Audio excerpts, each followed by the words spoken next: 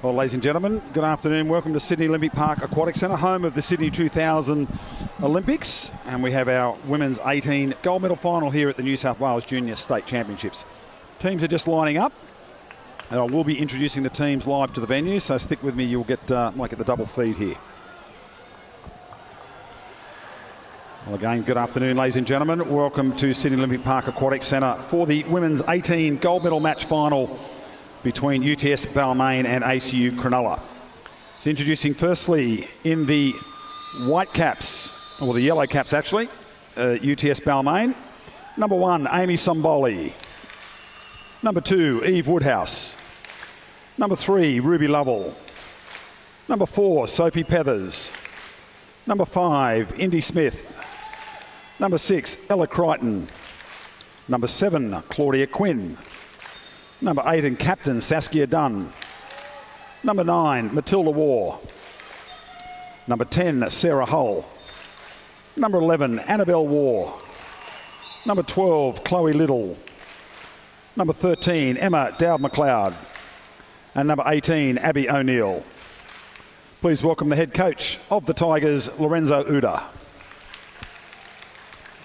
Introducing now the ACU Cronulla Sharks in the blue caps. Number 1, Lily Johnson. Number 2, Kira Rippon. Number 3, Nell Payne. Number 4, Lily Worth. Number 5, Minty Welsh. Number 6, Ella Fraser. Number 7, Talia Penny. Number 8, Heather Garriock. Number 10, Ashley Ryder. Number 11, Vera Bosanicic. And number 18, Stella Hutchins. Please welcome the head coach, Michael Worth. Introducing our referees for the final. Please welcome Zoe Dowdell and Marcello Guida. Our delegate, Gail Salter. Well, good luck to both teams. We'll be underway immediately. It is UTS Balmain taking on ACU Cronulla in the women's 18 gold medal final. Thanks for your indulgence at home, ladies and gentlemen. We're ready to go here for the final. The girls will do the traditional shake hands, head back to their bench. A couple of final words from their coaches, and we'll be underway. Some exciting games. We are delayed, and that's due to penalty shootouts happening all across the finals day here, and that's what we want to see. Close contested matches and teams fighting right down to the final whistle and taking the games to penalties. But Balmain booked their spot here in the final through their semi-final victory, and Cronulla also getting through, winning their semi.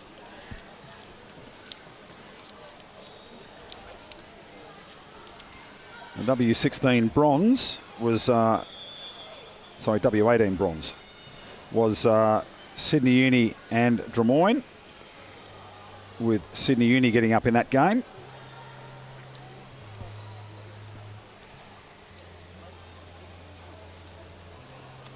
That'll be referee Zoe Dowdell closer to camera, and Marcello Guida. Referees come up from South Australia to get some more intense games and improve his refereeing. It's great to see him here.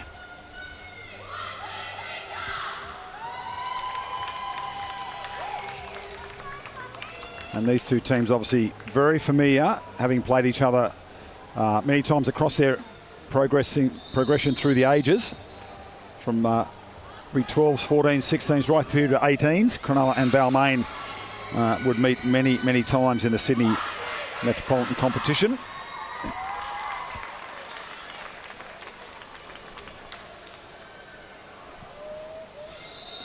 And wherever you're watching, great to have the pleasure of your company, and really happy we can bring you the water polo. It's been a really good 4 days of competition so far. Of course, 14-year-olds have kicked off today as well.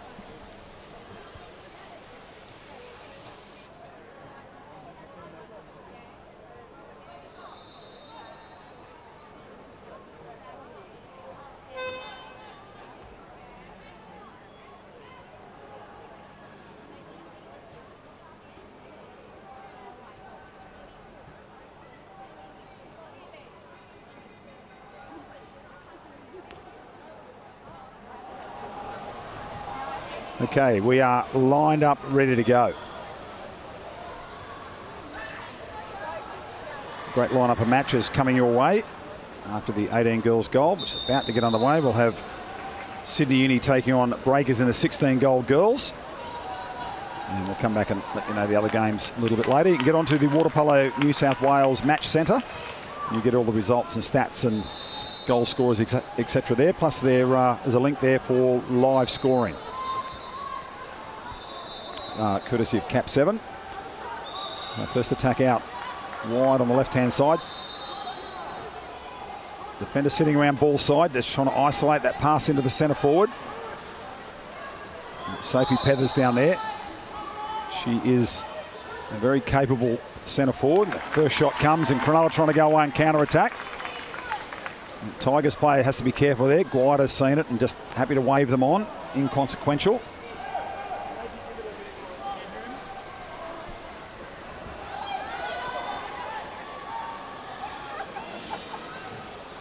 Pass into the centre and Somboli comes out to make the steal. Not afraid to come off her line. It's a release up there now. Claudia Quinn. A bit of a drive at the cage here. Defender chasing. Quinn, well, she seemed to back away to the left and close down her angles. And then the shot just across the face.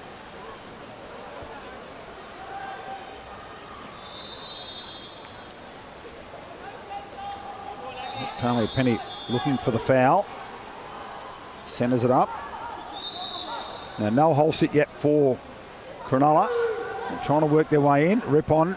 Ball comes to her, but she's outside 6. No foul given at this point. Now the signal from the referee. The foul's outside 6. Does she want the shot? And top corner, Kira Rippon opens the scoring in the final.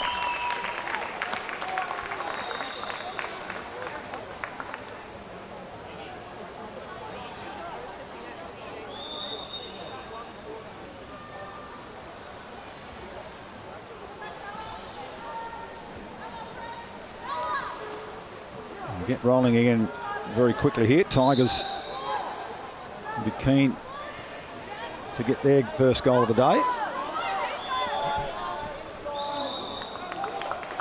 Tigers with a couple of shots there.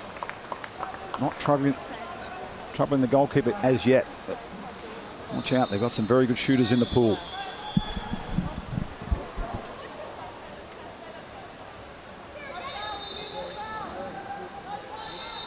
Ripon will look to the middle.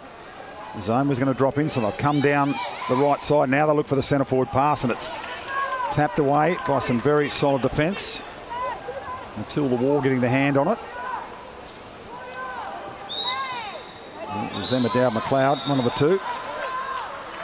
With Dowd-McLeod now. And crosses it over. Angled shot, very tough on the keeper. Indiana Smith opens the scoring for the Tigers, 1-1.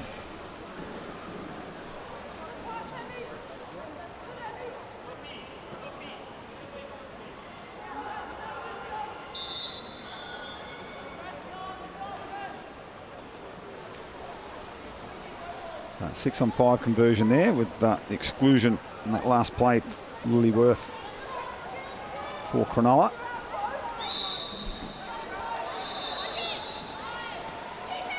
Ball makes the middle and gets the shot away.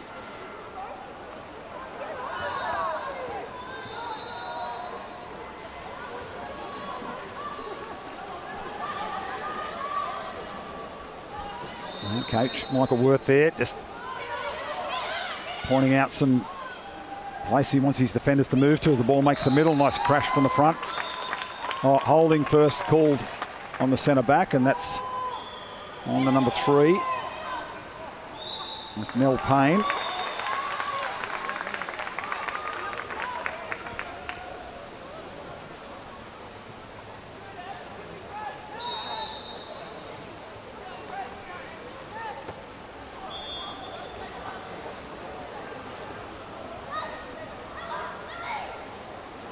Worth just absorbing the pressure. And can they get the ball into Penny at the centre? And continue to come down the right-hand wing as they centre it up, and cross cage shot not far off the mark.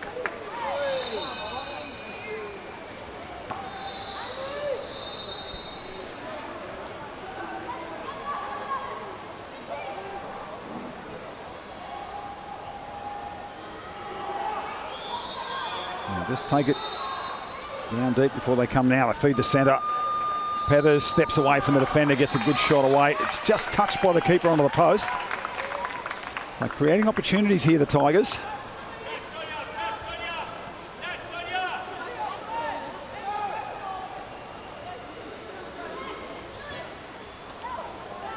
Worth the pain around a rip on. And Penny again setting in the centre.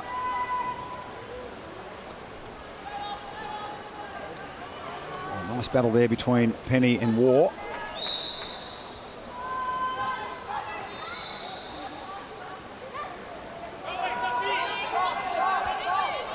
One second on the clock. And just happy to dump it there, Lilyworth.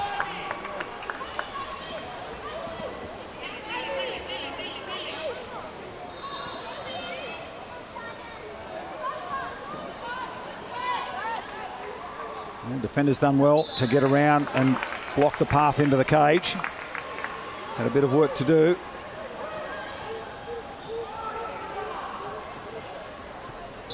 Plenty of time on the shot clock too.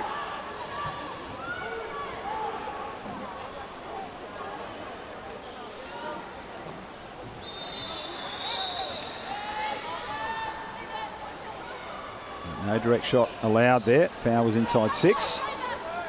Come down the pool now. Shooting opportunity with 4 on the clock. Cross cage finish. And the goal to Tigers number 13, Emma Dowd-McLeod.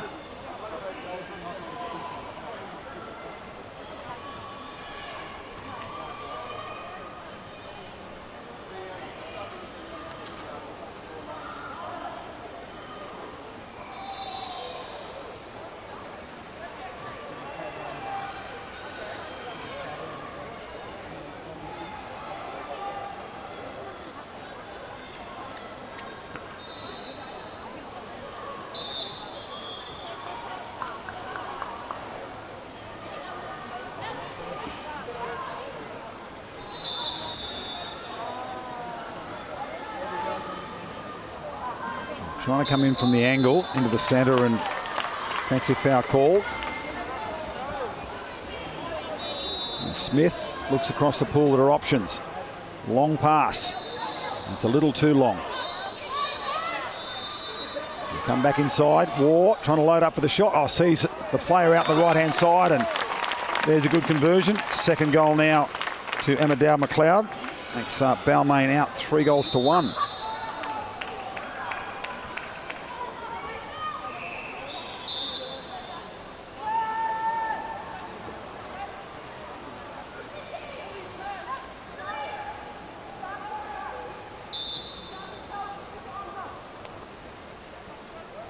Balmain happy to play full field press at the moment. They've had it turned over.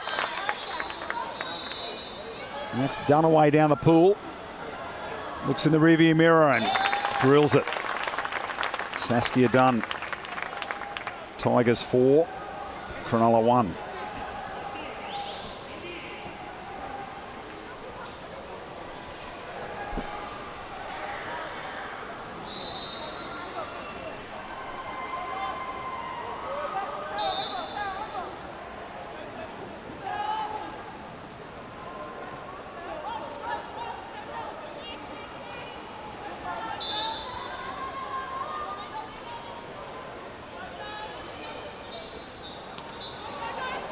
Oh, that pass just too far away from the centre.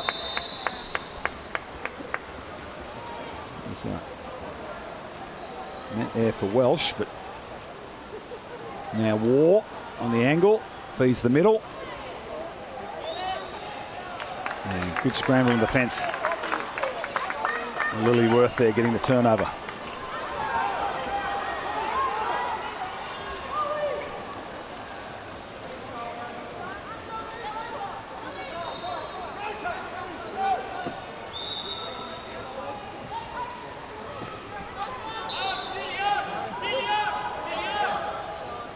Long shot.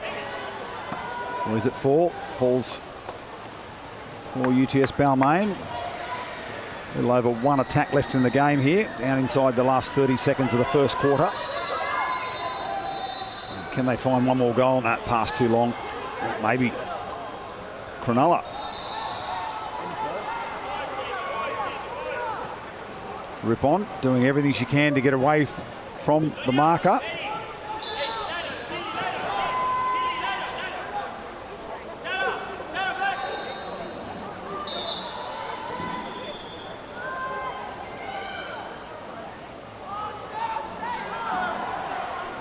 Ball's out with Mel Payne. 3 seconds, and as for a speculative shot, might as well go. There's only seconds remaining in the quarter. Does Somboli have the big arm? Oh, she has a go. And we'll end the first quarter at 4-1 in favour of UTS Balmain. Goals to Indiana Smith, Saskia Dunn, and a double to Emma Dowd-McLeod. It was Kira Rippon, the first goal of the game for Cronulla. 4-1 at the end of the first.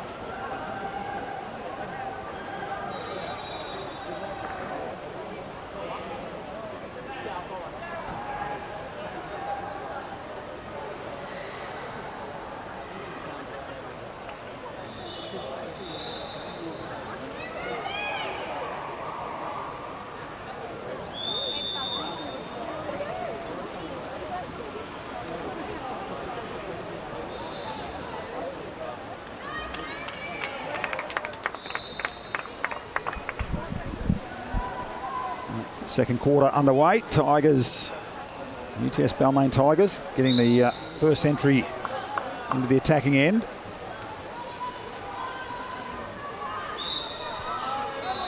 I'd say their coach would be fairly happy. Lorenzo, well, there we go, another goal into the centre. And on that occasion, it was Saskia Dunn.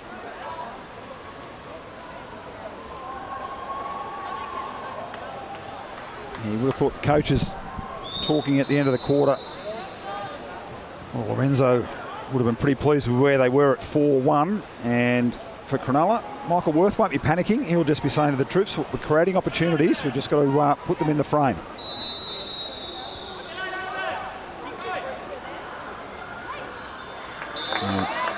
Crash back, ball under by Balmain. So it's Cronulla play on quickly. And the shot was, again, off the cage.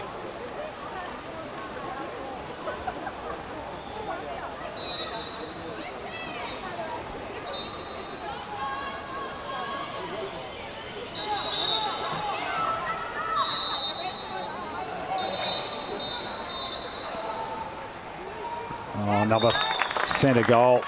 Saskia Dunn leading from the front as the captain. 3 for her in the match. And Balmain now 6 goals to 1. Only 2 minutes into the second quarter.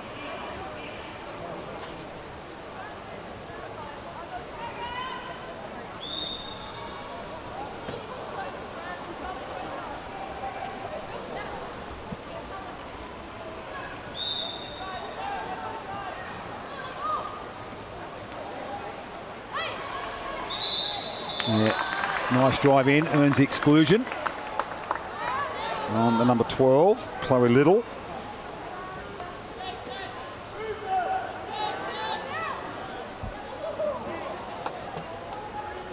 The first 6-on-5 opportunity for Cronulla. It breaks down a little when the ball hits the water. Now they get it going. Down to 7 on the post, and nice finish. Well, you wouldn't have thought that might have broken down. They've done extremely well to finish it. And a goal to Heather Garriock.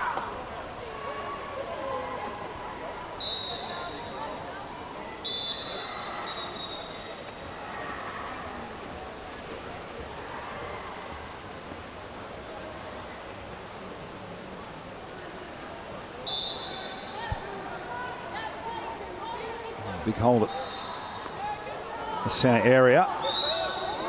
Centre forward holding the centre back, and let's see what the referee.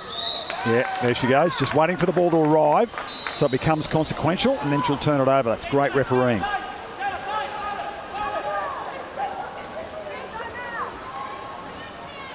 And the drive through, or just with the ordinary foul on Ripon. Long cross pass. Somboli was in good position, but beaten by a great shot. And that was a goal to Mindy Welsh.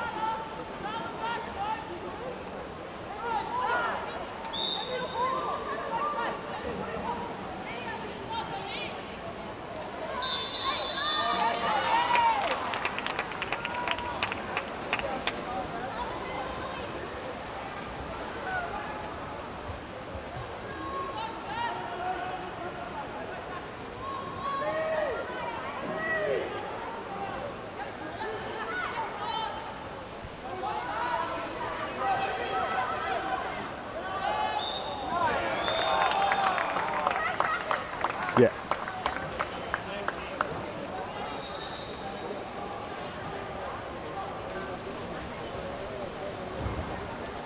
A long pass here. Now they'll look across. And keeper sets, follows the ball across the face of the goals. Ripon backing in, ball comes into her. Good piece of defensive play from Dowd McLeod. Now they're forced back down the pool. Ripon, second set in the centre. And yeah, holding foul against the centre back, so that's exclusion on Balmain number 7, Claudia Quinn.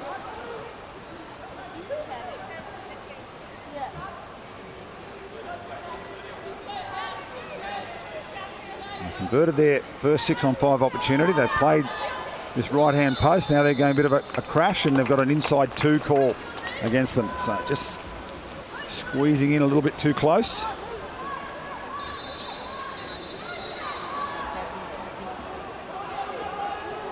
And counter-attack. Keeper was doing everything she could, but finished there by Matilda Waugh. So if you're watching at home, you're a little bit new to the game of water polo. You'll see either side of the goals, there's the red area which extends for 2 metres. And if you drew a line out to the 2 metres from the goal face, that is the goal box. And that is the offside area in water polo these days. So that was the call on the previous Cronulla attack. The player slipped inside the goal box and she wasn't in possession of the ball. And hence the turnover.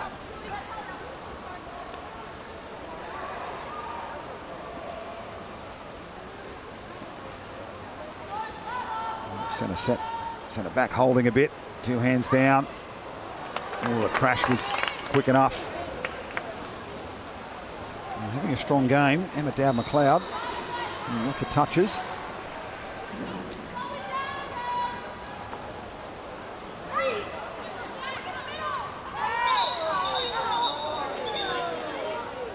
Ball's going to go out of the pool. And we're going to have a double exclusion. Well, that's Pethers and Penny. Sophie Pethers, number 4 for Balmain, and number 7 Talia Penny for Cronulla. Double exclusion. They just get a little too physical on the 2 metre line. And they're both out for 20 seconds. Shot clock remains where it was, and the team in possession continues.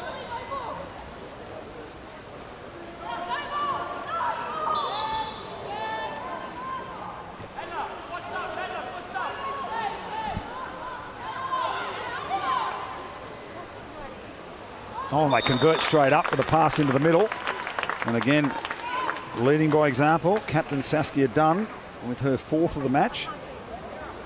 And you'd expect now Cronulla will maybe pick a player to tag her and try and shut her dominance down. She's leading well from the front at the moment.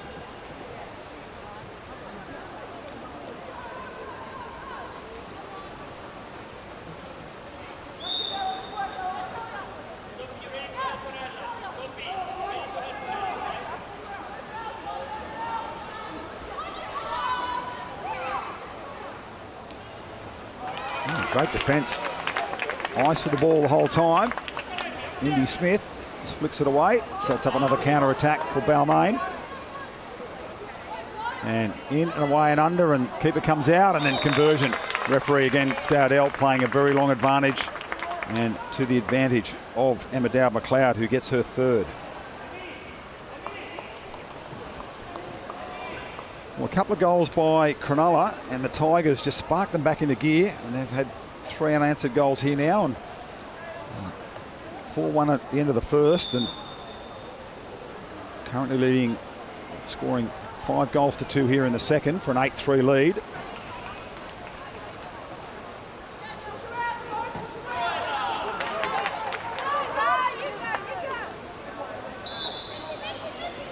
In fact, it should be 9, if I'm correct.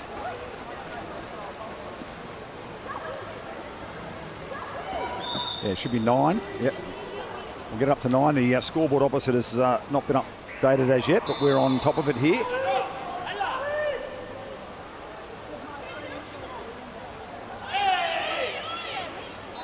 Ball moves around. Now frontwater ball and the exclusion.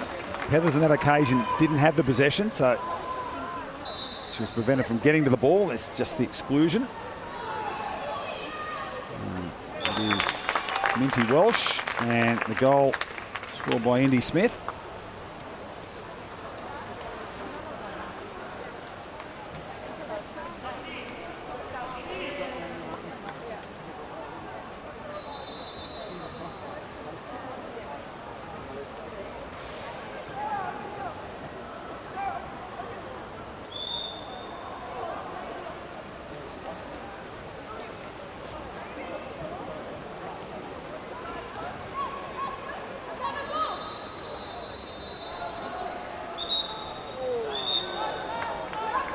Yeah. Oh, the exclusion's at the back. Okay. I thought it was maybe the Balmain player that played on, but player into the corner. And the goal to Kira Rippon.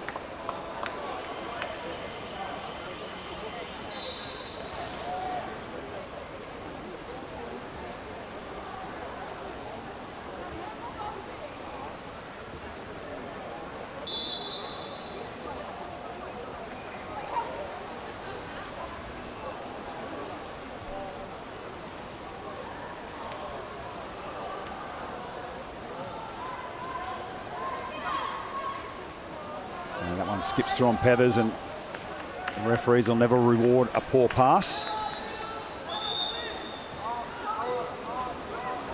Penny getting the final possession.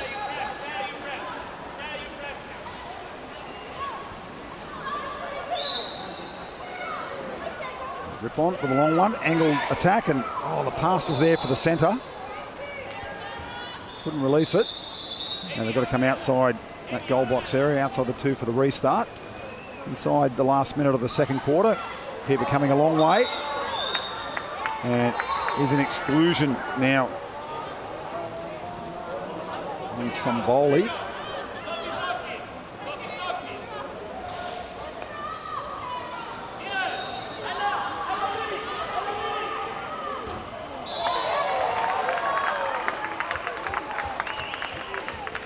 Rip on with another one. Just keeping ACU Cronulla in touch here.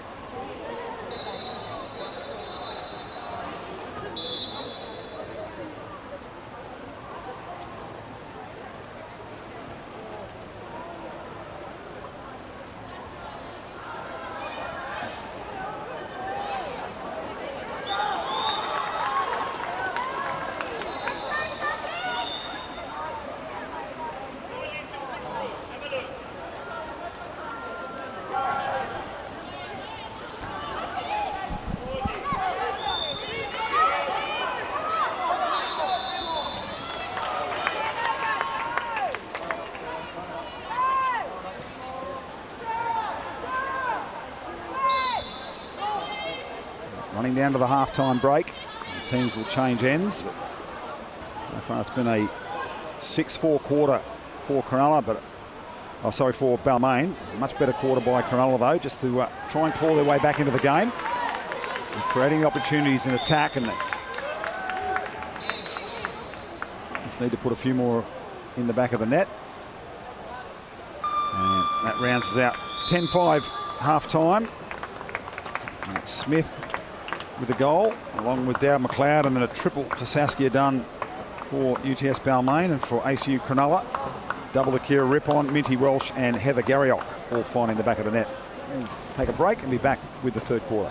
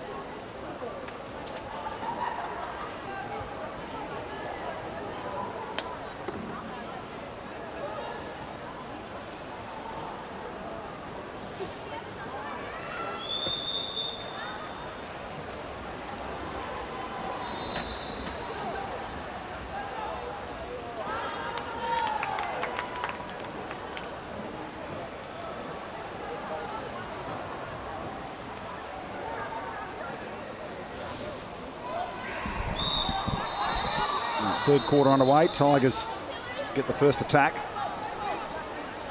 Oh, long shot, speculator. And it's going to come back and they're going to get a new 20-second shot clock. Now they'll look to feed the middle. And the crash comes and just the ordinary foul. Down McLeod there at centre. Another ball into her, steps for it, looks to roll around and gets a shot into the top corner. That's great skill.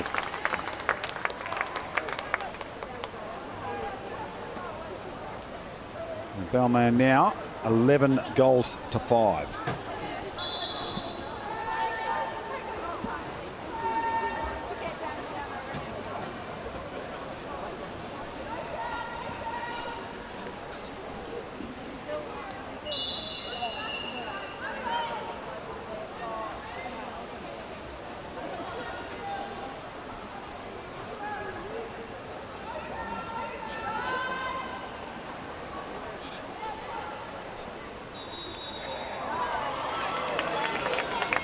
Pinch by Smith.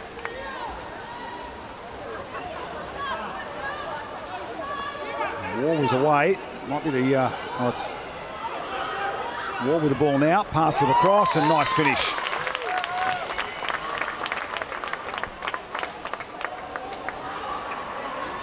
So it's Annabelle War to Matilda War, sister to sister.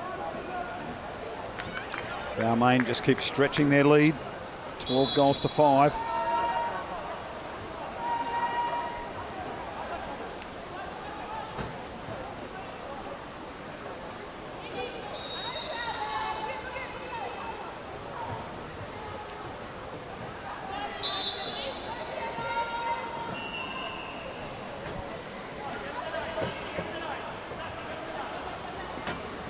Backhand.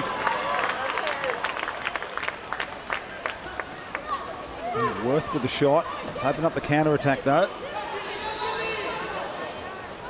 Long pass. War pulls it in. Oh, she gives it in the middle, and that's almost a goal. The penalty though for the hold. And timeout. No, it's just the exclusion, is it? So timeout called. An exclusion is on Talia Penny. That's her second of the game. And coach Lorenzo Uda is happy to take a timeout and see what he's going to pull out of the playbook here for the 6-on-5.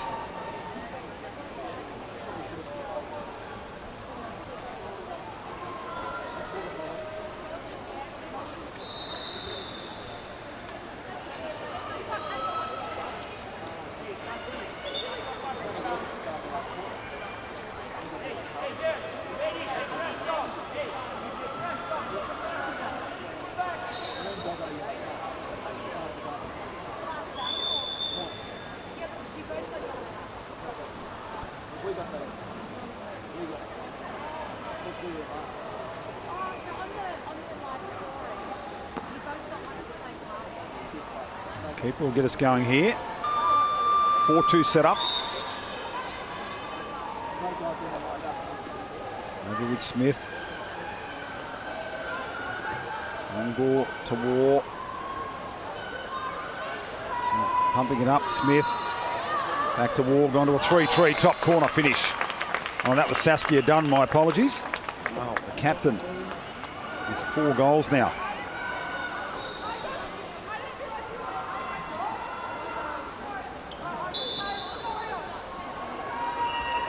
And straight off the training pool. Nicely executed goal.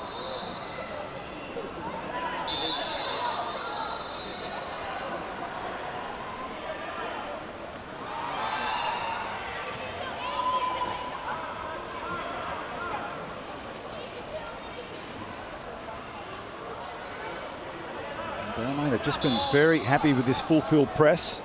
I figure they've got the measure of the centre forward and they're quick enough back if they need to be. Shot clock down to 6 and they're on the halfway.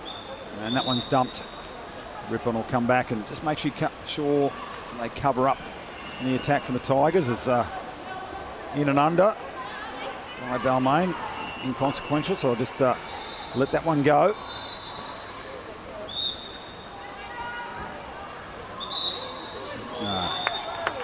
Foul after the foul.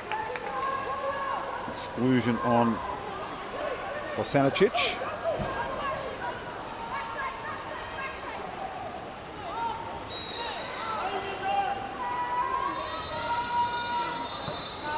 Nice shot off the hand on Indiana Smith.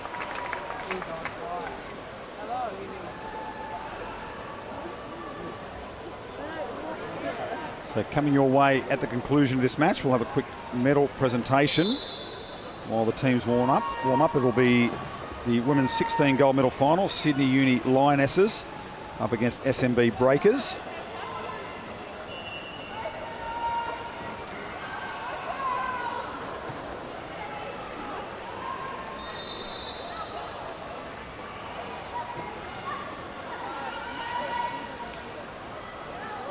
Ripon trying to get around and draws the exclusion.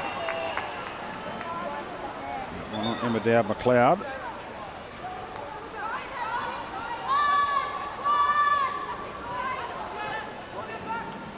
Long pass, goalkeeper trying to cover the ground, and they punish them inside corner. Goal by Ella Fraser.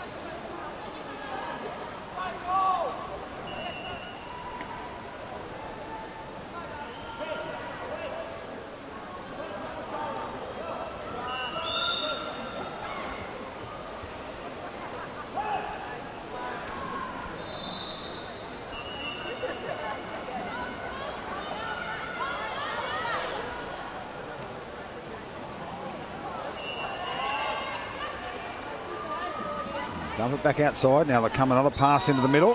Dunn working for it. Earns the exclusion. Oh, they've got a timeout again here, the Tigers. So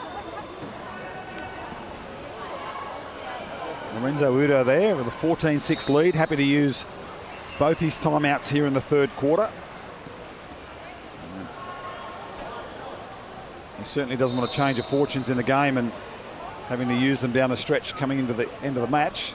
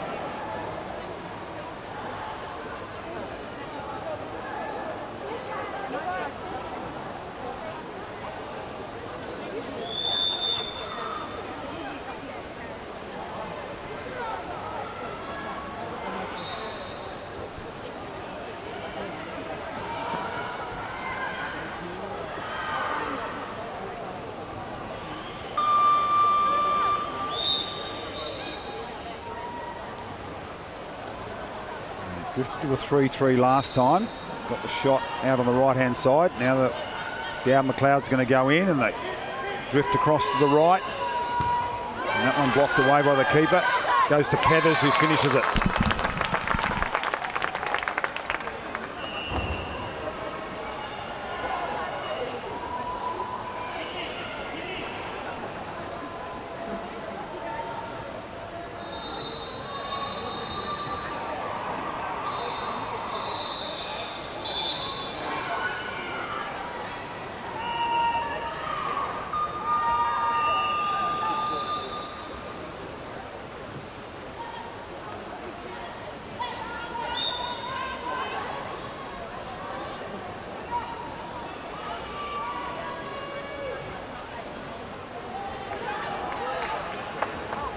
Strong defensive work from Claudia Quinn, gets the turnover.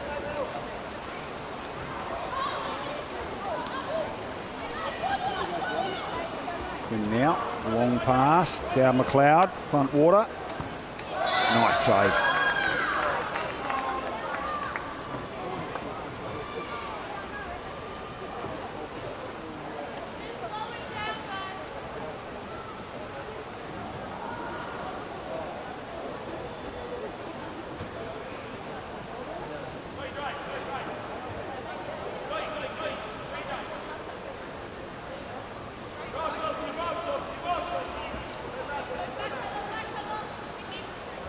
Smith drops into the middle. Heathers fighting for it. Loads up for the shot. Keeper was good for it. Good for the save.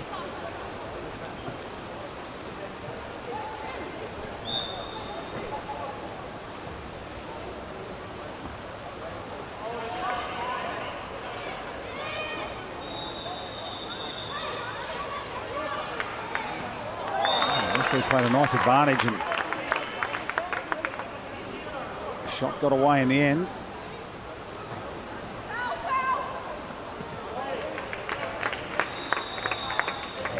Shot by Basancic was saved and the corner restart. They've turned it over cheaply, unfortunately. So Tigers, off we go again. Down McLeod. And she's got a cross pass option. She goes for it now. And Dunn finishes for her 5th. In fact, her 6th goal of the game.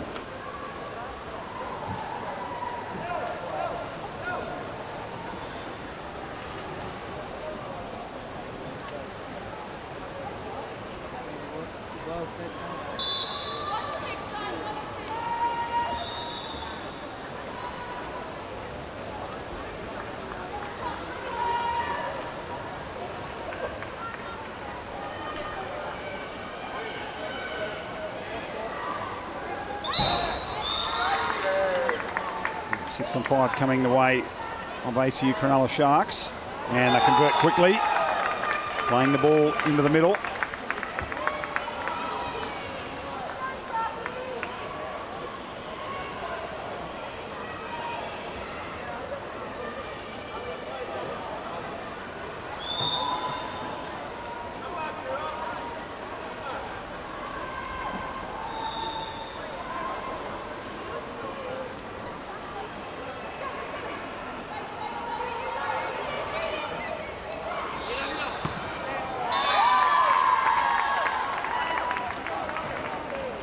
Shot brings up the corner.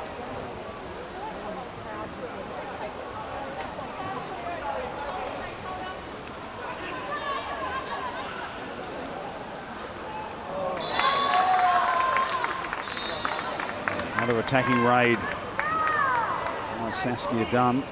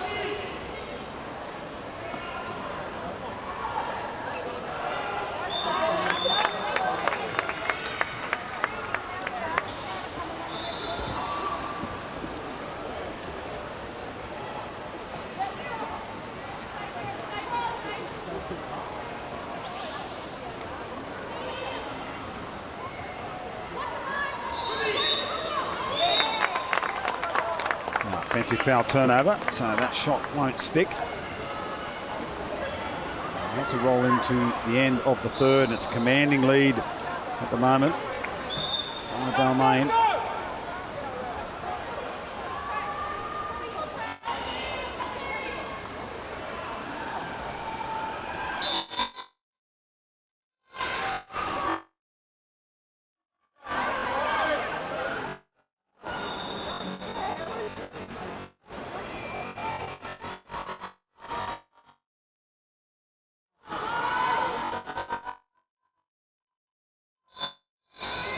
From 8 metres, the round quarter.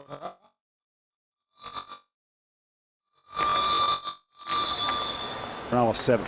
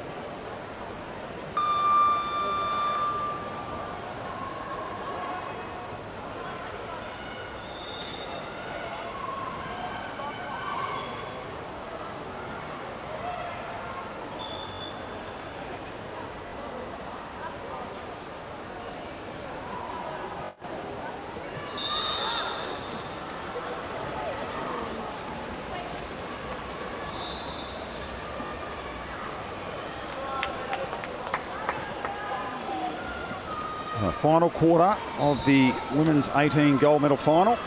Girls all have a nice little rest now. Of course, for the Australian Youth Championships, they are bracketed for April next year in Perth.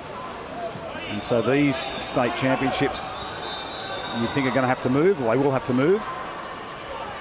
And there's talk of either December at the start of the school holidays or into January. There's 6 on 5 and Cronulla convert quickly.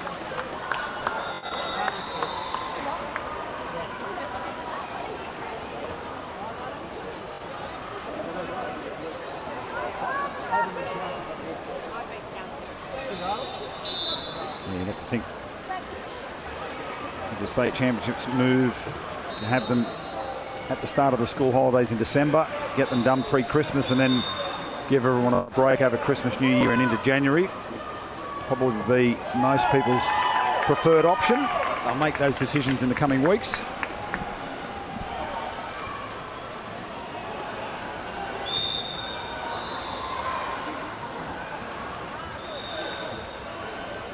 Rip on. She looked to the middle. Passed off and tries to drive through. Gets in and around the defender, trying to go again.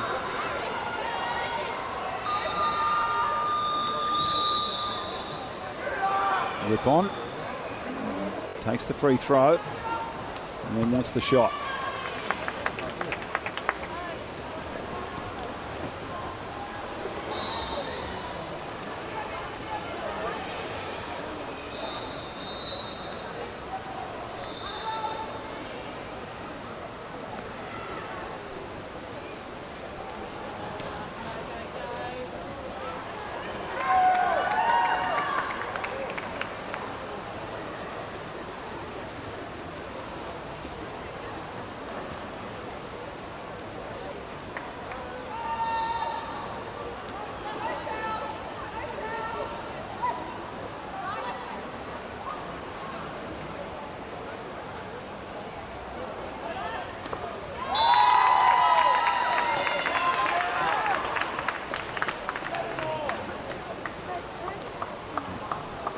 Cronulla get the goal through Ella Fraser.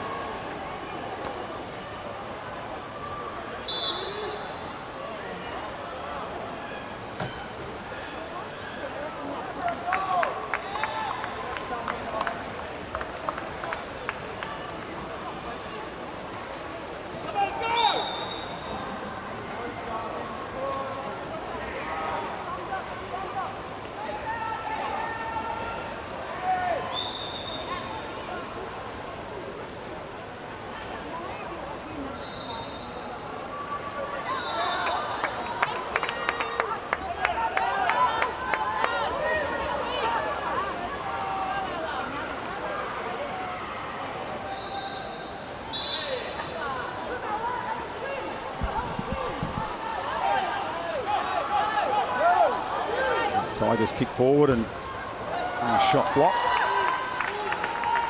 Game's spreading out now. Still 3:20 remaining. A certain level of intensity has gone out of the game. I think it's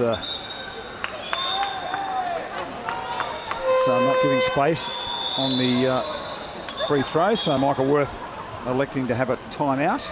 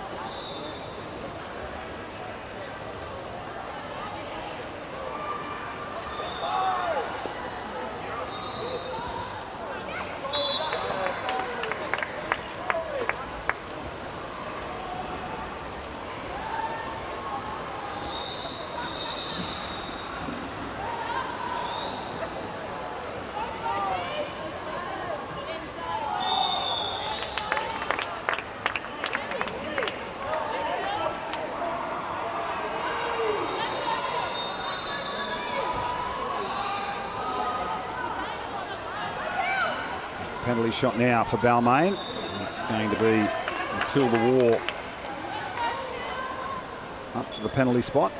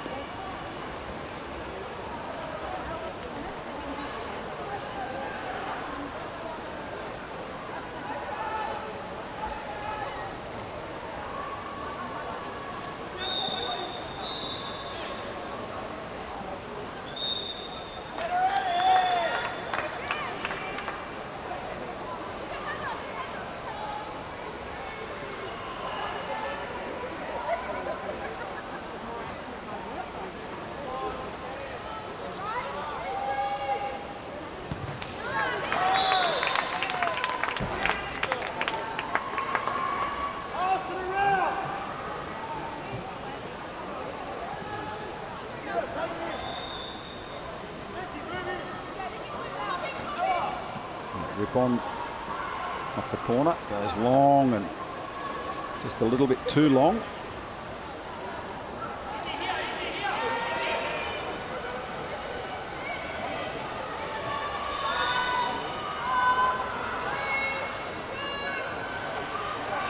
Shot attempted.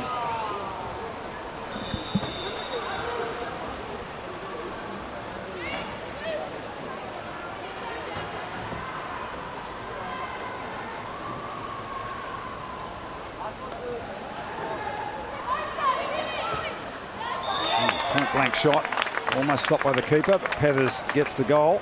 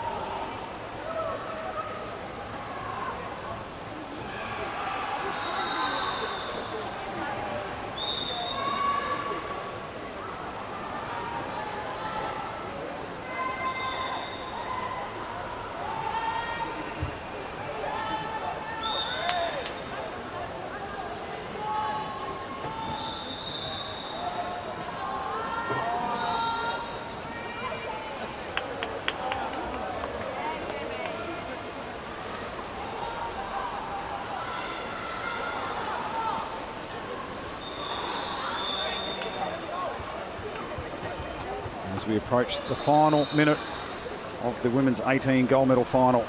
It will be Balmain as our state champions for 2024.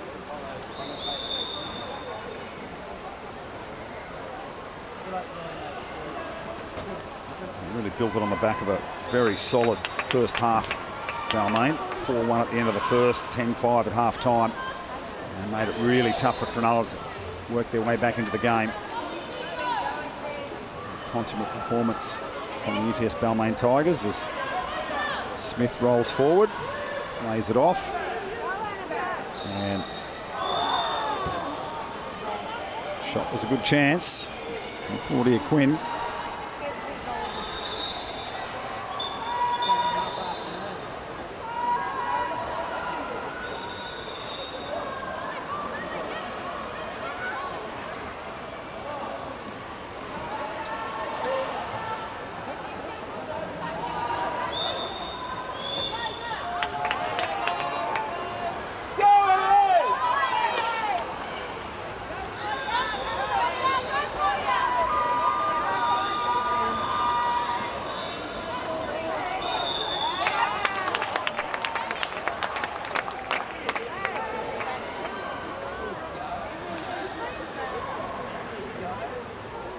.6 seconds, and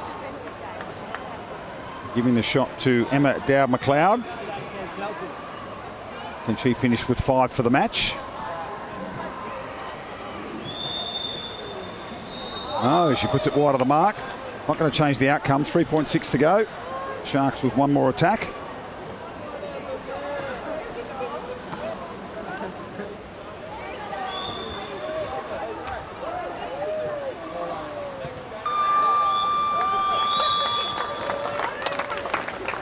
And that is full time. Congratulations to Balmain winning the under-18 girls state championship, 18 goals to 9 over Cronulla. We'll have the warm-up coming here for you for the 16 women's gold final. That is Sydney Uni Lionesses taking on SMB Breakers, and we'll have the medal presentation for the women's 18s very shortly. Right.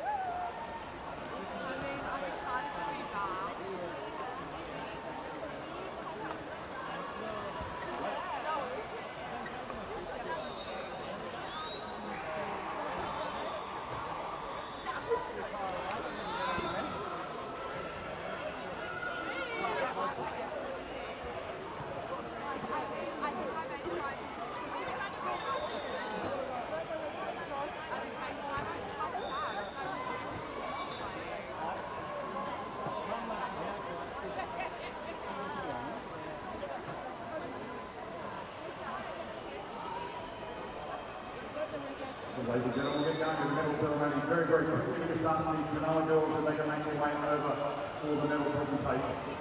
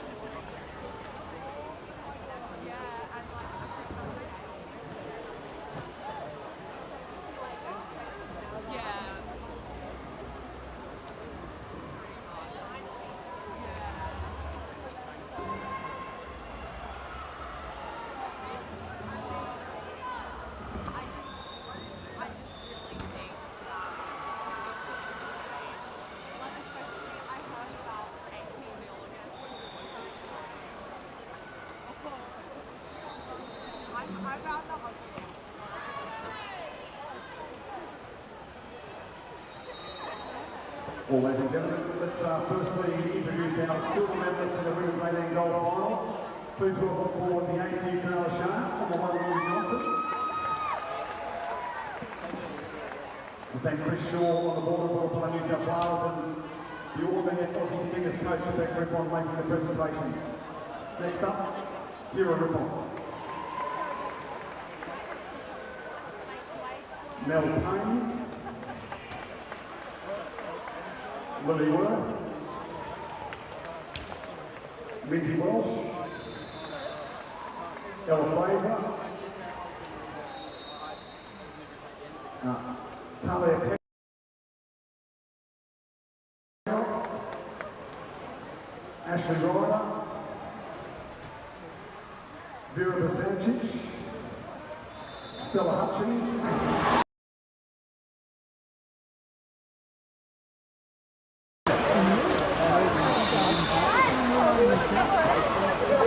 and please welcome forward the coach, Michael Worth, and Ellen Rippon is the manager.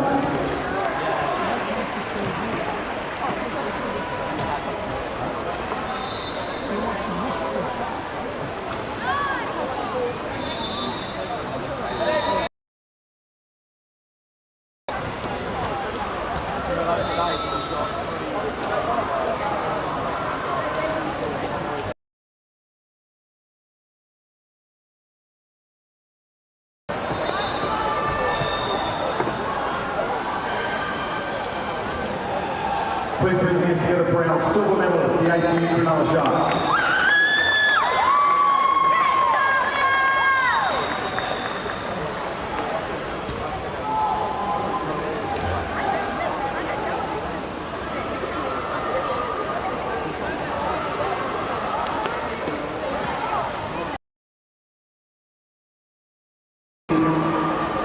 $18 to 9, UTS Balmain Tigers. First up, Amy Somboli. Eve Woodhouse. Ruby Lovell.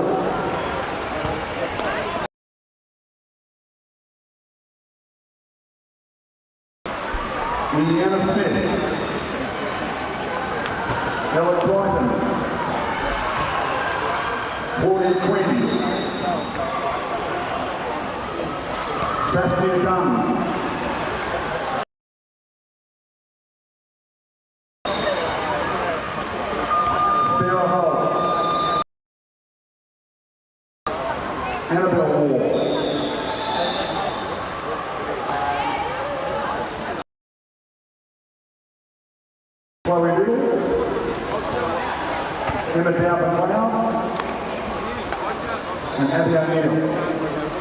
Please also welcome the coach, Lorenzo Ruben, and Renee Dunn, the manager, forward as well.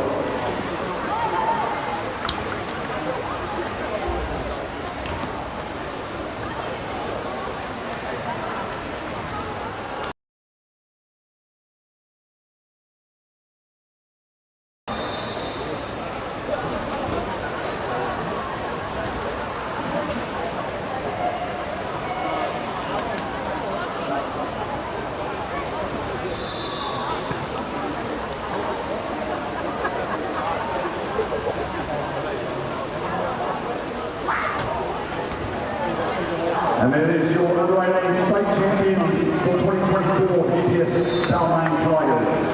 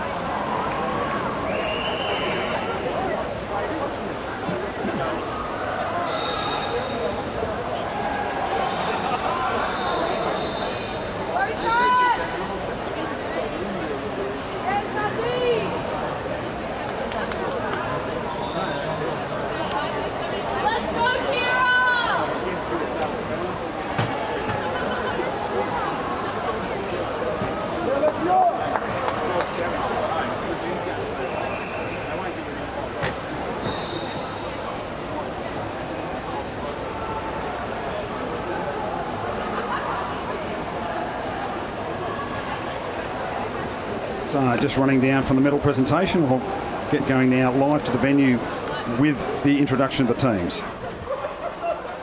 So welcome again, ladies and gentlemen. We are ready to go for our women's 16 gold medal final. It will see Sydney University Lionesses taking on SNB Breakers. Introducing firstly the Sydney Lionesses in the white caps. Number 1, Alexia Mina. Number 2, Abigail Oates. Number 3, Nita Churcher. Number 4, Sienna Christensen. Number 5, Lauren Peacock. Number 6, Amy Whitelaw. Number 9, Georgia Warren. Number 10, Kira Miranova. Number 11, Ava George.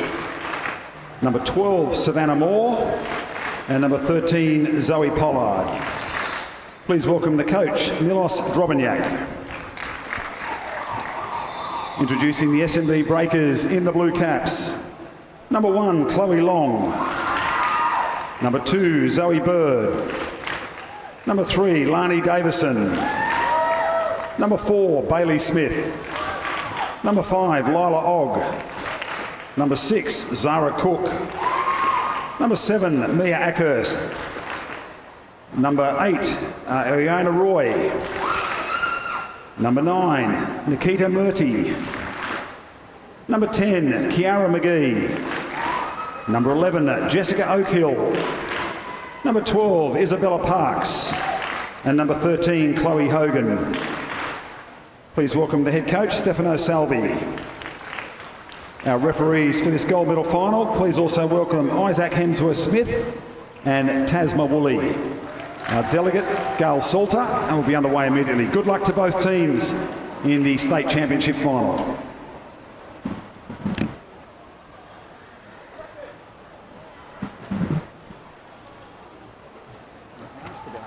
People down there. What's his name? And then I won't remember. Then I remember that he's assistant coach of the women on the AWL. So let's quickly scroll through all my files and find him on.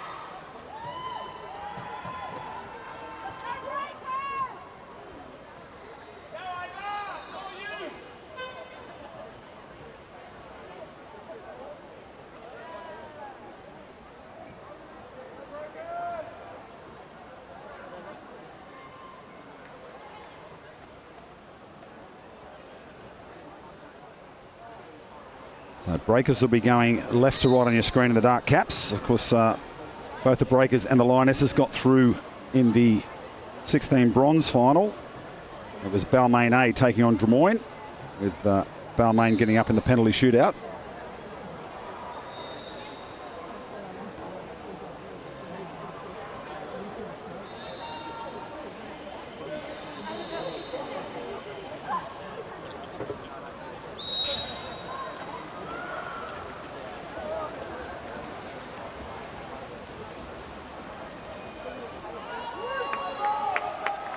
So we're underway. Opening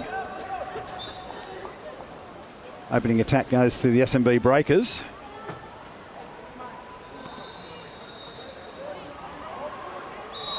Yep. Now, foul out on halfway.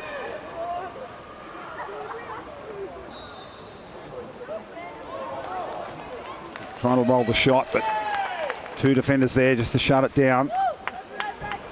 There's Unimount there, first attack of the game. Peacock down the pool.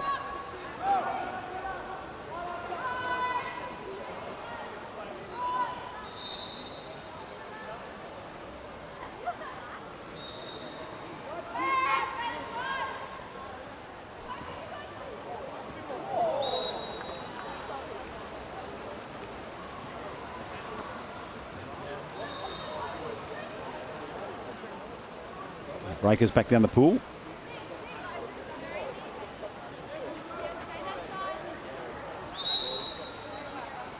Big crowd out here to watch the state championships. Of course, opening day of the 14s matches, under 14s.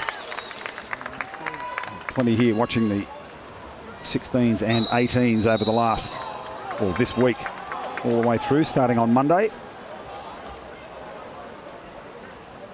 There's a turnover for not taking the free throw.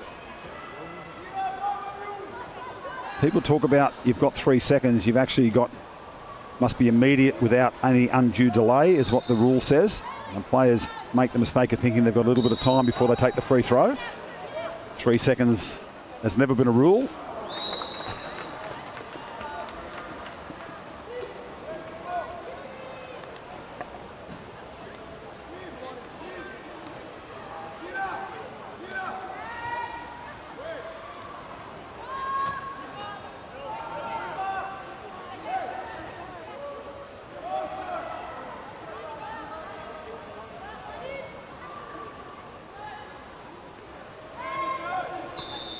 Ooh, shot in the corner. Chloe Long, stretch for the save. Now she gets a nice release down the right side by Ogg.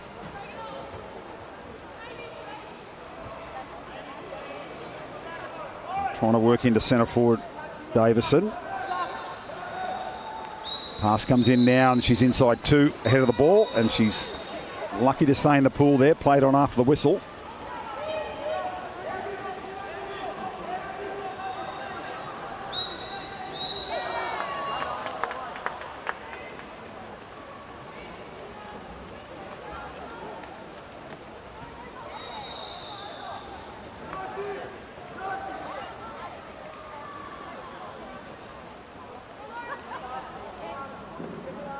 Long shot. Oh, trying to pick out the top corner from range was Yara McGee.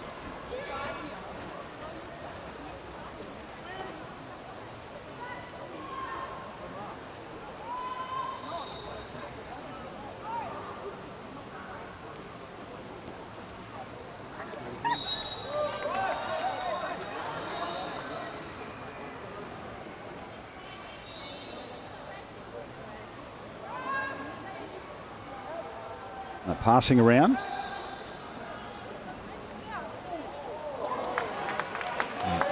Another save by Long.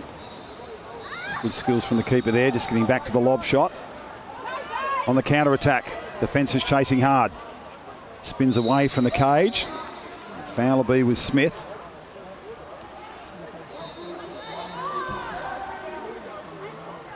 That's Davison arriving at the centre forward position. Bailey Smith has the shot.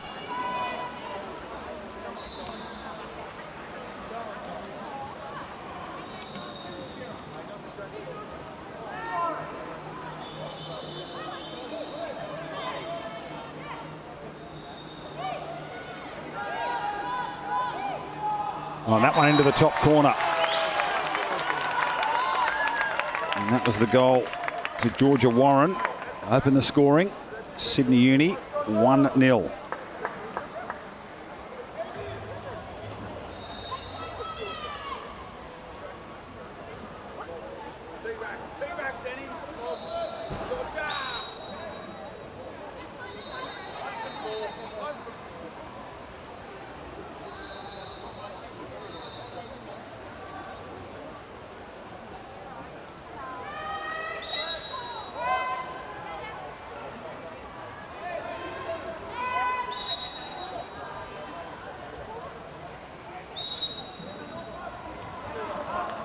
Bit of movement here from the breakers. Pass comes in, it just skips past.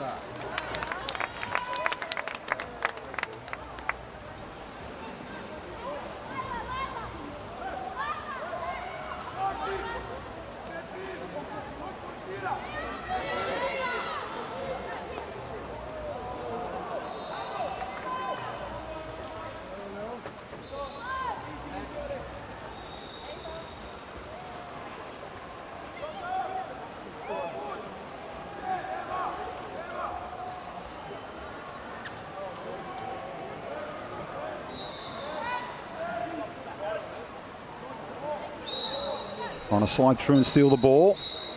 And you've got a holding foul at centre back. Exclusion is on Lauren Peacock.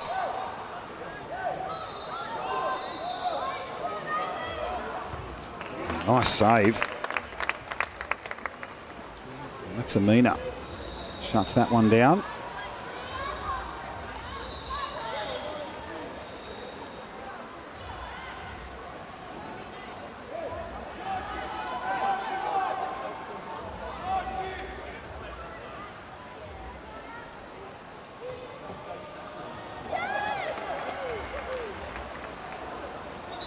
Inside shot there, straight down the channel to the keeper. Long ball to McGee. Back quickly in the defensive line here, Sydney Uni. Pass into the middle, and that draws the exclusion. See, the defender had their arms over the shoulder before the foul, before the ball came in. It's Peacock again, is it, on 2. Oh, that one tipped out for the corner. Mina forced to make the save.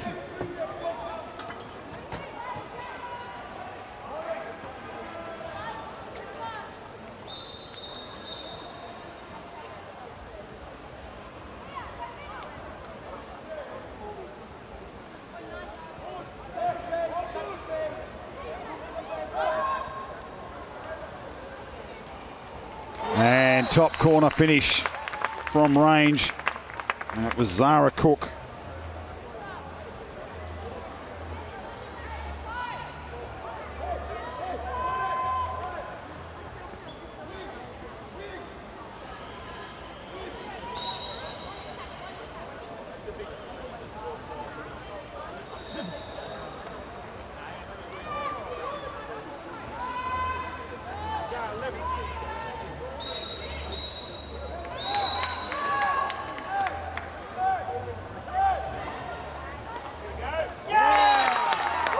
And little penetration into the 2-metre area. It's the goal.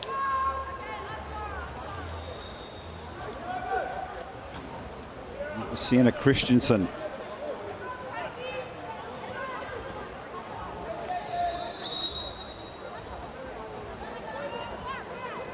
Attention, attention all patrons. Could Arlo and Sammy please come to the pool duty room? That is Arlo and Sammy. Can you please come to the pool duty room? Oh, the Breakers girls were swimming early to the corner thinking it was quarter time. There were still 2 odd seconds to go. So we'll go to the end of the first period. Sydney Uni goals to Christensen and Warren, leading 2-1. Goal coming to Zara Cook for SMB Breakers.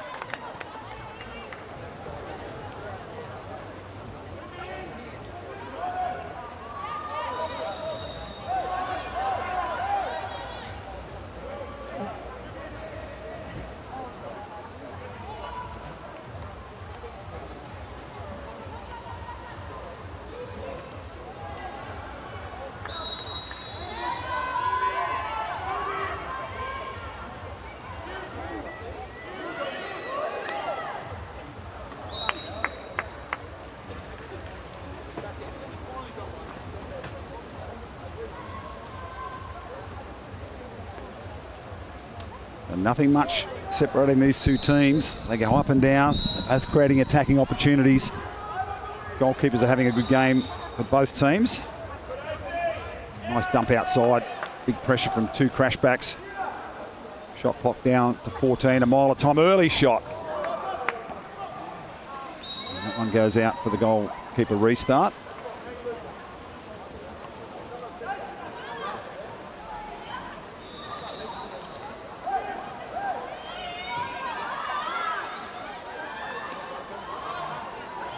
In from the angle.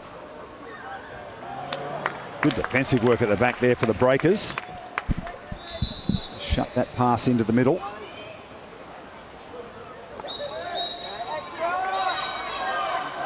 And now exclusion. Quick ball down the pool. Opportunity converted for 2-2. And the goal to the number 6, Zara Cook. That's a double for her in the match.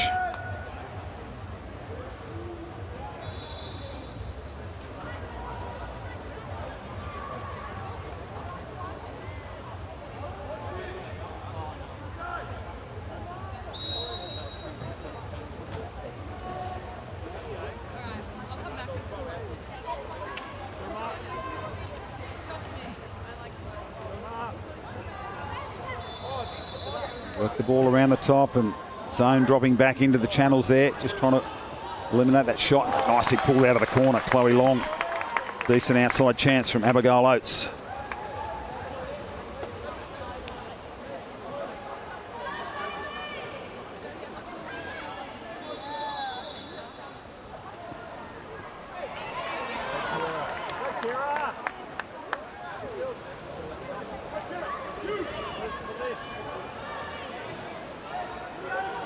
Pass promoted forward, Ava George at the angle.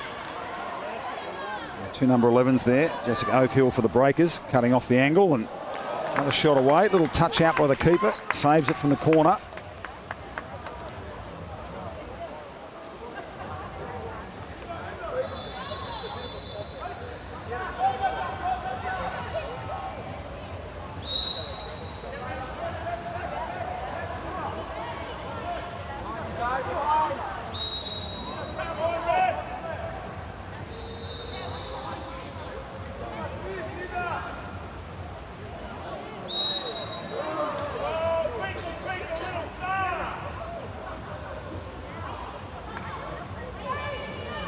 Isolation out wide, shot clock down to 5.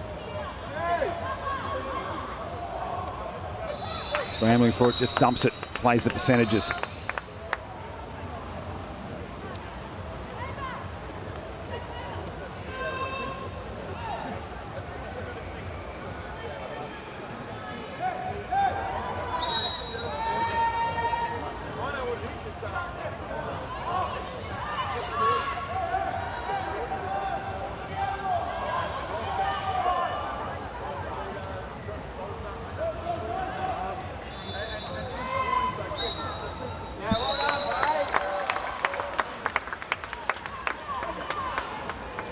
The arm wrestle continues. Sides test the fitness here as they've played a big solid week of competition and going up and down, trading attacks, and the game at this stage not giving up many goals. There's a pass over, chance, roll, goalkeeper coming out. What a great save. Alexa Mina stayed up for a long time.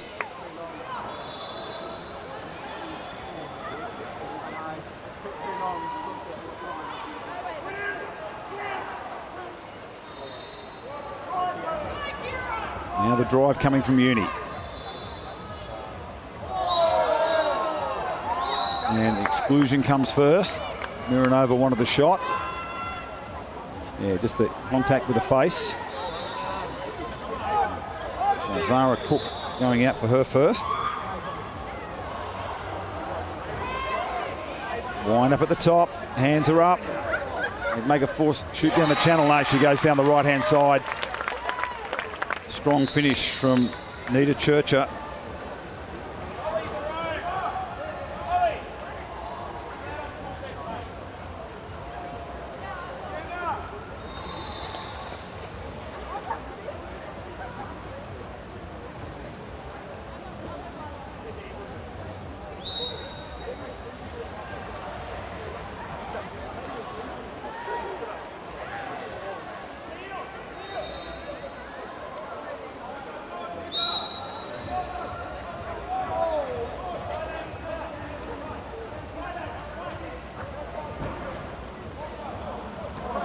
Nice pass in, and penalty coming. Pass made the play. And it was Zoe Bird with a great pass into Mia Ackhurst, who got front water. And who's coming for the penalty shot? It's going to be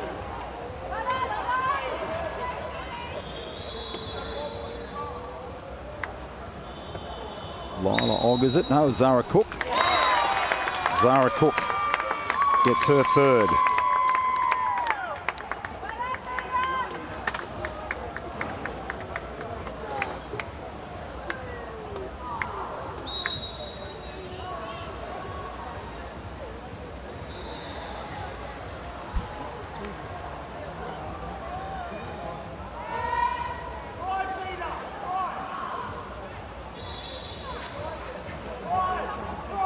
Working the ball across the top. Oh, drive went to go.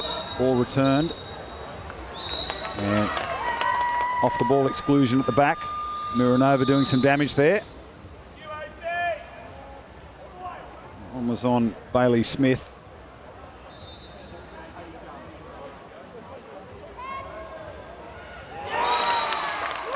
And conversion to Amy Whitelaw.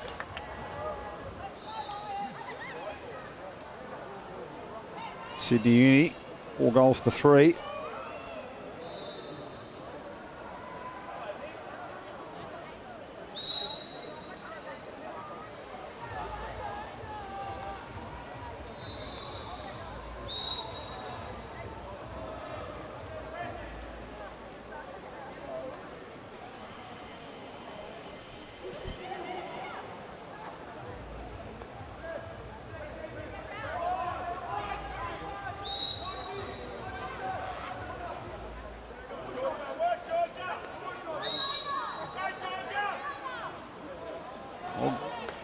Chance in the arm from down the pool.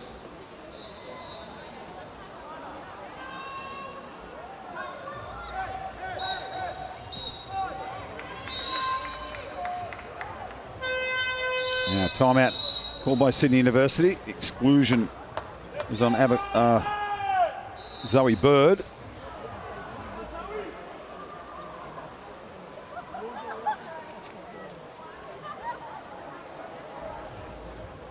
Coaches like sometimes these early timeouts on the 6-on-5, just trying to get a bit of a break here. It's been goal for goal. See if they can execute for a 2-goal break.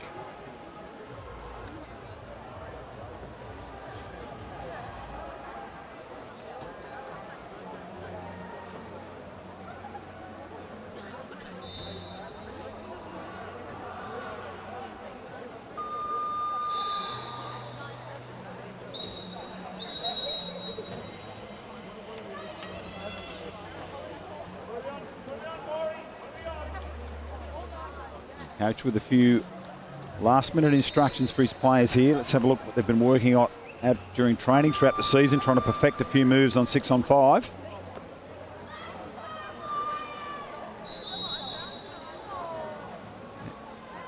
Get it rolling now, 4-2. Miranova at the top, dangerous shooter. Now drifted into a 3-3. Hands are good. They've changed up the angle, and then we've got an inside 2 call. That's a coach buster. I don't like those.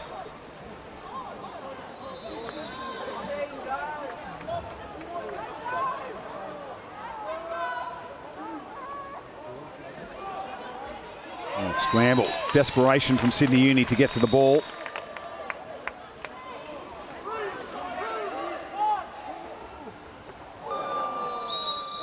And we go to the break at 4-3. 2 goals to Sydney Uni, Nita Churcher and Amy Whitelaw. And it was 2 to Zara Cook for the Breakers. 4-3 at the end of 2 quarters.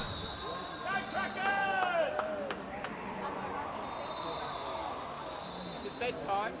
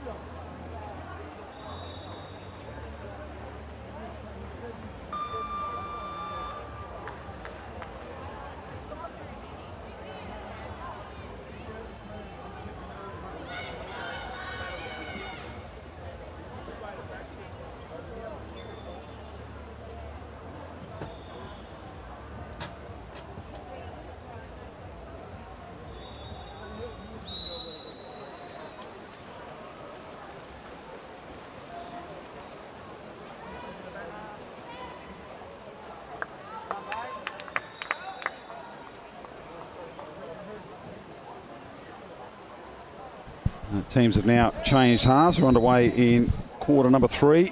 The blue caps going right to left on your screen as the Sydney Northern Beaches Breakers trail by 1 in what has been a very, very tight final. Certainly anyone's match, and no one's got the 2-goal Breakers yet. Oh, tied up. Here it is. Strong centre forward turn by Lani Davison.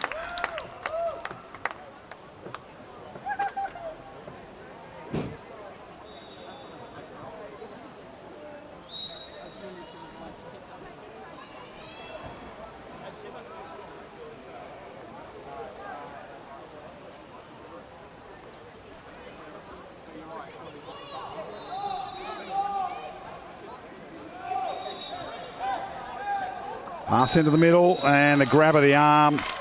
Well, unfortunately for the player there, just not quite aware where the ball was coming from. So the penalty goes against Isabel Parks.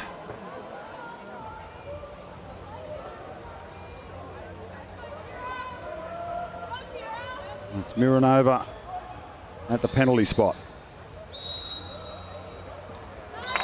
And strong conversion.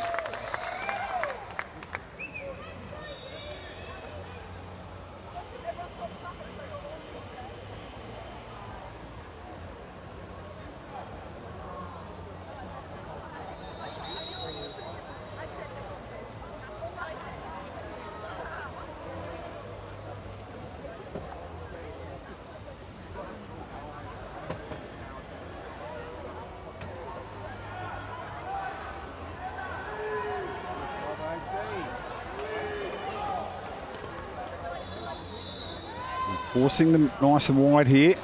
Just trying to slow the attack down. Sydney Uni, good defence, and they've got in the lanes and they're going to get the turnover.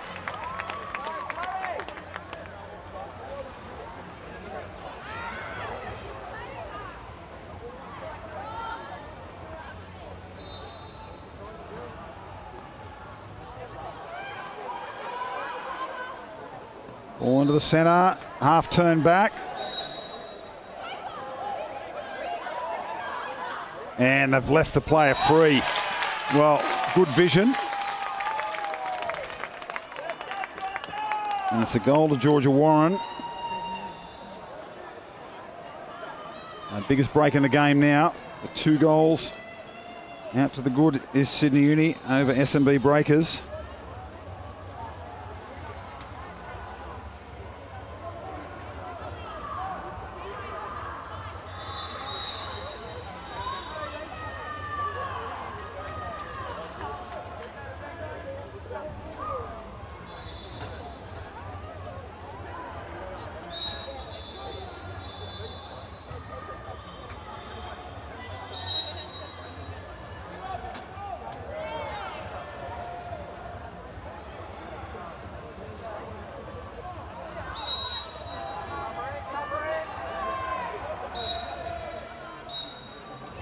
We're going to get an exclusion.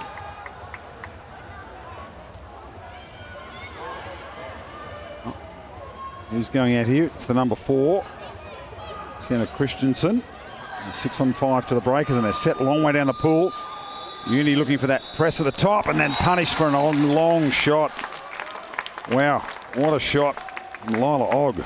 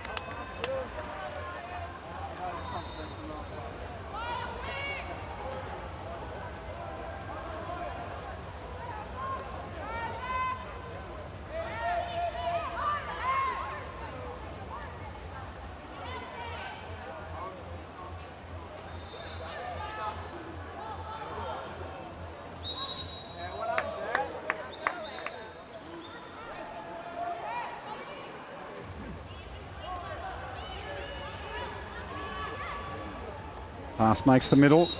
Oh, defender was reaching around. And the exclusion comes. So that one on Kiara McGee.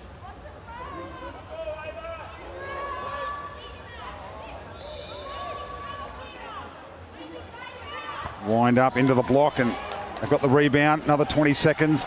Winds up for a second shot, looks for the player, and it drops on the water. Dangerous shot from Miranova. But now on the counter-attack goes the Breakers. All across there. Bailey Smith inside water. Defenders coming either side. Smith, they've rolled on the back. And the penalty comes. Now let's see who it goes against. It's going to go against Uni's number 2, Abigail Oates. A chance now for the Breakers to tie it up.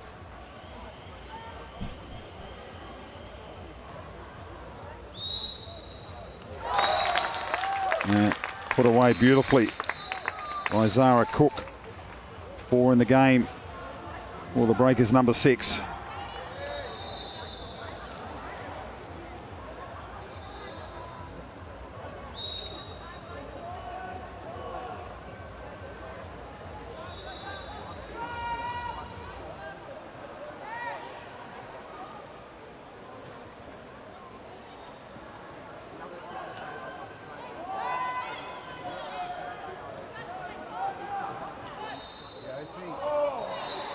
Scramble.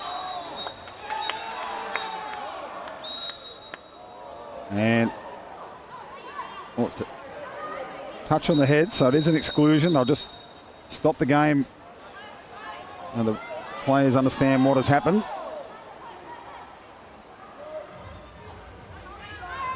Rush defense, trying to shut it down. It's Bailey Smith getting her second. And long cross pass, just fell off the hand. We'll wait for a moment here. Well, the shot clock hasn't reset. Oh, it wasn't a shot, I guess. Now it's a shot. So, conversion by Ava George. The question was the long pass an attempted shot? She got it on the hand and didn't really control it. Threw it into the water. It's all academic because Uni have converted.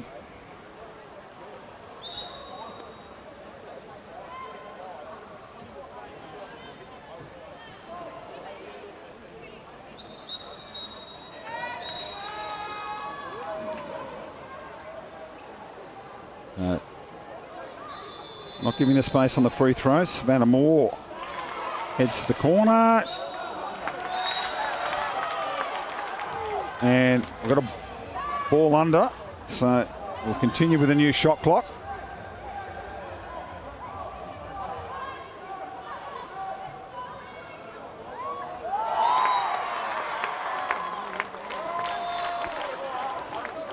And we're tied up again, this time through Mia Ackhurst. Oh, sorry, Zara Cook again. My apologies, got the shot.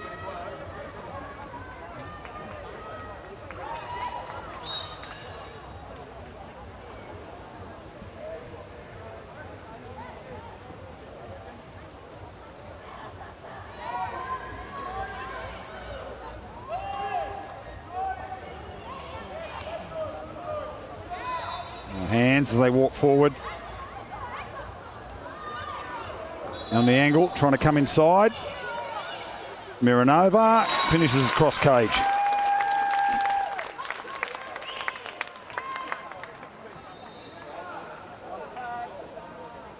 Sydney Uni 8-7. They had the 2-goal break early in the third.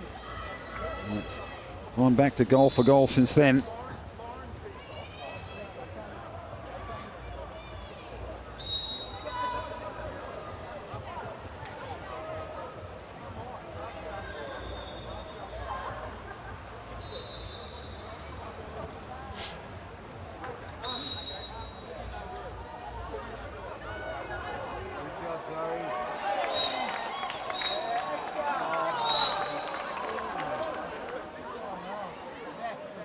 There's a 6-on-5 opportunity. they shoot early. Not much time left in the quarter. Zoe Pollard was the player excluded. Long shot. And with 1 quarter to come, there's 1 goal in it. It's Sydney Uni 8, leading SMB Breakers 7.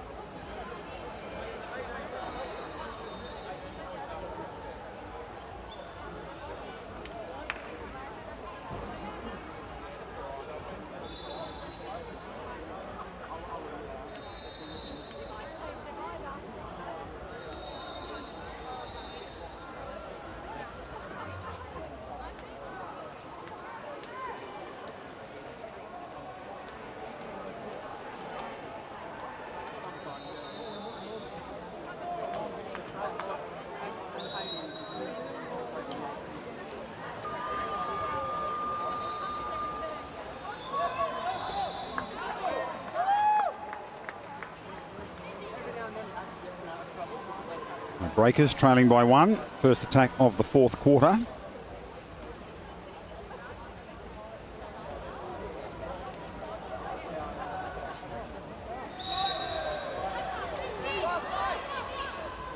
Pass in behind. Defender coming. Angled shot goes in. Strong start. Isabel Parks gets it to 8 apiece.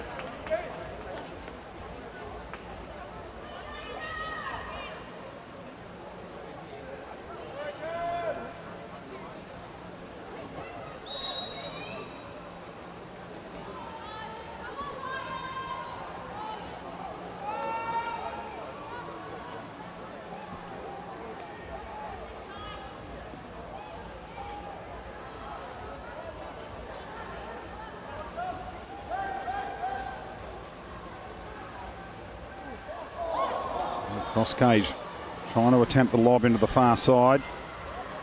So release will come up the left, pass up to halfway. Uni have scrambled back well, giving Lakers attack too many options.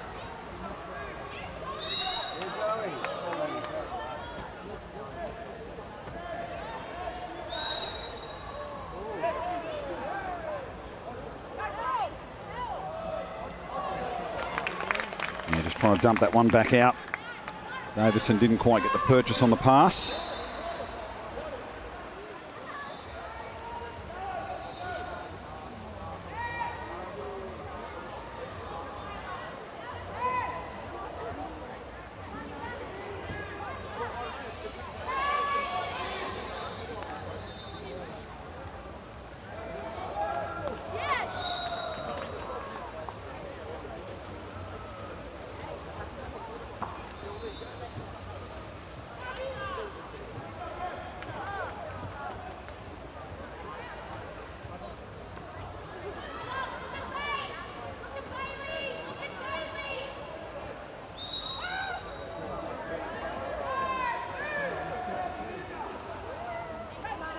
Dropping it in, crash bass coming. Referee there just happy to play on as long as possible until it looks like the centre's going to lose the possession. Now, step away, the pass just a touch too long.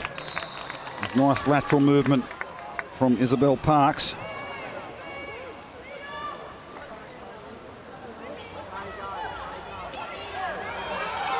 Oh, cross pass options here for Uni. And they go just for the straight shot. Now, I don't want to get caught up in transition.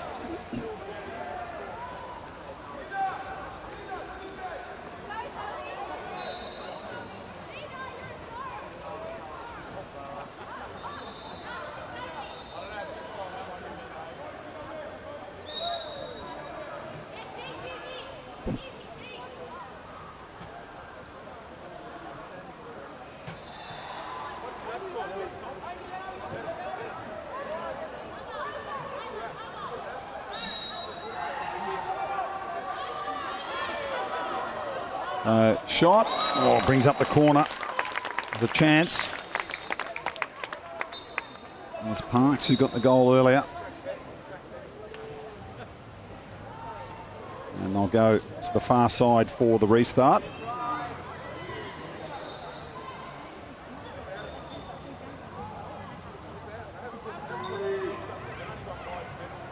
Just getting the position, or the player in the position there at the 2 metre mark.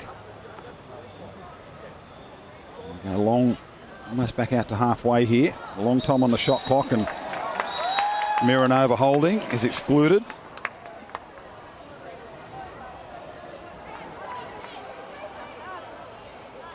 Over with Parks. Oh, close defence, and then rattles the cage. And look out, they've opened up a counter attack here. They're going to have to scramble the breakers, and Uni make them pay. Long pass down, and defence has got to reset.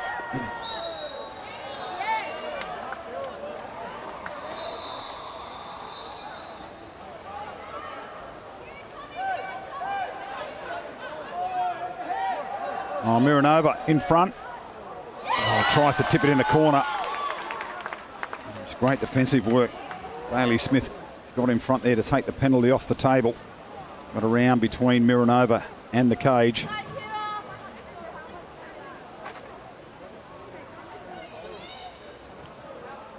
Down inside 2.5 in the game, and at 8-8. Do we see penalties? We've seen a couple so far in the semi-finals. Oh, trying to turn through the defender, and that's terrific defence from Abigail Oates.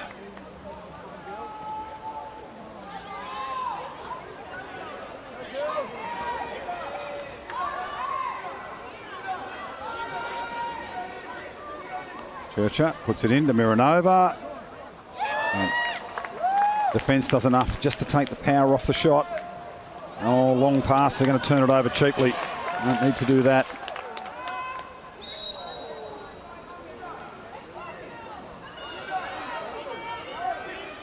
And breakers with still 2 timeouts remaining.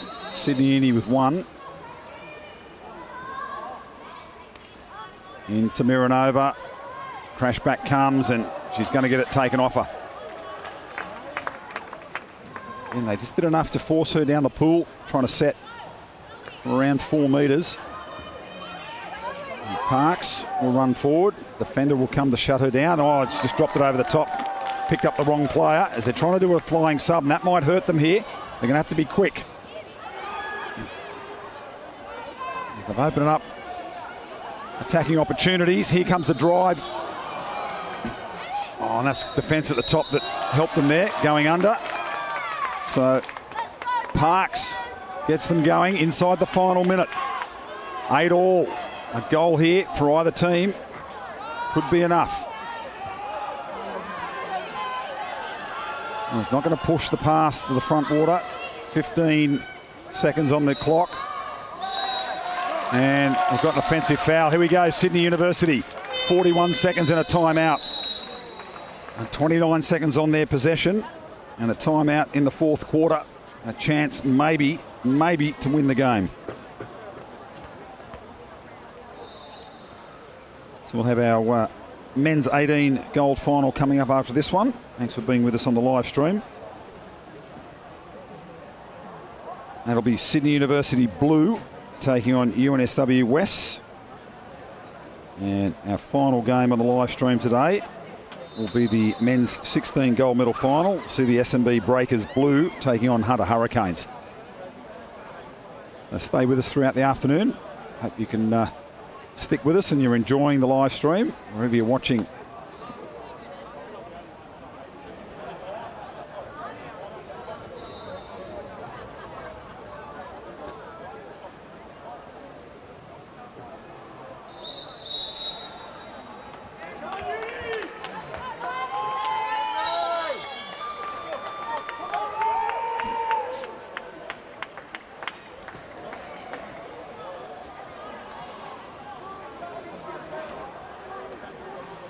Well, the 1 minute has time has elapsed, so the ball needs to go straight back into play.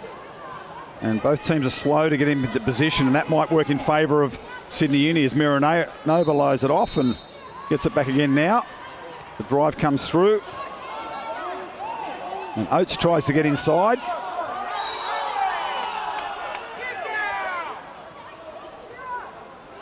Miranova at the top. Oh, long shot. It's got to come soon. Down to 9 on the clock. Oh, on the outside of the post. And timeout now.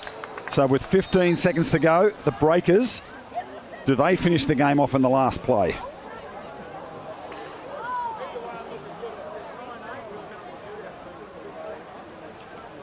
So these are when you need to execute what you've worked at training.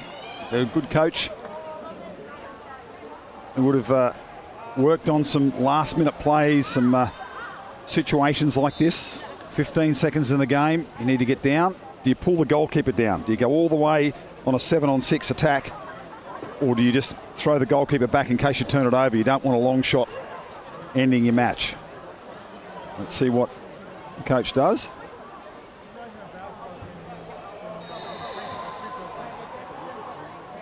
Yeah, 15 seconds remaining. Just the assistant coach there, Gemma Simmons, asking the question. The time counting down on the clock at the moment is the timeout time, and that finishes in a couple of seconds. We'll go back to the game time. 15.4 seconds, there it is. The teams come forward.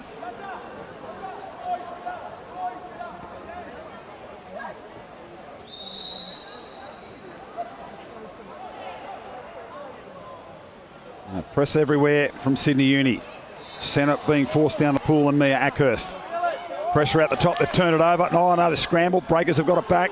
Down to 2 seconds, they need the shot. Too late. We're going to penalties. So folks, stick with us. We'll have a break of around 2.5 to 3 minutes. And we'll be having penalties at either end of the field of play. And we'll be shooting, Breakers will shoot to the right with the Sydney Uni goalkeeper, and Sydney Uni will shoot to the left with the Breakers goalkeeper. We'll come back with a penalty shootout.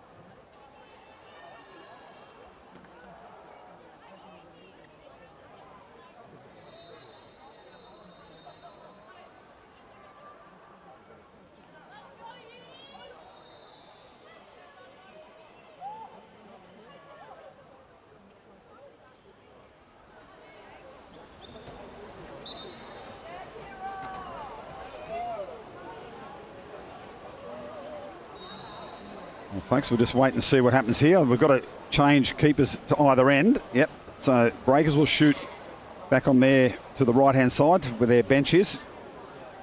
Goalkeepers will cross over to the opposite sides, and looks like Breakers might have won the coin toss, as it looks like Isabel Parks is the first shooter.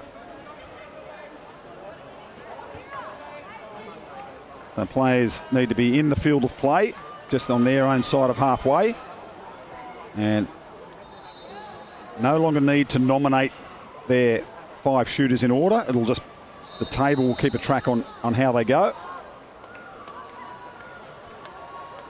Well, maybe we haven't had a coin toss yet.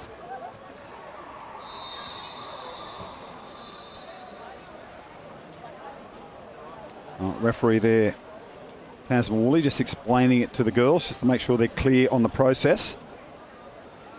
They can shoot in any order they like, but if we go to sudden death, they need to continue in the same order the second time round. So Miranova heading over. So there we go. Going to be Miranova shooting first for Sydney Uni. And the scores will continue. At the end of regular time, it's 8-8. And in penalties, we'll just keep going until we get a result. And Miranova puts it away. That's Sydney Uni leading 9-8. Now, I think someone's forgot to remind the referees, you no longer need to use the same ball. They should have 2 balls available, and gets us going very, very quickly. Anyway, first shot down. Miranova converts. Sydney Uni leading 9-8. Now it is Isabel Parks for the Breakers.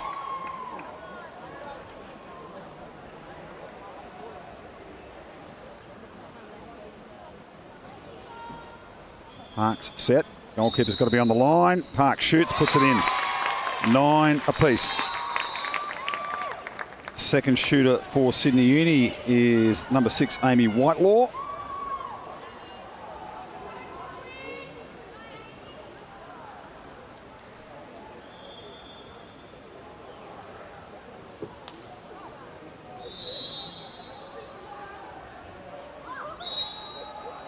Oh, saved. So advantage now to Breakers.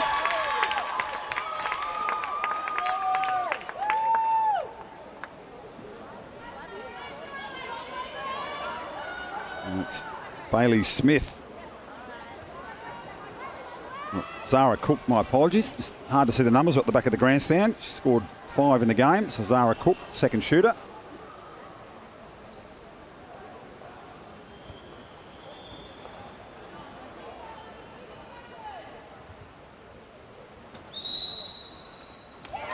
She puts it away. Breakers, I said, with the advantage now, 10-9. Third shooter is the number 4, Sienna Christensen for Sydney University.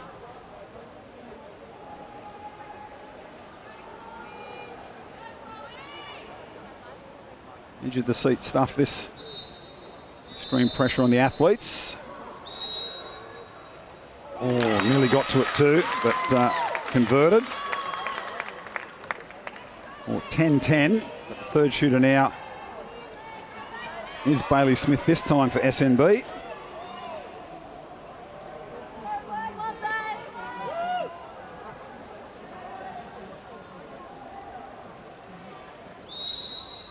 Smith puts it in the top. Fourth shooter for Sydney Uni, Abigail Oates.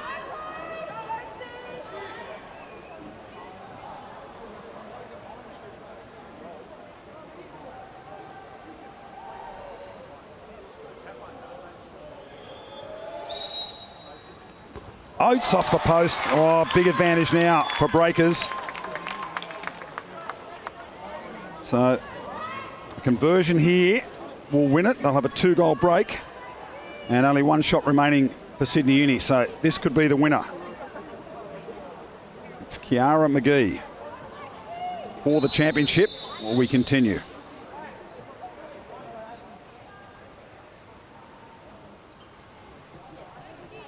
Making sure the goalkeeper's back on the line. McGee, this is where the nerves come in. Now she wants to reset the grip. and puts it away for the championship, and Breakers are our under-16s gold winners for 2024. They get it 4-2 in the penalty shootout for the eventual score of 12-10. Stick with us. I'm going to run down and do the presentation, and then we'll be on to the next game as quickly as possible.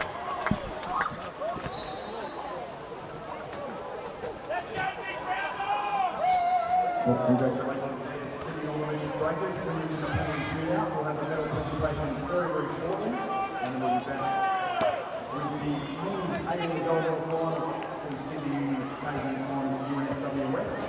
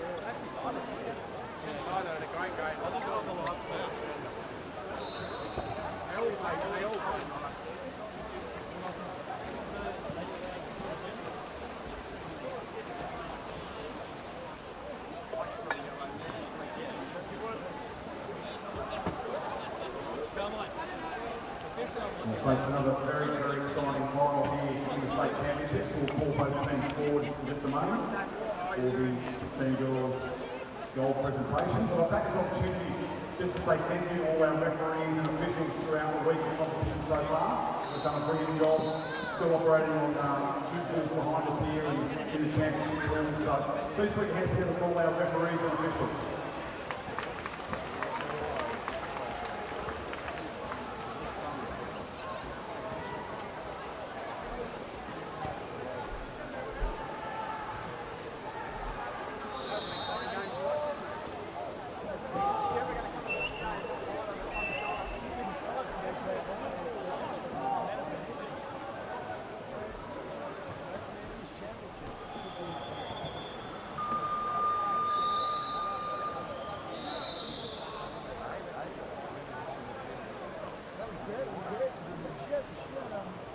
We are ready to go to make the presentations. Please welcome CEO of New South Wales, Lucy Warhurst, and also the Ordinary Aussie Stingers National Coach Beck on to make the presentations. So we'll call forward firstly the Sydney Lionesses. What a terrific and brave fight in the final. Please come forward, Alexa Mina.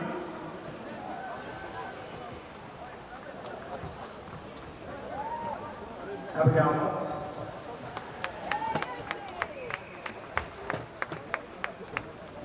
Nita Churcher. Richardson, Lauren Peacock, Amy Whitehall, Georgia Warren, Kira Marinova, Amy George, Savannah Moore, and Zoe Pollard. Miller Strobaniak, the coach, and James Moore, I think, is the assistant coach or manager. Please come forward. Good game, good fight, guys. Well done.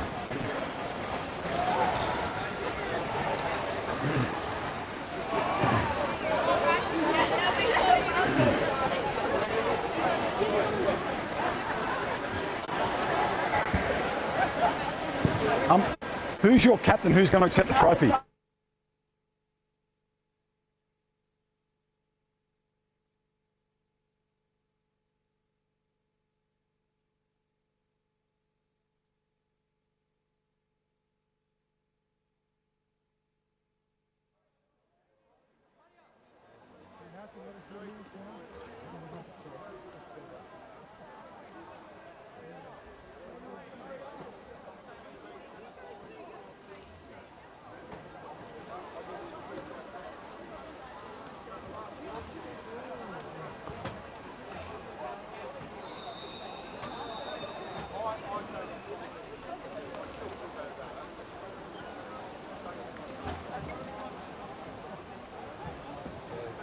So there's our silver medalists. University now our winners in the women's 16 gold final. I'll call forward the SMB Breakers, Chloe Long,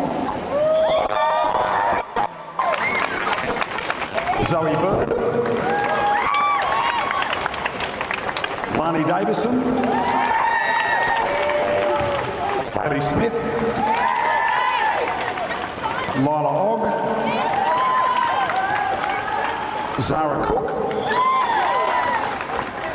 Mia Ackhurst, Diana Roy, Nikita Mariti, Kiara McGee, Jessica Oakhill, Isabella Parks, and Chloe Hayden. Please also welcome forward Stefano Salvi, the coach, Gemma Smith, the manager.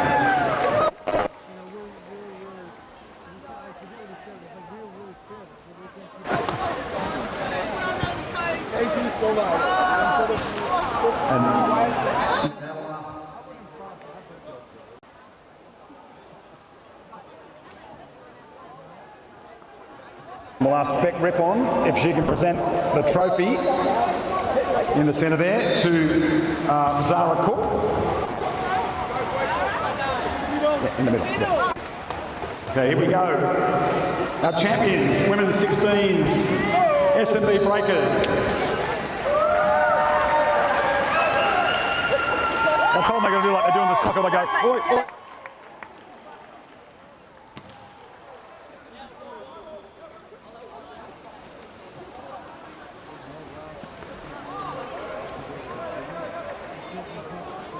So congratulations there to SMB Breakers, our women's 16 gold champions in the state titles.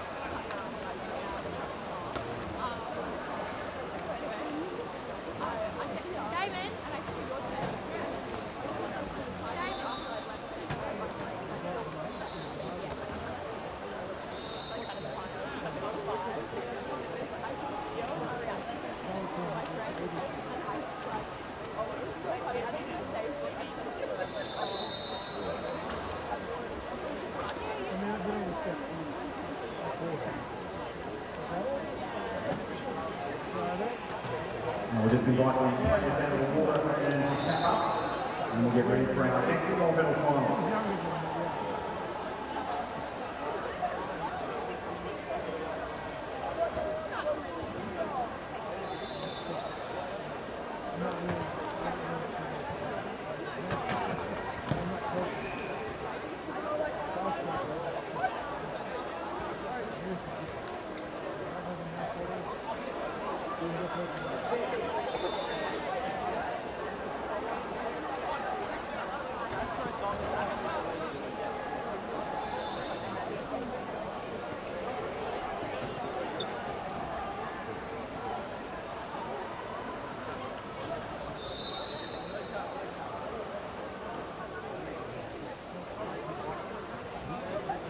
Oh, we've just got the teams lined up. Harry Sanderson joining me here for the men's 18 goal final, and the excitement in the game's just getting better and better as the championship goes on. It does, and it's great to see games like that at the end of the tournament as well. We know the club's spent a lot of time preparing all year, and you want a tight contest. It's never nice to lose on penalties, but it's a great result for the spectators. Right, I'm going to go and do the live presentation, so stick with me, everyone at home. So welcome to the M18 teams for the gold medal final. Sydney University taking on UNSW. Introducing firstly Sydney University in the light caps. Number 1, Daniel Zumas. Number 2, Ashton Brown. Number 3, Lucas Blythe. Number 4, Lachlan George. Number 5, Zach Izzard. Number 6, Tadej Pravakovic. Number 7, Campbell Warren. Number 8, Felix Powell. Number 9, Lewis Sorpin. Number 10, Corey Webber. Number 11, Ryan Ford. Number 12, Killian McGrath. Number 13, Tobias Torrable. And number 14 is Benjamin Fitzgerald. Please welcome the uni head coach, Nixon Wong. Introducing UNSW in the dark caps. Number 1, Xavier Nicholas. Number 2, Dasher Stewart. Number 3, Savo Todic. Number 4, Hugo Owen-Jones. Number 5, Ilya Todic. Number 6, Oliver Hughes. Number 7, Nash Carney. Number 8, Declan McGregor. Number 9, Sam Rolfe. Number 10, Joel Sepure. Number 11, Jacob Keelty. Number 12, Max Burke-Moore. And number 13, Lincoln Tanner. Please welcome your head coach, Nick Konstantin Bakari. Please now welcome our referees for the gold medal final, Wojciech Block and Jane Pavlidis. And our delegate is John Fox, and we'll be underway immediately. Good luck to both teams as we fight for the championship.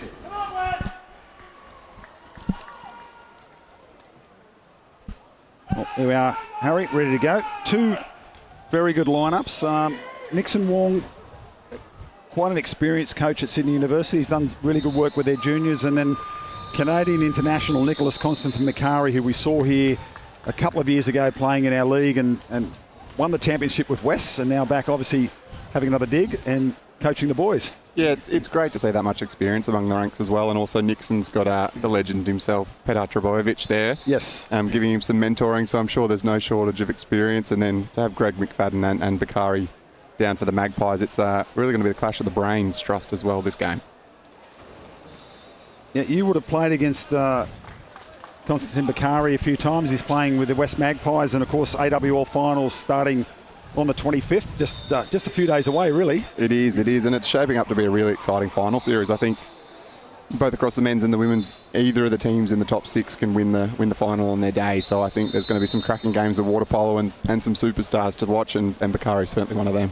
Well, certainly on the last weekend of the league, Balmain, your team were the big winners. They went into second in both the men's and the women's, and that coveted spot to play on day 2 of the championship finals, and a win to be seeded straight in day 4 into the gold medal final. So you can win the championship in 2 games. You can. It's a huge advantage, but I think it shows the depth of the rosters throughout the season that the top 4 in both competitions weren't locked in until 9:30 p.m. I think on the final day of the season. It's crazy, so isn't it? Yeah. It just shows it's going to be a tough competition to win, even with the advantage of that day on, day off for the top 2.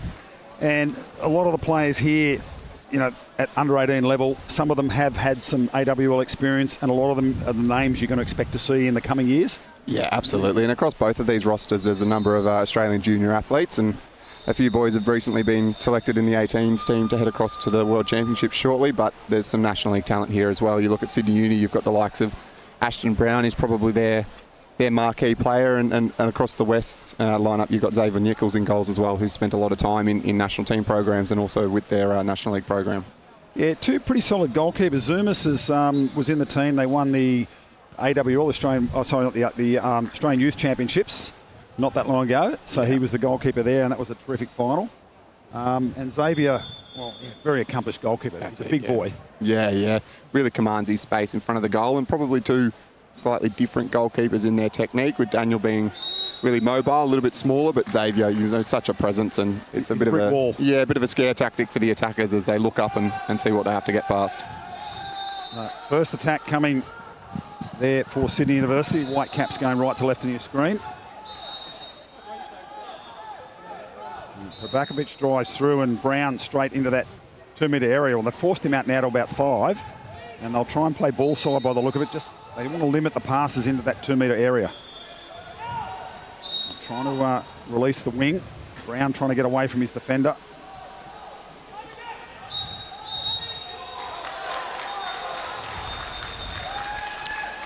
It's become a real tactic of the UNSW teams that you see, particularly on their men's program. They're known for a really strong press defence. They don't let that ball move around the perimeter very easily at all, and then just when you think you've got an opening, they slam the door shut. So that's excellent defence from the Magpies.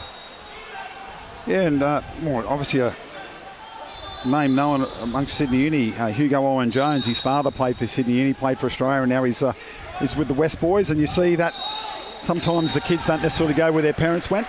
That's right, and it's interesting. I think that two of the Owen Jones boys are across two different clubs, which is great to see as well. But there's some big names, big water polo names. There's a young McGregor playing for the West today. Yes. Sammy McGregor was a great player in his day, wasn't he? Yeah, that's right. And there's certainly some water polo heritage in the pool at the moment. Yeah, some good genes, good breeding, and those boys will bring a bit of water polo IQ with them too. I think a good reward too. Our referee on the far side, Jane Pavlidis, came down from Queensland. Terrific young referee.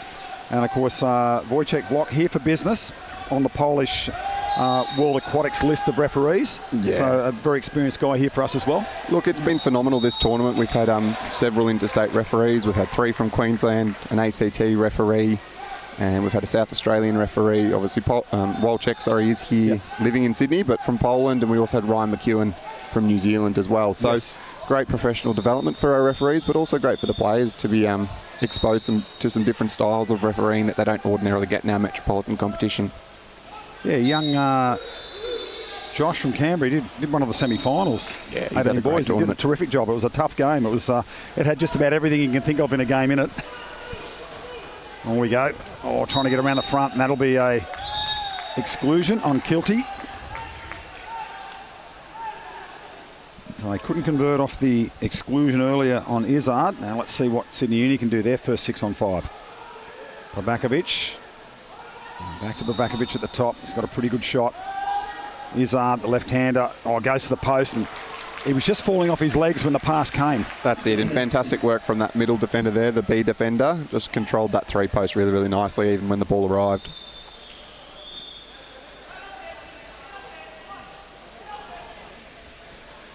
I'm thinking too, with Bakari as the coach here of UNSW West, world-class centre forward.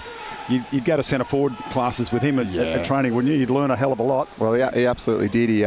He ran a centre forward clinic the other week, and I was just chatting to Clara Esper, another legend in her own right, and she was saying, I learnt something from him, and I'm a very accomplished water polo player, so he certainly knows his craft, and there are a few dark arts in the centre forward position, but he's a very, very handy player. Yeah, you mentioned Clara there. She's at Sydney Uni and Spanish international Olympian. Another one of the great imports we get coming into our league. They just filter through over the years. We've had some terrific players. Oh, it's fantastic. And they all seem to get involved in the coaching as well, as we see with Bakari, and they're passing on their experience and their knowledge to our next generation. So it's only a good thing. There's a big rocket shot. Ball didn't go out, so new shot clock. Izzard will get them going again, Sydney Uni. Well, we're nearly halfway through the first quarter and we haven't had a goal yet. They've gone to sleep in defence and it's cost them. And that was Probakovic. It's a fantastic goal from Probakovic there. He found himself in the right place at the right time and made no errors with his execution.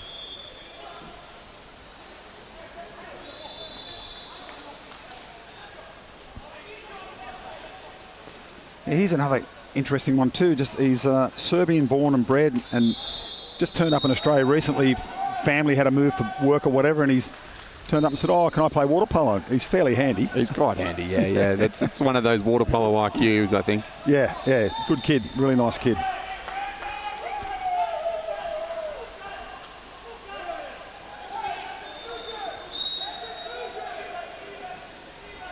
Ball goes into the centre. It's good crush defence, excellent turn. And he gets the penalty. Turned around on the back of it. The centre-back tried to go through and get on top of him. That was Campbell Warren. Just really strong centre-forward work there. And the composure and the peace of mind just to staying in contact with the ball the whole time. Trust the referees, trust his teammates, and he got a good result. And an excellent conversion. Goal there to Savo Todic.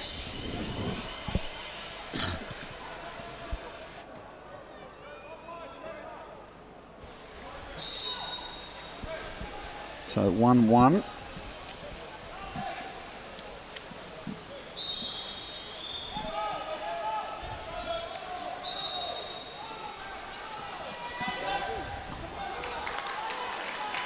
There's an example there of Xavier, just really big presence in the goal. Good drive from Sydney Uni, good pass.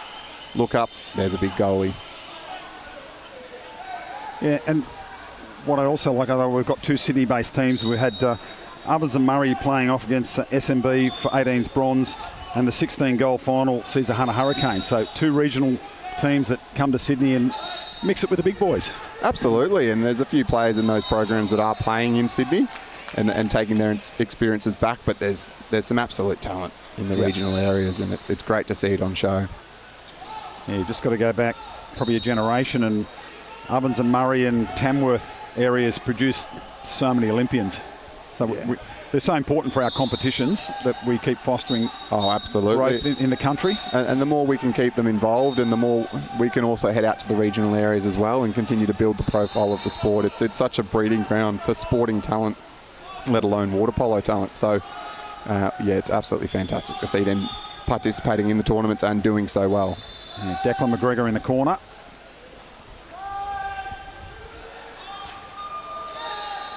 Well, I half expected to see Sam McGregor sitting on the bench as well. He's, got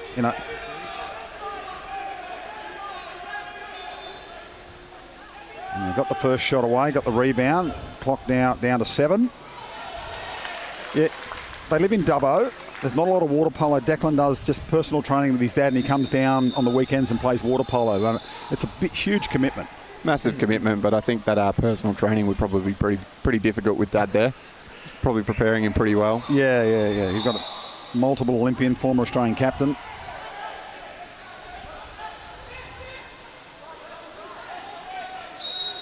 It's really interesting to see the junior team start to use this flying sub.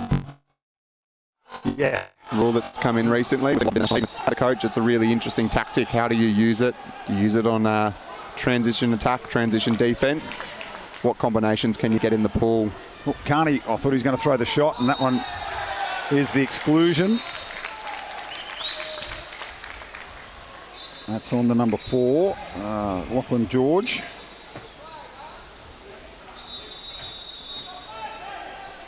Yeah, if ever they needed to use it in the round games, we played running time and no subs in the last minute. You had to be on top of it. You needed subs in the last minute.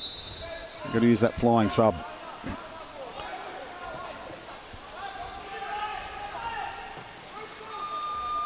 So Sydney Uni trying to play a bit of a rush defence here. Yeah, just trying to shut it down.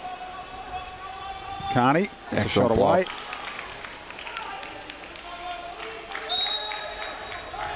And I certainly know there'll be plenty of people in the regions tuning in to watch these games.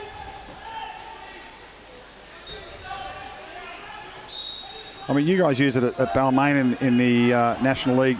just to roll your centre forwards. Most teams use it to get the centre forward in, a couple of goes, 2 or 3 minutes, get them out, fresh centre forward in, just keeping the fresh big men in to go and attack the 2 metre line. That's it. You put a lot of demands on your centre forwards to get in there, work really, really hard for sort of 2 minutes at a time, and you want to keep them fresh so you get the most impact out of them. But like I said, sometimes it's really difficult that the game doesn't dictate that you can make that sub, or the centre forward ends up on the other side of the pool. So it's about what combinations can the coach get in the water. So West there probably forcing the shot a little bit. There was still 10 on the shot clock as they've opened up a counter-attack now for Uni. Ryan forward, trying to drive in, and penalty advantage was given, and eventually it's the double foul now on Declan McGregor. That puts him in a bit of trouble. What I really love by Sydney Uni there, received the ball from an excellent pass from Daniel in goals, and his first decision was to go in and attack the goal.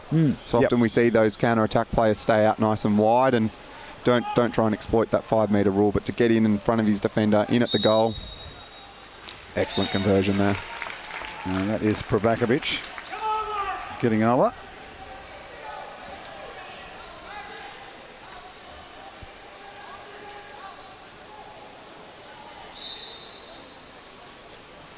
So the assistant coach there, Petar Trbojevic, international player of some note. He's like the guru. He sits on the bench of a lot of Sydney Uni teams, and he's very quiet. He just obviously pearls of wisdom coming out all the time. That's it. Incredibly quiet, but incredibly calm and composed as well. I love the way he watches and reads the game, but he also puts a lot of trust and confidence in his head coaches. It's their team to run, and he just adds his pearls of wisdom when and if he needs to. Oh, there's a shove first as the pass was coming in. So now they look. Nixon was just like, thought I was saying too much, then I don't want to say too much. That's it. Don't earn the ire of the referee.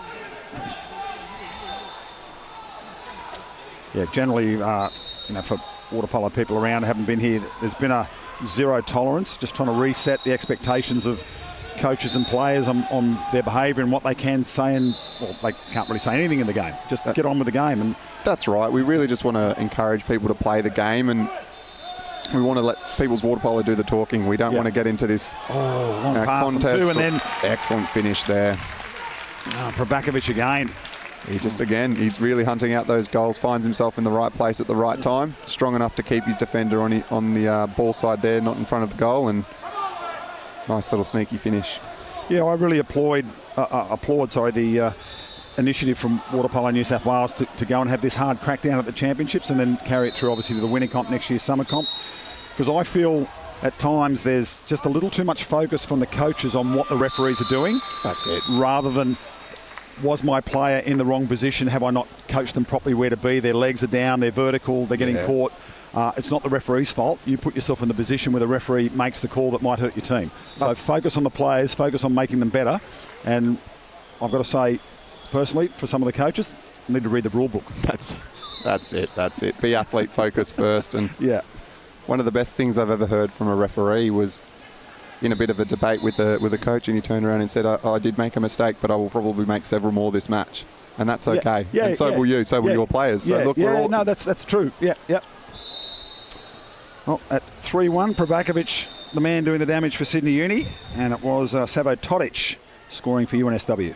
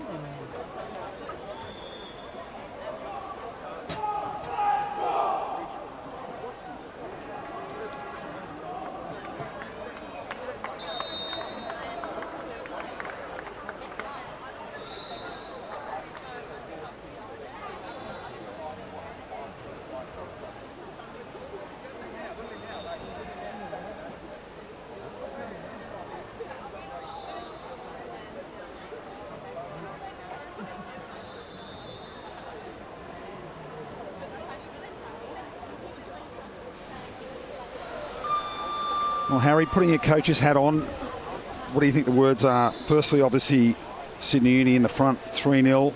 They've taken their opportunities as they come.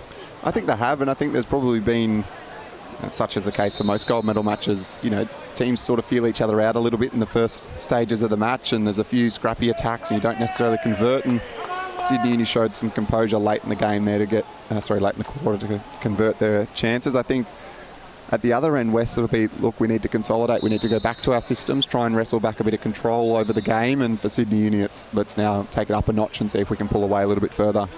Yeah, I think West probably just a bit more patience. Maybe one more pass. Maybe the options is the one thing that could change for them. That's it, I think. You know, teams that earn attacking opportunities are the one that keep the ball alive for as long as possible and move it with a great deal of intensity. So, yeah, one extra pass, but get that ball up, keep it moving and see what opportunities start to open up. Uni get the first attack of the second quarter. Pass inside, and he had no vision of it, but now Brown's got his hands on it and more left-handed skills, so he's got a good touch with both hands.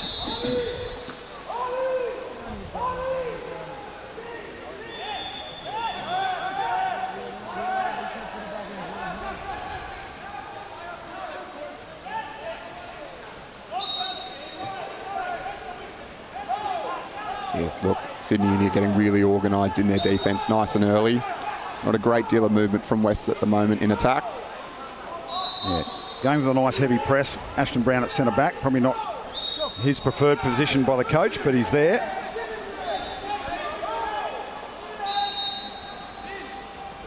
And second man in. Keeper comes. Oh, Kilty tries to go through. Gets it. Pulls it under on the way round. That's unlucky there. I thought he did really, really well to earn some position late in the attack and just unfortunately took a little bit too much of an advantage with the ball under the water there. Well spotted by our referees. Oh, an excellent finish. Punished there by Izzard.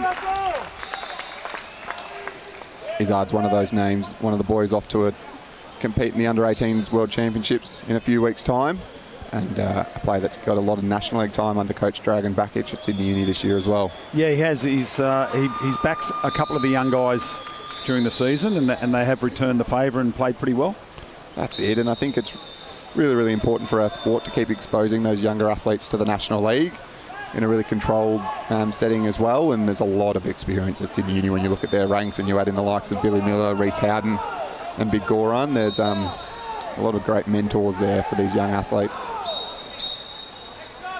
So we've got an exclusion.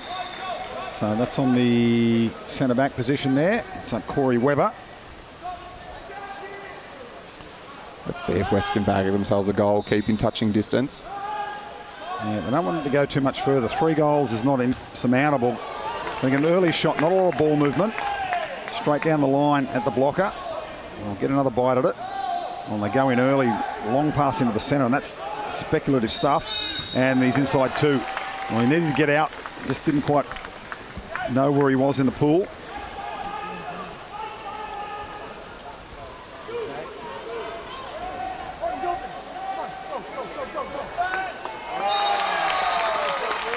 And another one back at the other end. That one to Lewis Sorpin. That's where Sydney Uni really hurt you. They play really strong defence, and then they're really, really crucial and strong on the counter attack. That's 2 attacks in a row there. Excellent finish. Yeah, it's a feature of Sydney Uni's game right across the club, men and women. And I guess, you know, the coaches think long and hard about how do we nullify that? How do we sort of shut down their strike weapons? Yeah, and it's good to see consistency across the grades as well. It's certainly helpful for athletic development where you've got junior programs that are playing the same systems or versions of the same system that their senior teams are playing. And, you know, Petar's been a big part of that at Sydney Uni with the men, but also Mickey, who we just watched in the women's program as well. He's helped Scott Nicholson implement a new style of water polo. Izzard got through, and now the exclusion. Well, the man behind just needed to stay out of it, and that's, is it Kilty? I think it is. Can't quite see the number from here. Sam Rolfe maybe, and the penalty given at the end, the yellow card for the coach there. I think there was a bit happening on that transition. Sydney Uni earn the extra man, play on with the ball early, earn the penalty as well, and the coach gets a card for his protests. Well, what they don't realise is Wojciech is from the European range of referees, and there is no tolerance over there. None whatsoever. Nor should there be. So he's been happy just to dish out the cards throughout the season for the coaches that think they can give him a little bit of lip. Oh, that's it. Well, it's a great thing with Wojciech. You know exactly what the standard is, and where you stand as a coach and a player as well. I think that's a smart timeout by UNSW here. Yeah, just to shut the momentum down a bit. Yeah, I've had some long chats with him, and he said, I'm not prepared to come back to where the referees are in Australia at the moment, letting too much go. That's it. And he was actually really happy with you guys and this initiative to have a zero tolerance. It's just a mental reset. That's it. Everyone. You know, it's a habitual thing to complain about decisions. You just got to help the coaches.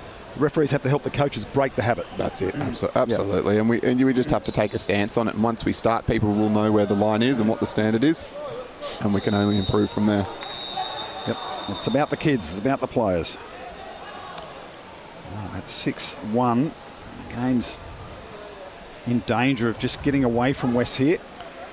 That's it. I think this timeout being run by Greg McFadden there, lots of experience, but if this sport's taught us anything, it's you never count out the UNSW Magpies. They always have a way of wrestling control back of the game, and they are not out until the game is all over. Yeah, coming into the finals, they are the defending title holders and the last 3 titles for them. That's right. Senior level, so they are down some of the troops they had in that run. Absolutely. There's still a few senior players there. You've got obviously Nathan Powers, co-captain of the Sharks, and Charlie Negus is there as well. Obviously added addition of Mr. Bakari that we see down on pool deck, and some really talented juniors coming through as well. But I think for me, pick of the final series, the early matches will be UNSW men versus Cronulla. Oh yes, that's going to be a fantastic match. Yep. Because you play in that 3, 6, 4, 5 games, and you lose, you're out. That's so you've got to fight all the way. Yep. 6 on 5 coming. Exclusion is on Campbell Warren. He's got his second now. Well, they need to start converting some of these 6 on 5 chances. And that's a tough shot from right out on a wide angle. Yeah, excellent block. Now just need to settle with the ball here. Yeah, come back to even. I've still got plenty of time. 11 on the shot clock. It's a mile of time.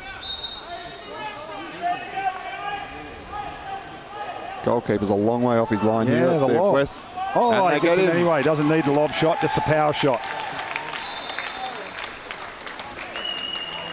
Goal to Joel Zapur. And I'm watching Dumper chuckle a little bit to himself down there. I'm not sure that's how they drew it up on the timeout, but they'll certainly take the result. West will feel they can just start to try and consolidate here and slowly chip back away at this lead that Sydney Uni have built up. Yeah, they can't at this stage. It's only 3:44 to go in the half. Not look at the scoreboard. No. The scoreboard's immaterial at this point of the game. Maybe if it's 3:44 to go in the game, you're going to start having pot shots. You just need to you just got to show trust in your systems and play. Good centre forward work there. Exclusion on the number 12 is Max Burke-Moore.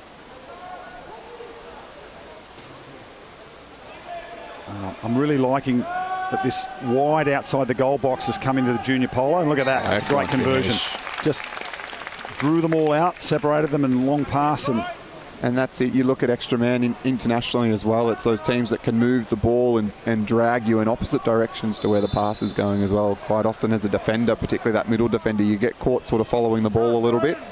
And with the addition of this 2-metre box that we've got, those players that sit right down on the goal line and force you to come all the way back, and eventually that space does open up, and a fantastic finish. Yeah, Felix Powell netting there, goal number 7.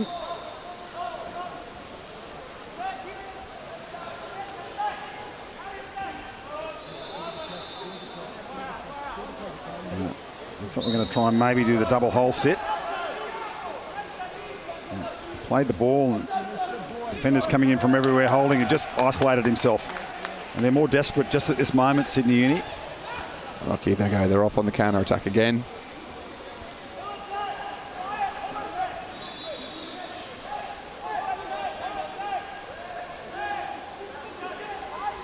Wind up at the top.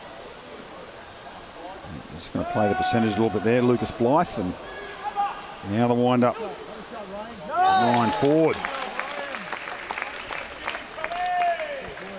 I really like that counter-attack from Sydney Uni. They didn't quite get anything in the first wave, but they had the patience just to hold the ball, centre drive through, and saw what space opened up, and a great finish. He walked his defender once, twice short corner, and then went cross cage.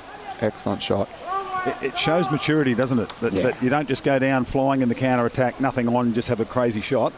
You go, oh, we're down. No, we've got time. Set it up, you know, because they're down the pool with 20-odd seconds, 22 seconds left on the clock, so they've got a mile of time. Absolutely, particularly with the pool being 25 metres, you know.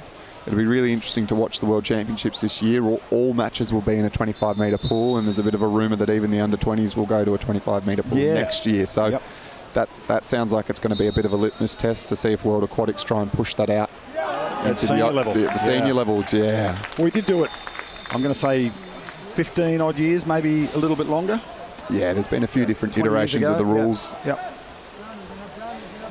I'm trying to think of how old Gav Woods was, because he was playing 18s or 20s at the time, and they used a small ball for the girls, and Gavin Woods was like a tennis ball in his hand, you know. Yeah, well, Gavin Woods still floating around in the mighty third grade team for Balmain. Doesn't he play well? Oh, he plays well. Oh, that's a fantastic finish.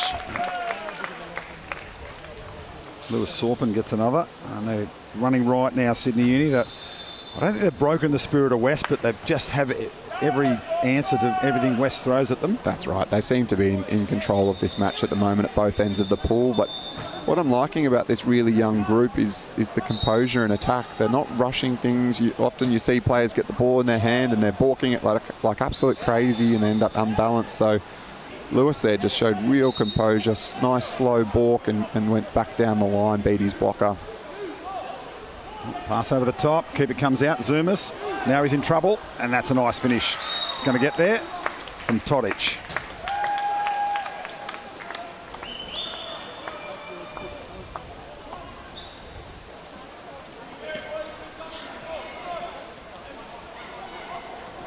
And how fantastic is it that we've got day one of the under-14 starting this week? It has to, yes.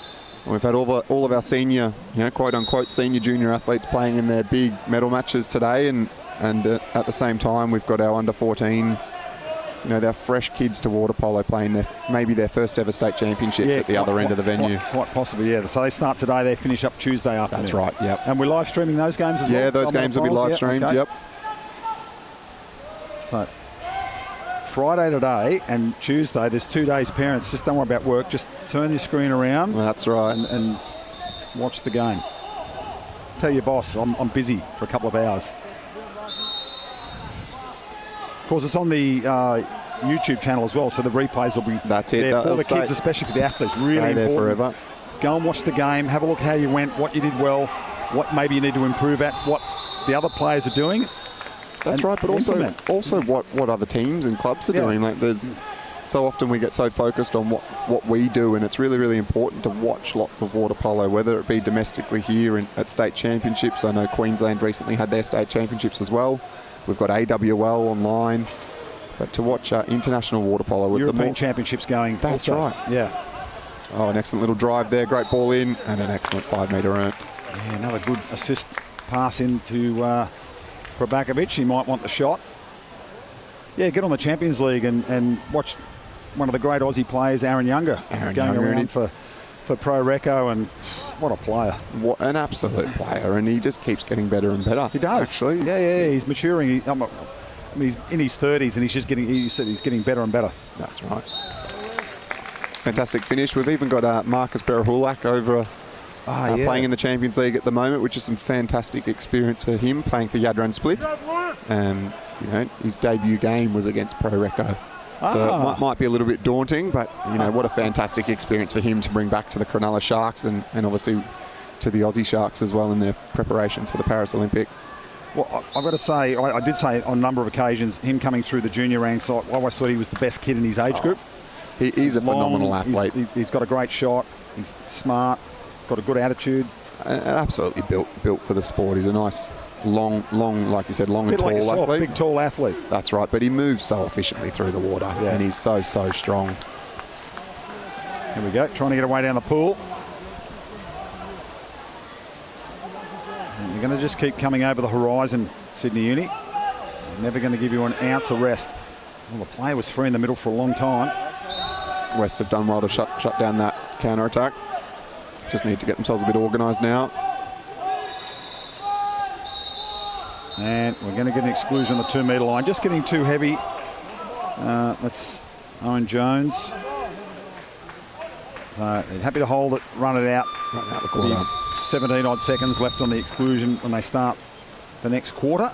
And they'll start a man up and they win the swim. Maybe we get another timeout, maybe not. Well, they've got 2 in the bank, so why not? Why not? I think fantastic chance to practice one of your trick plays, particularly in a grand final.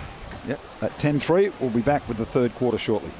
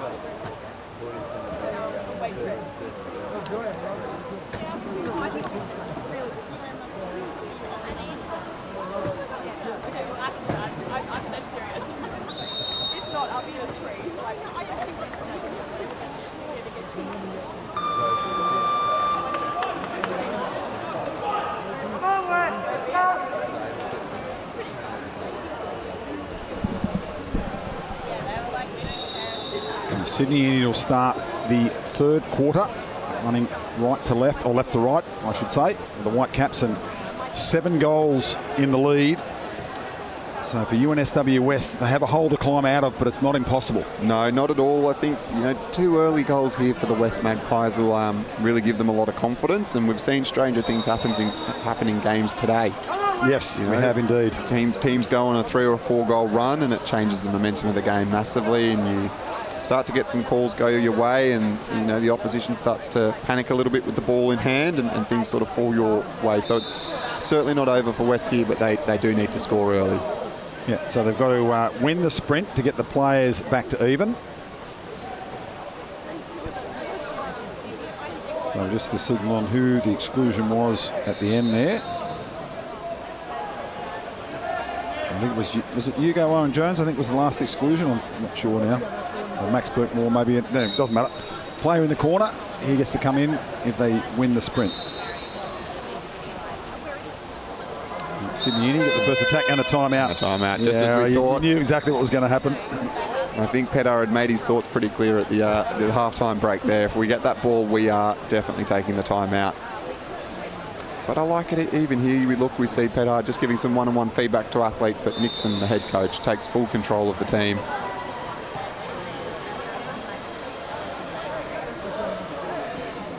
Just standing in the back, just doing guru things, just floating around the back, positive energy.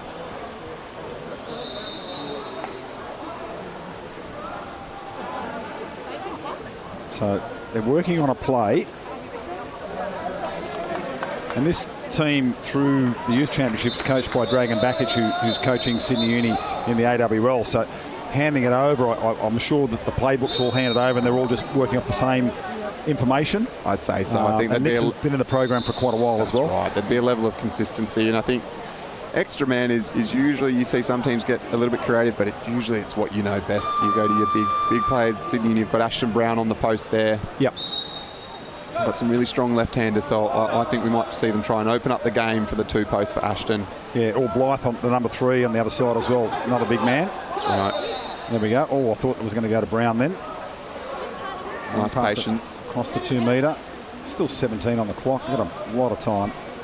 There we go from the angle. Excellent block. That was a terrific block.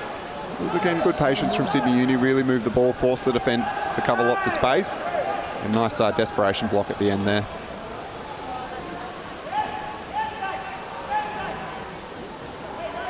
And the blocker has got himself all the way down to 5 metres. That West blocker, he's sprinted down the pool, worked hard, trying to draw an exclusion. Now he's got a tough pass and he's going to have it stolen, unfortunately. That's just really hungry defence from the Lions there. And a fantastic fast break.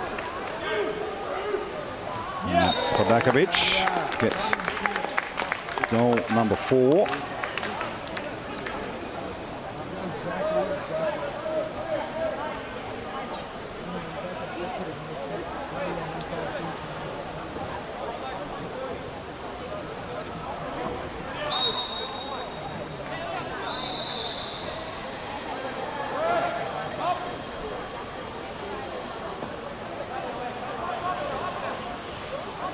You start to get the feeling that West will just have to do something a little bit different here now to get themselves back in the game. Sydney Uni are controlling the game really well, and West are being very structured, but like you said earlier, the Lions coming up with all the answers at the moment.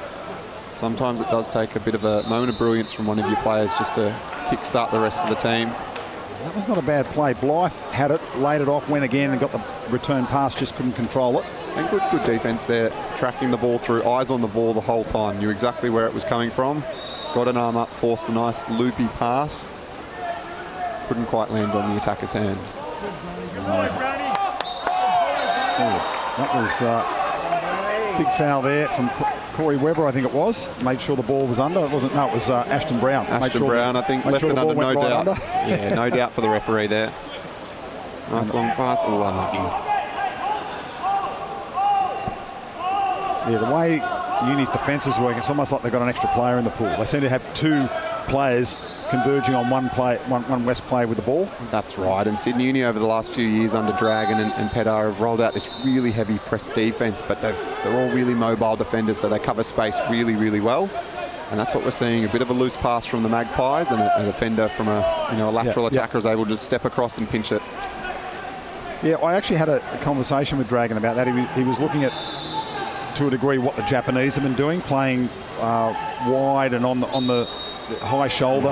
And he said, I went overseas on tour and I was picking up the European teams are starting to do it. And he goes, I'm going with it. Yeah, good tactic. So it just disrupts the flow of the other team. And we don't see a lot of teams in Australia, especially at junior level, playing that way. No, we don't. But I think the second part of that press defence is this smother of the ball when it arrives on your attacker. Yeah. As an attacker, it's really hard to get any distance from your defender and deliver a nice, strong pass. Well, the other focus too from the referees, which came from Water Polo Australia High Performance, is no soft fouls for the player in possession. Make them work to sit up, and there's a shot pass. Nice pass from Webber in, and yeah, they want the players, because they go overseas and they try to sink and get the soft foul, and the ball's gone and the player's down the pool. That's so right. we need to help the players here learn to be better and stronger with the ball and develop those skills to be able to step away and throw a good pass. Well, I think the first part of that skill development is understanding the problem. And I think so for attackers, we go, why am I not getting a foul? And it's because we're not able to absorb the pressure from the defender. Yep. Okay, now I understand that. What are the skills I need to work on to be able to do that? And referees play a really important part in skill development in our sport. And so it's great to hear the insights and impact from our high performance team at Water Polo Australia. Let's see what West can do with their extra man here. Big balk. Fantastic block. Flick across on the man on the post, but terrific block on that occasion. I think it was Felix Powell got the hand to it. Young Felix went across with one of our New South Wales teams to Perth to the NSCs last year. He was a fantastic leader in that group. He's not the biggest or flashiest player, but he gets through a mountain of work, and I think he's been rewarded, if I'm not wrong, with a selection into the Under-18s World Championship squad, so that's a huge achievement for Felix. Fantastic. Yeah, for all those players out there watching, it's not just always about the player that's scoring the goals. The good and bright minds in the game are watching what you're doing in defence, what you were doing in transition, looking at your assists and all those other areas of the game. And if you're contributing, you're a very important part of a team.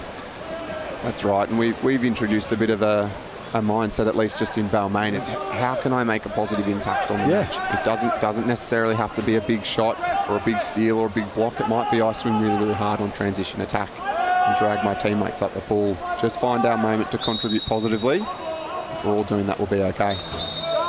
Shot, the foul was inside 6, and obviously at times you're trying to focus on a player that has 2 personal faults, trying to maybe drag them into the 2-metre line, and maybe they're a dangerous player, the one you want to get out of the pool.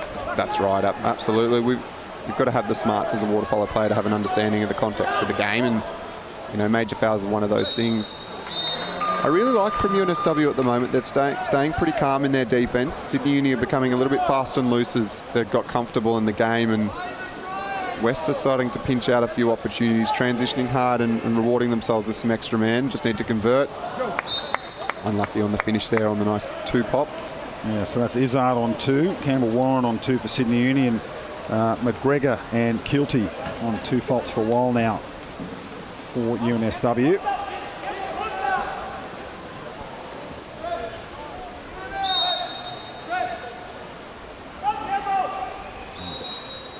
Cross trying to get into position. Skips through. Yeah. Let's see what he was trying to do. He had the separation from his defender. The pass on the hand there, and that could have spelt more danger.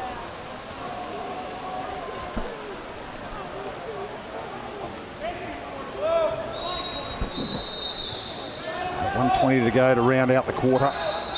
And West on the drive. He got around the man. The defender there. No, the penalty. Just swimming into the space. You need to be aware once he's excluded of where the ball was. That's right. I think, not sure if Xavier meant it there on his pass, but I think he'll certainly take the claim on the assist for the penalty there. Well, put it right in front of the excluded defender. Just unfortunately copped it right on the nose as he was trying to swim out. And that, absolutely fantastic call from Walczak there. Yeah, and that's actually 3 now, because that's exclusion foul and the penalty. So 2 personal faults plus the one they already had. So unfortunately for Corey Webber, he's finished for the afternoon. The goal scorer there, I think again, was Ilya Todic. I think we're at a really important... Savo Todic. Yeah. I think we're at an important part of the game. Like I said, it was just getting a little bit fast and loose for the Lions there, and the Magpies have got 1 goal back. They just want to control. They don't need to chase and hunt the game, but they certainly want to be exploiting those opportunities. They're earning lots of kick-outs. They need to start converting. Working around the top, they come to the centre, and centre-back excluded. They try to get the intercept and the quick play on. That was good vision from the UNSW defender. He couldn't get his hand on the ball as Sydney Uni go deep again down outside the goal box.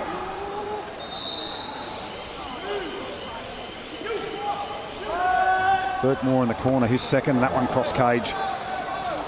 That's unlucky, but for those watching at home, if you get the chance, re-watch that extra round attack and watch the work that the Sydney Uni player on the 2-post did there. He was so mobile. As soon as the ball went in at the 1 or the 4 positions, he followed it all the way to the goal line. Then he was back out and pushing on the back of the defender, created that shooting lane for his 1 position. Unlucky not to convert. And all that just creates stress on the defence, doesn't it? And the goalkeeper. That's right. Right, cross drive coming for West here. Ball's in. Fouls inside 6, and they have to come out. Maybe can they get another pass, maybe in closer to the goal? A long shot, another good block. It was Ryan Ford on that occasion, got the hand out in front of it. Coach Nixon here just telling his boys to spread out. Let's see out the quarter. We don't need anything else from it. Control possession. 11-4, and never say never for UNSW West, but Sydney Uni, 1 hand on the trophy at the moment. I think so. It's going to be a really interesting 4th quarter, see what the Magpies can get out of it.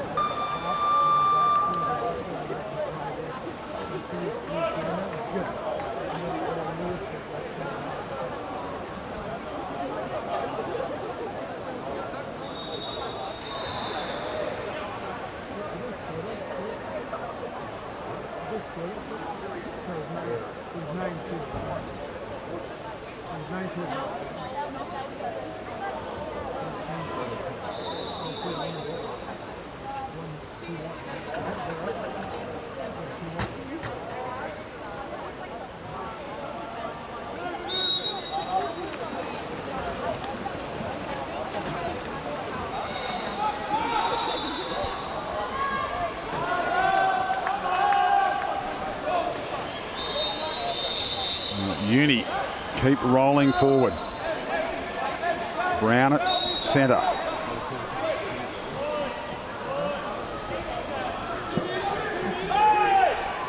Little drive through, and the shove was not on Ashton Brown. It was on the player driving in from out on the perimeter.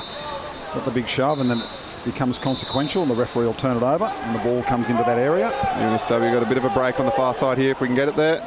Two hands. Two hands. Oh, he couldn't help himself. Left, right, what do I get it with? He was half on the turn. He just got himself mixed up. Here we go. They're going to punish him on the other way. And the lob. Xavier says no. Yeah. And a kick out. Transition kick out. So Brown wants to be careful. I think maybe just a little bit of frustration creeping into the lines there. Free on the far side. Ooh. Passes letting him down a couple now.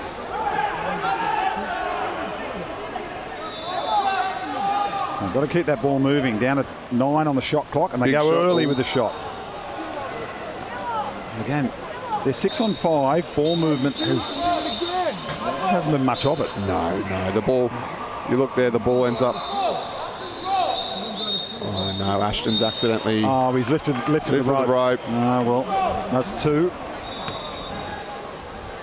Yeah, it's basic stuff that the kids should know by now at this age. No, that's right. And in extra man, you really want to keep that ball moving, and if nothing else, it has to stay dry. You have to keep it in an attacking position at all times, so the goalkeeper's constantly locked onto you and having to work that whole time. The defence doesn't know when you're going to shoot. Well, this is good coaching from Nixon Wong too, because he's realised Ashton's a little bit annoyed down the other end there. Gets kicked out, comes there, opens the rope, gets another one. He's going to give him a rest. Just get him out. Just give him a minute or two to recompose himself. Oh, it's a good save by the goalkeeper there. Zumas got the hand to it. So 3 straight attacks now for UNSWS. They can't crack the defence. No, but I like for that one, they kept that ball moving and they opened up an opportunity. Lots of space to exploit here. They've got to keep that ball off the water, West. Yep. Play coming even. Back to even, yep. Oh, good rush again I'm really putting pressure on all those passes, and you just know out of the corner of your eye someone's coming to get me. And there seems to be 2 of them every single time. Yeah, that's right. Lots of hunger and intensity from the Sydney Uni defenders there.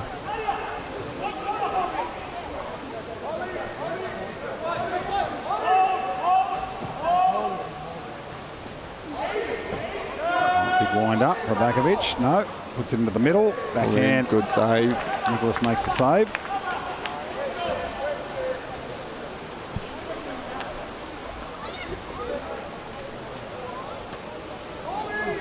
Here we go. And the other, oh, great save, Zumas.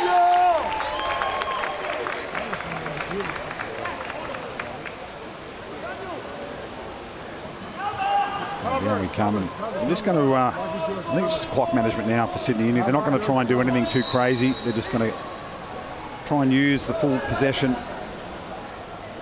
If the chance opens up, they'll take the shot. They don't need any more goals. They just need to maintain the goal. Oh, you shouldn't score those. I mean, You shouldn't. You shouldn't. No, well, it's a great shot. The defender, it's fatigue. Yeah, I think there is a bit of fatigue. It's been a long week of games for these teams, multiple games a day, which is a fantastic experience. It's a really intense learning environment.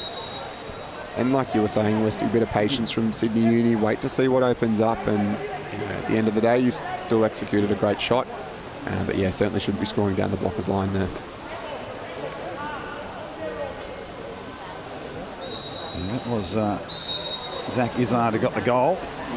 He's the sort of player that can punish you from anywhere in the pool. He's got a terrific shot. And absolutely, like most lefties do, they're not afraid to shoot. No, they're not. No, They will take you on, particularly at awkward times.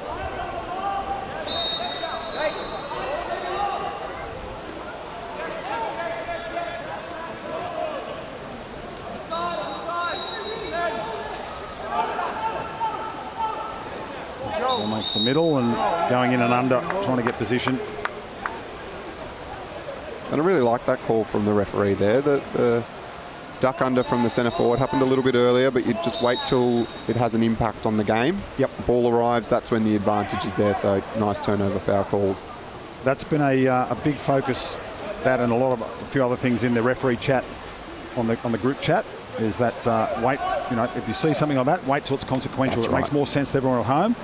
Oh yeah, I saw him go under. Oh, now the ball arrives, now it's turned over. Yeah, that's right. Yeah.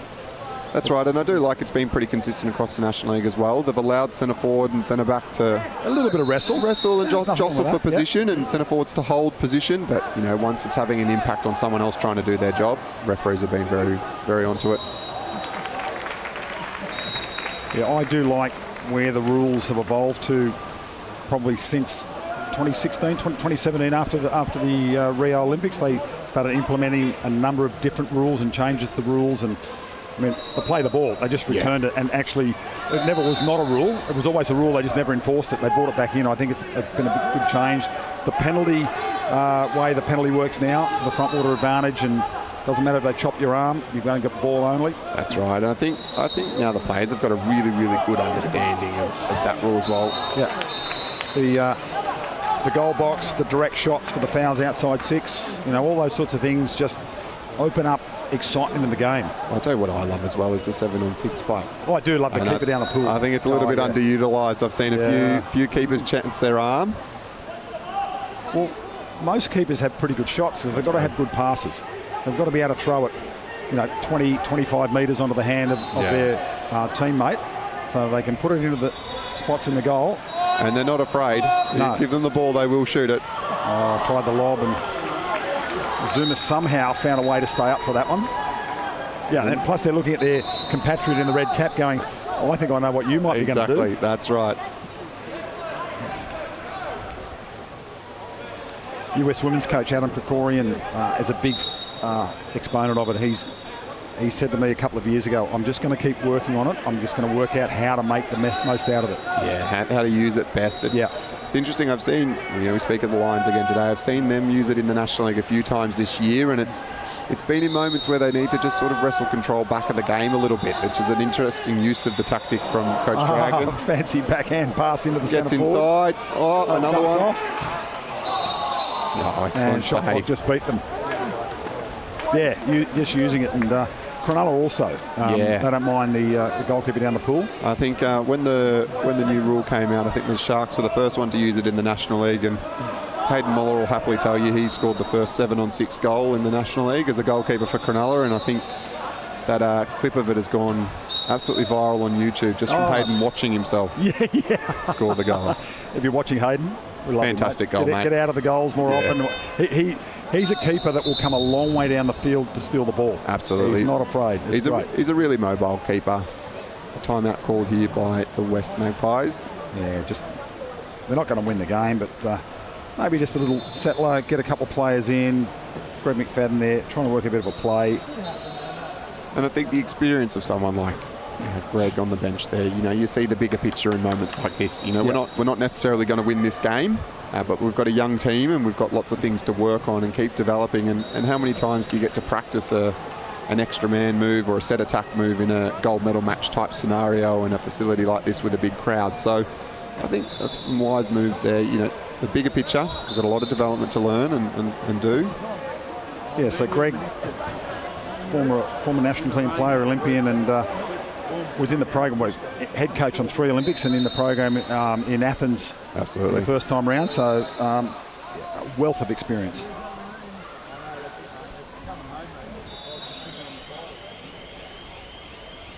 He was also one of the favourites of Mr. Lonzi, who used to run the technical water polo committee. Right. I say that tongue in cheek. Always willing to give feedback, I think. Always, yes. So we've got 3-3 from the Magpies here. So if they can keep that ball alive, exploit some space. Sinini looking nice and controlled. Ball staying up, which is great to see. Not going quite as deep in the box area there, but no. Across the cage, that was a big opportunity. But you know what? I didn't mind that. They really focused on keeping the ball alive. The ball stayed off the water the entire attack there, and they built some pressure and some space. It's one we can go back and work on in training. They can do a video review. That's right. Yeah, love it. See what Sydney can finish off with here. Big turn inside. Out to Bravakovic, long pass, and that angle. Excellent. There you go. They're Finish. using that area outside the box. Wow. There's Felix Powell on the end of the pass from Bravakovic.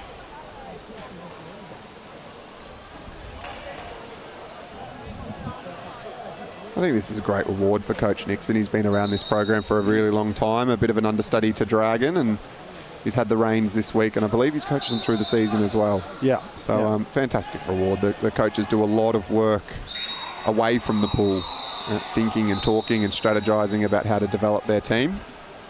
He coached Knox Grammar in the GPS CAS competition this year through the schools programs, and won the championship and had a really well-drilled team that just controlled the game and shot well and defended well, and good keeper. Yeah, he's did a really good job there. Probably Knox was maybe not the favoured team at the start of the season, and they emerged as the champions. It's fantastic, and a really settled goal there on counter-attack. No need to go down, do anything flashy, just transition the ball down the pool, nice composed finish. Killian McGrath getting the goal.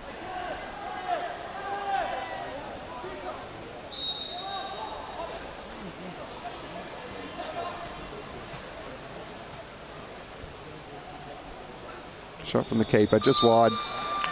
And that wraps that one up. Congratulations to our Sydney Uni Lions. Yeah, champions again. We've got a good trophy cabinet. They've done well. So we'll get down for the medal presentation in just a few minutes. So wraps it up. Stick with us. We'll be live streaming that one, and then we'll be coming back with the men's 16 goal final. S&B Breakers taking on Hunter Hurricanes. But firstly, gold and silver going to Sydney Uni and UNSW West. Congratulations there to Sydney University taking the men's 18 championship. We will be having the medal presentation in just a few minutes' time.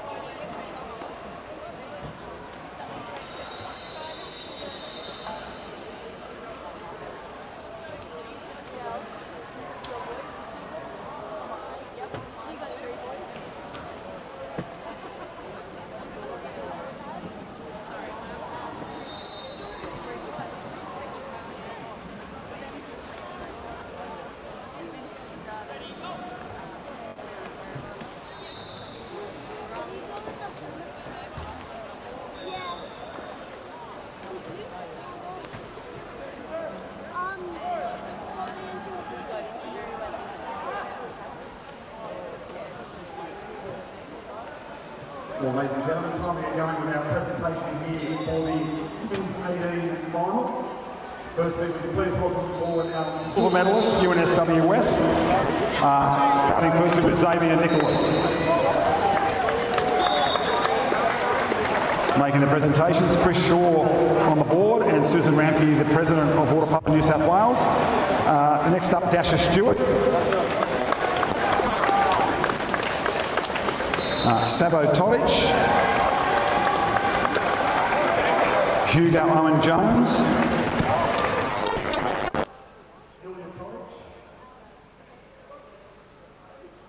Oliver Hughes. Nash Carney. Declan McGregor.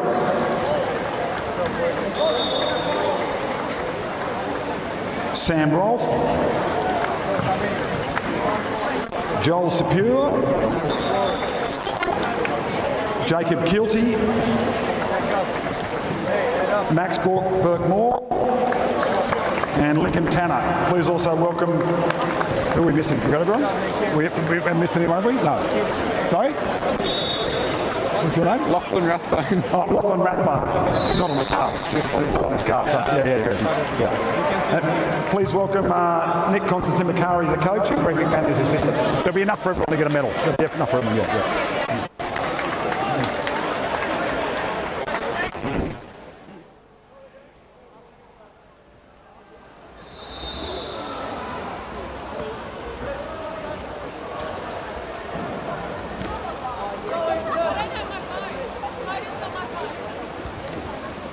So please put your hands together for our silver medalist.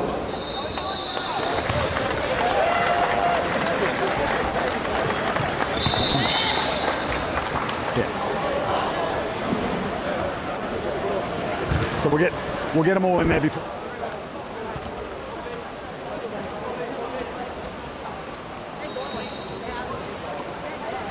And now for men's 18 champions for 2024 in the state titles, please welcome Sydney University.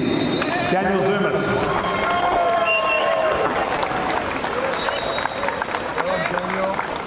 Ashton Brown.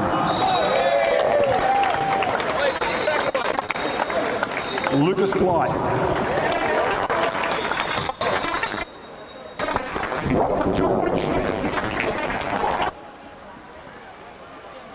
Zach Izzard. Tadia Pravakovic. Campbell Warren. Felix Powell.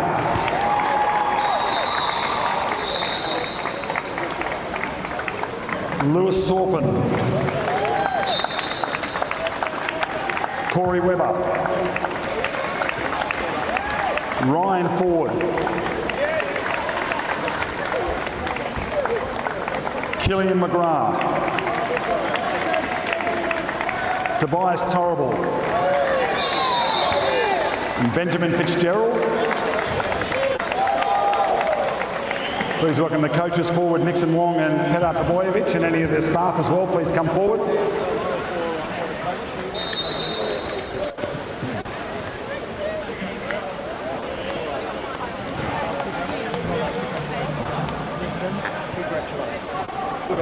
We handed over the trophy. And there's our champions, Sydney University, our M18 state winners for 2024.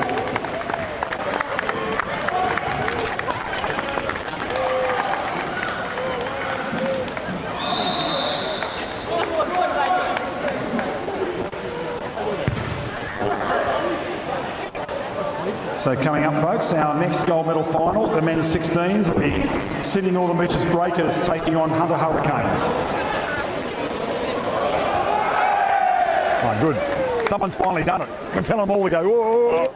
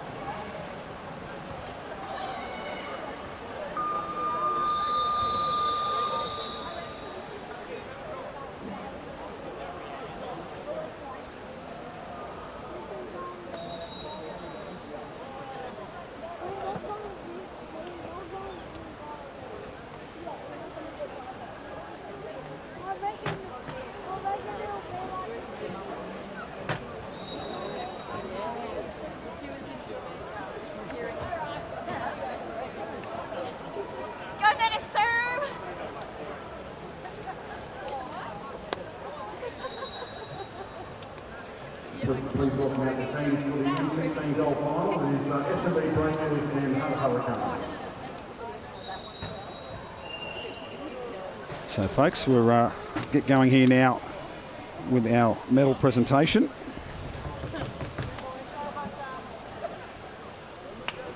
Oh, not medal presentation, my apologies, the M16. We've just done a medal presentation with the M16 lineup, so we'll just wait for the second referee to get in position. And I'll be doing this live to you at home and also to the venue. And ladies and gentlemen, introducing the teams for the M16 Gold Final. Firstly, SMB Breakers Blue, who'll be wearing the white caps. Number 1, Alex Wolf. Number 2, Cooper Semmons. Number 3, Lachlan Davies. Number 4, Jet Semmons.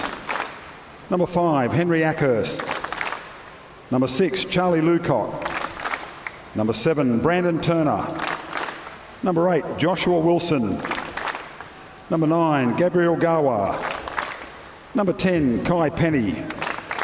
Number 11, JJ Black. Number 12, Costa Chusas.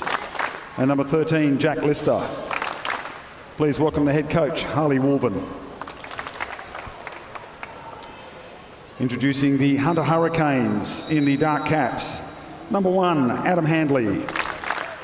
Number 2, Ethan O'Neill. Number 3, TJ Pitkin. Number 4, Benjamin Eltham. Number 5, Kai Zenith. Number 6, Riley Cashman. Number 7, Bo Botcher. Number 8, Lachlan Taylor. Number 10, William Sullivan. Number 11, Logan Franks. And number 12 is Kaylin Ngadu. Please welcome the head coach, Brett Arnold.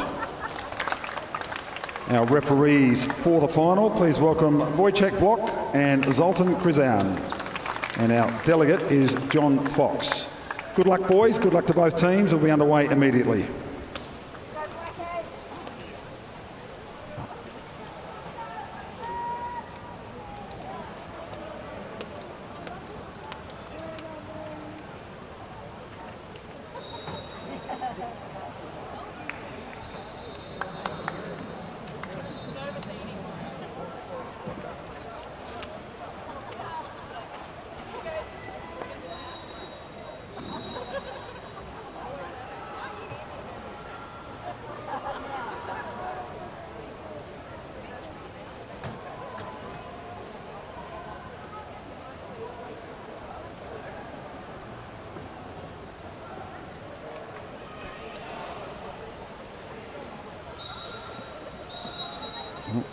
Again, we continue with some terrific finals, and I think they've moved the bronze medal final that was going to be here in this pool after the gold medal. They've moved it down so it'll run concurrently, and we should be able to do the gold, silver, bronze presentation all at once.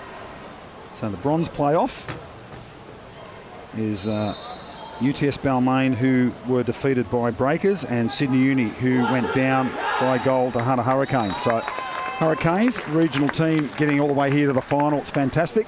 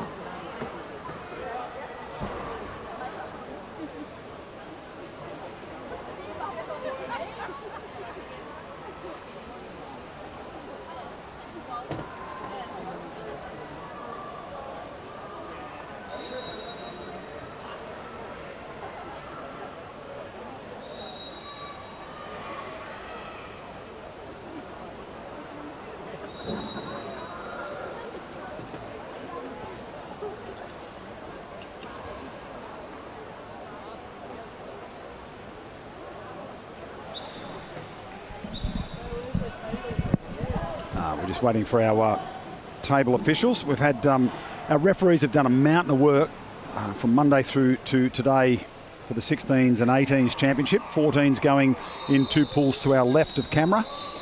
And the referees are really doing a mountain of work, and we've had them on all the semi-finals and final games today, just to take the pressure off the parents who do the table most of the time. We get our technical officials to take over for the finals. First attack going to SMB Breakers. And that shot from Chusis just wide of the mark.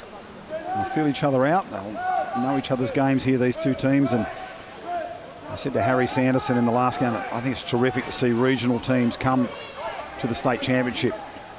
We had Ovens and Murray play in the 18 boys bronze medal final. And now Hunter Hurricanes here in the 16 boys gold.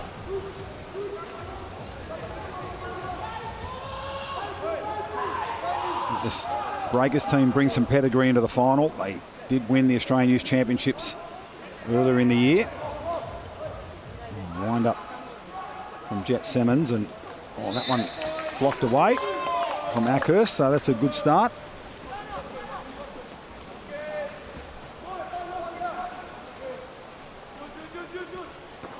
Something about the Hunter Hurricanes, coached by Brett Arnold. They will work all the way to the final whistle.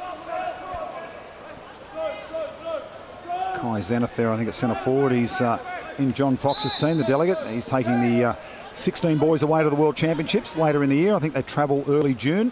He's got a camp coming up over the weekend, inclusion of this championship. And that was Pitkin that went to centre forward, and a shot outside. There's a bit of sting on that from Eltham.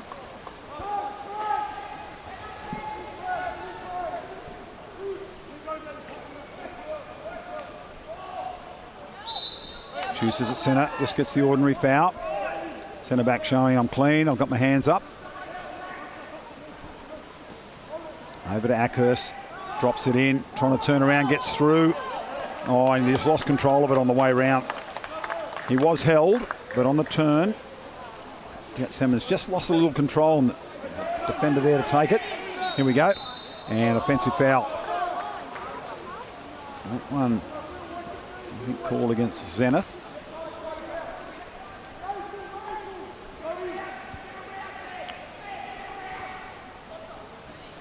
Ball in the middle. Yeah, the exclusion for the hold there on the centre back. Oh, and they've given it in. Well, we called the penalty first. Maybe could have played a little more advantage. So it'll be a penalty. The exclusion first up was on Benjamin Eltham. And then the penalty. Oh, I'm not 100% sure of the number of who that went against, but I think from the Breakers' point of view, they would have rather had the goal.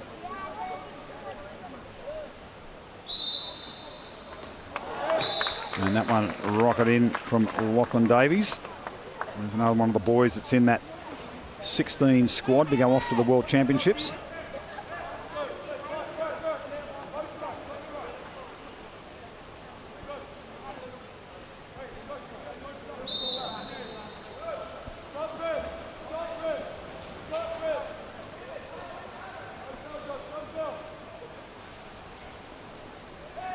Strong turn, trying to go through and again. Well, they get around, they get the turn. If they lose control of the ball and it falls in the position to be stolen, the referees are just going to let it go. That's a tough pass in, and great defensive positioning there from the Hunter Hurricanes.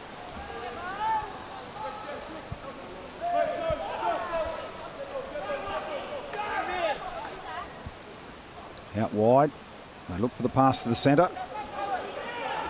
That's good patience. It's 15 on the shot clock.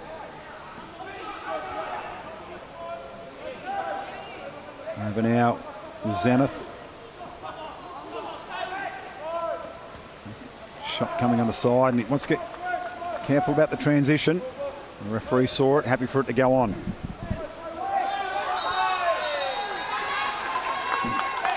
Well, now the offensive foul.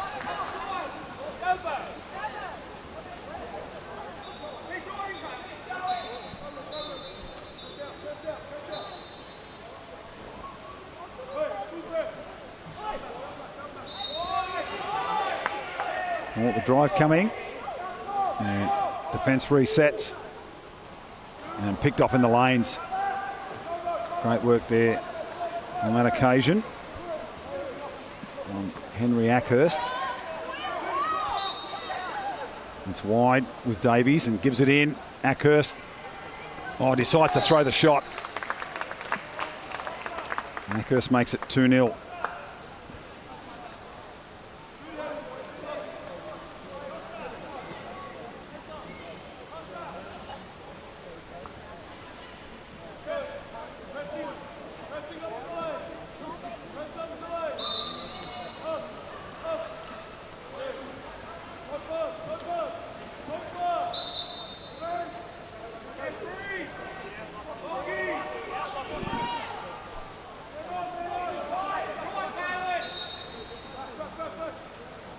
Foul there.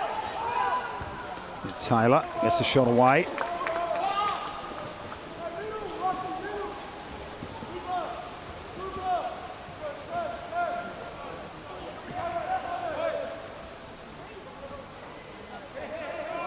Ackhurst takes it down the centre of the pool. Davies goes the centre forward pass. And that's a holding foul called against the attacker.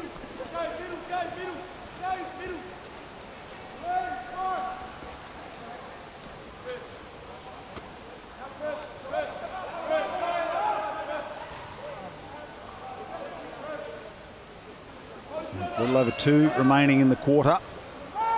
Now they come across, drive in. Oh, he's holding the ball. Well, this is the thing, he's holding the ball, so there's no foul to give, and then it's forced under.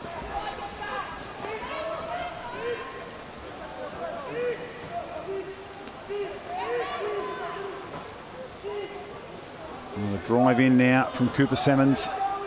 Looks across the pool, tries to give it in. Again, good defensive positioning from the Hurricanes, and they're away down the pool for Kai Zenith. He looks over the shoulder, sees who's coming, gets to the keeper and puts it through Wolf.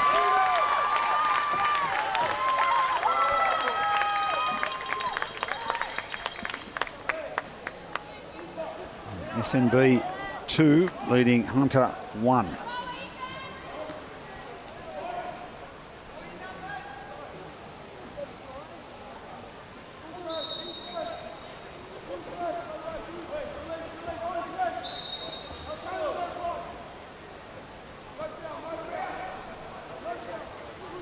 Davies just holding up his man, controlling the possession. Goes to the second hole set. Oh, gets the backhand. That was Wilson with the shot.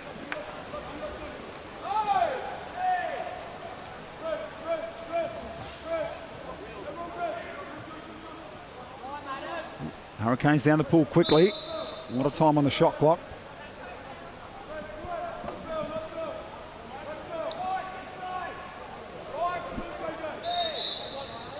Almost the turnover. JJ Black trying to slide through. And long shot.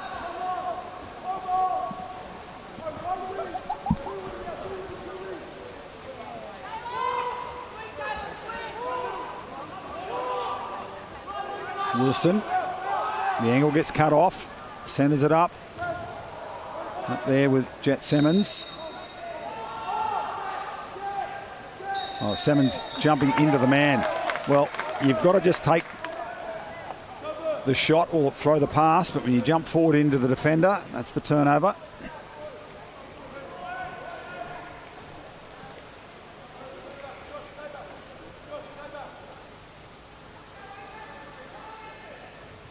Running down inside the final minute of the first.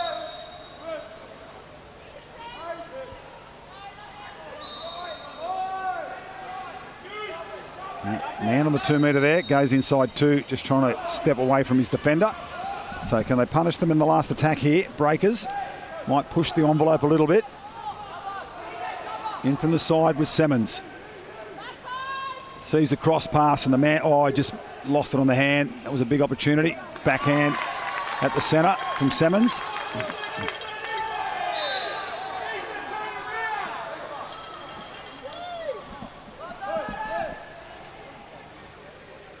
And they're just going to let the clock run down here. Maybe the long shot, one to come.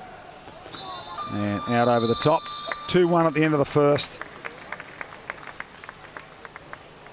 It's goals to Lachlan Davies and Henry Ackhurst.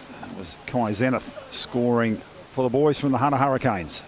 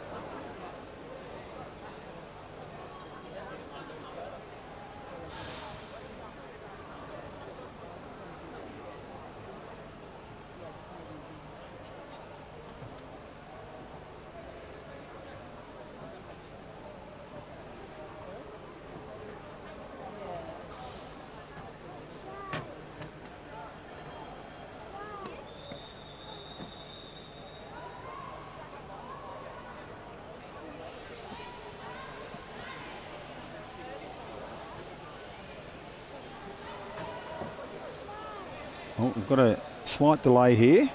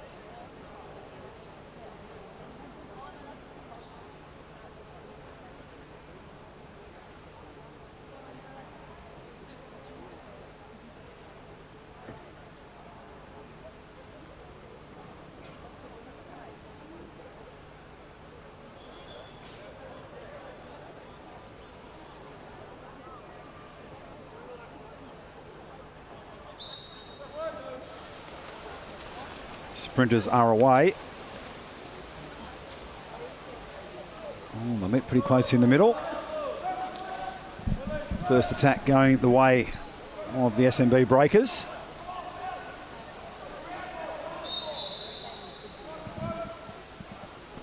Oh, tough pass into Chusas. Oh, he's got a just popped out for him, and he finishes.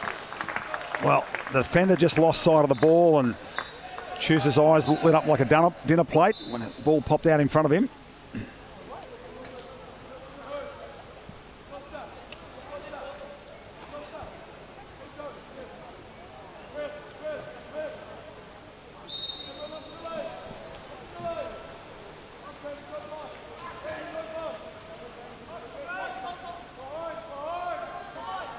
They're a long way down the pool here, the Hurricanes, and they'll need to get just pushed down into that 2 metre area, and they've turned it over.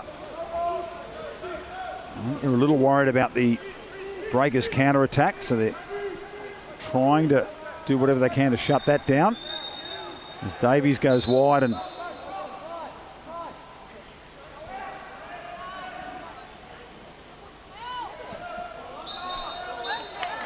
Ball under, turnover.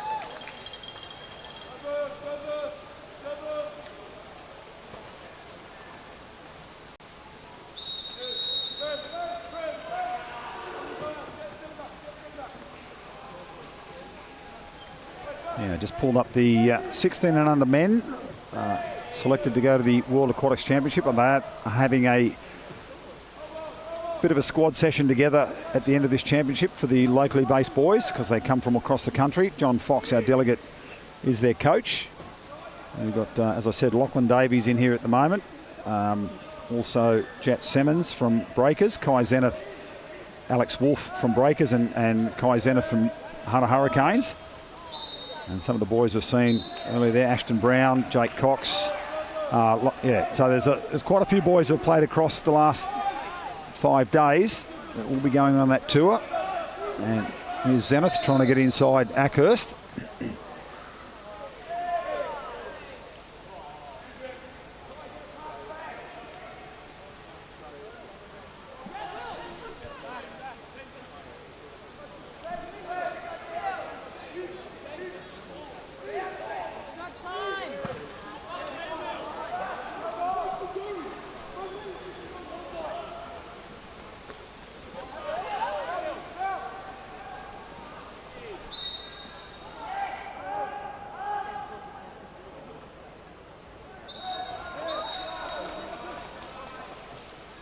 And the exclusion. Timeout called by Harley Warven. The exclusion on Bo Botcher. We've got a timeout early in the game here.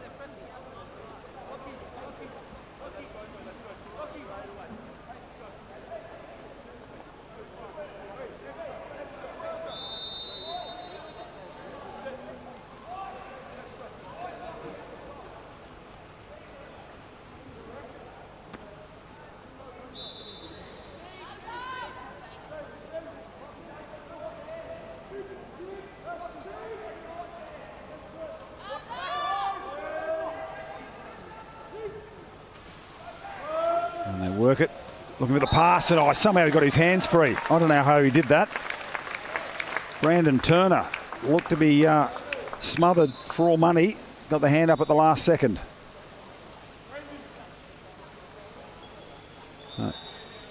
Breakers, 4-1.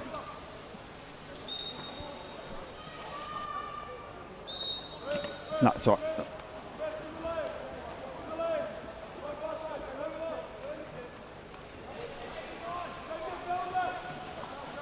Pass in, and I want to say a feature of this Breakers defence, they've kept Hunter down the pool. Here they all are. No one's inside 5 metres at the moment. They're having to set up very deep in the pool, and they're working hard to get down. Makes passes into the centre tough. And even though there's a little bit of checking and holding there, the ball doesn't arrive, so the referee's not going to call anything. And long shot, and Wolf at full stretch.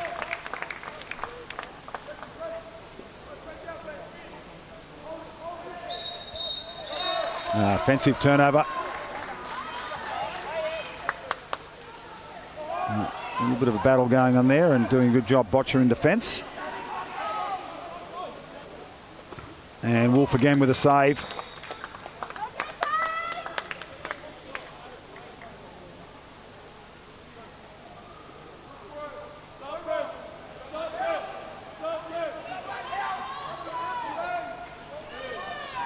Just isolation on the side, clock running down. They've run 7 off the clock, and then it's turned over on an offensive foul on the drive, and the counter-attack's coming. They have a 3-on-2 down the pool. Wolf with a nice pass. Picks up Cooper Semmons. He might go himself. And we've got an exclusion in the backcourt. And now rolling into the picture is Brandon Turner. Gives it back to Davies. And they'll set their 6-on-5, get it working. JJ Black crosses it over. Patiently building, picked off in the lanes. And it was Botcher again, was it? I don't know, it was a great steal.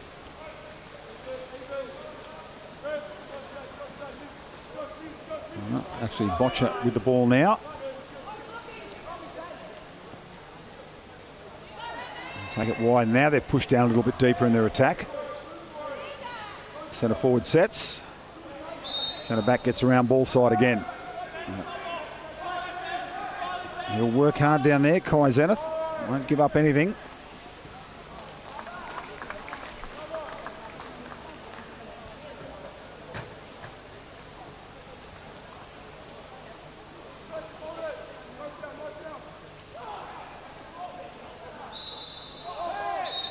And I'm getting physical on the 2-metre. Exclusion is on TJ Pitkin.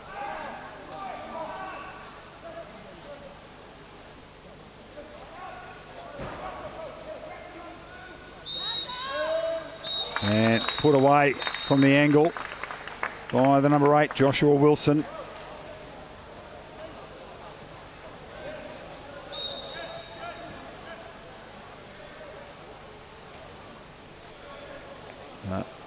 I'm thinking they're a yellow card to Brett Arnold.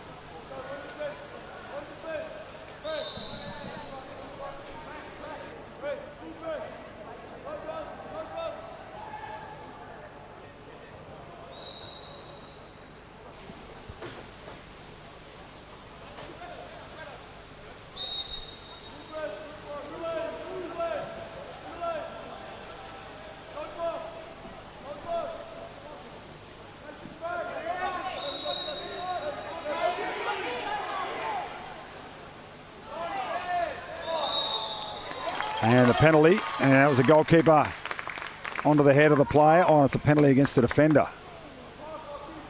No, it's they're signalling the 5-metre. I think it does go against the goalkeeper.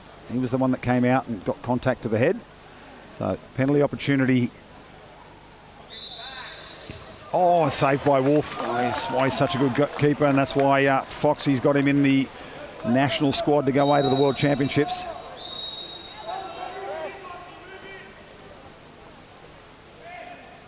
Pass into the middle and hands down the pull back. Another 6-on-5 opportunity for the boys from Sydney Northern Beaches Breakers.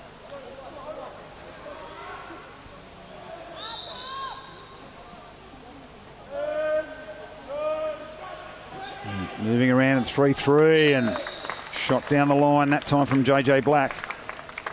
I think we're seeing similar to the 18 boys final. Just the team, they just keep stretching the opposition, and now the elastic's starting to break. The Hurricanes boys came through a very, very tough semi-final. The momentum well and truly with the SMB Breakers. Oh, front water ball, here we go. Can he beat Wolf? He does. Great goal. Great goal. Oh, the fist pump as well to claim it from TJ Pitkin.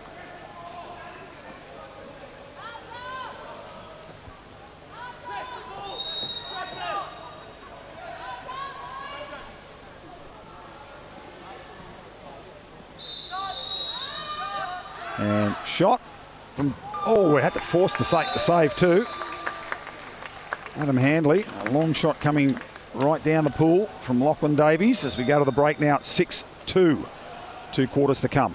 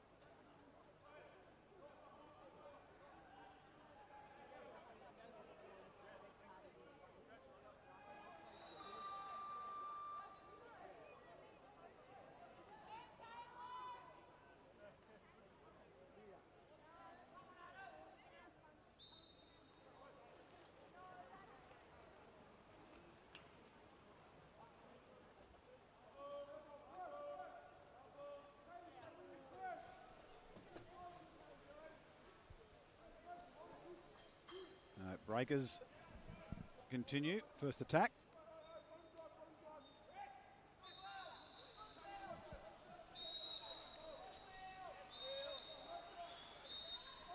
Chooses centre forward, centre back there showing the hands up a moment ago, just showing the referee's not holding.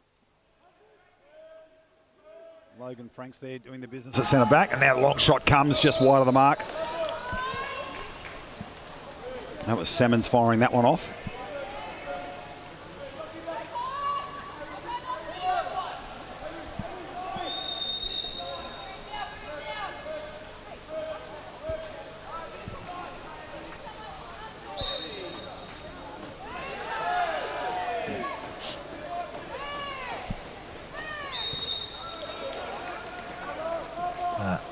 Chance in the arm from down the pool.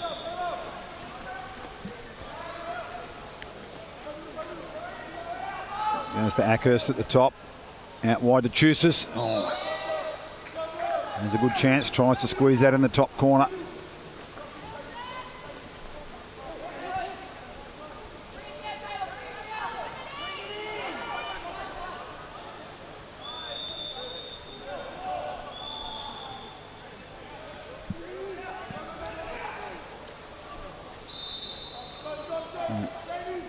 Little drive in, trying to get position. Zenith now gets around ball side, and zone drops back. Ackhurst working around to get ball side on Zenith, just trying to prevent that pass in.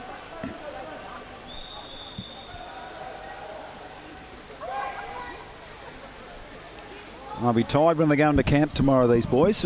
Foxy, I'm sure, will work them hard. He wants to see them perform under fatigue because they'll be under extreme fatigue overseas, and that's a big shot and a finish on Jet Salmons.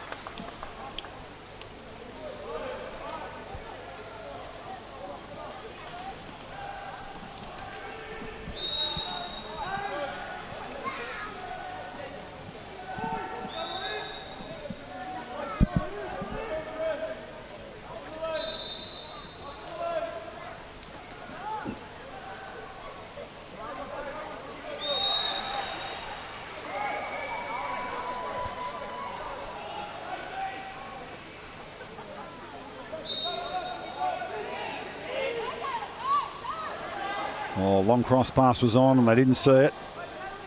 Now, swarming defence, just trying to put the pressure. Still 10 on the shot clock as they try to play the centre. Ah, great skills. There you go, Kai Zenith with 3 men around him. The old tap above the head.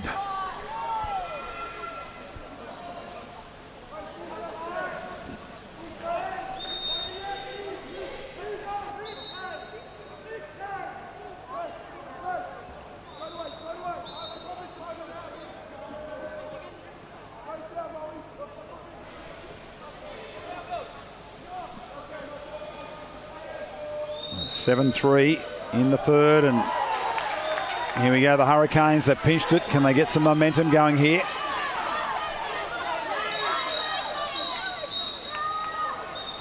Yeah, crosses it over. In from the angle. Well, I just want to build it up. Oh, Zenith, good skills. Dumps it off. Take it in, be positive, have the shot. Oh, I just lost it out of the hand. A little bit of fatigue, I think, coming into on some of the boys. It's been a tough week. And I said Hunter had a really tough semi-final.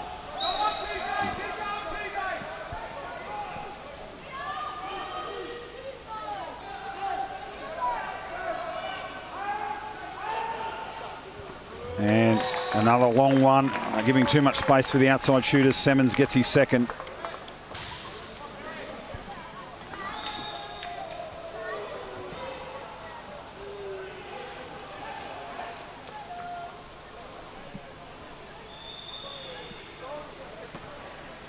Yeah, if there's anything I know about teams coached by Brett Arnold, they'll dig their heels in, they'll keep going. Hunter Hurricanes, wouldn't matter how tired they are, their arms can fall off and they'll keep swimming.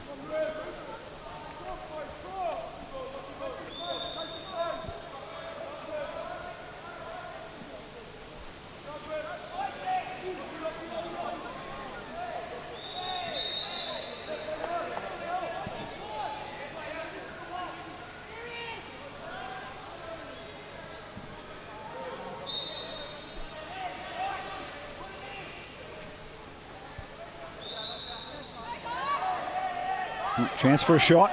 Down to 7. Wind it up. Looks the lob shot.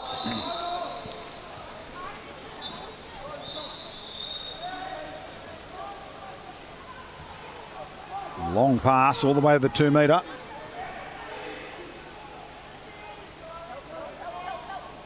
And spins inside. Gets away from his man. Just to keep it a beat. Good block. Two-handed block. Terrific work from Adam Handley.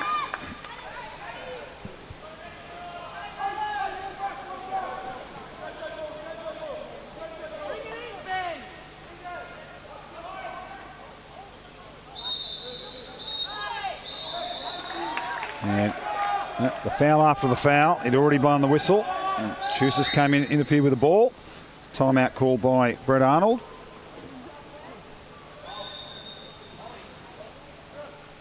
Hasn't been many exclusions in the game. It's been a pretty clean game. Now we'll take a short break while Brett Arnold talks to the troops.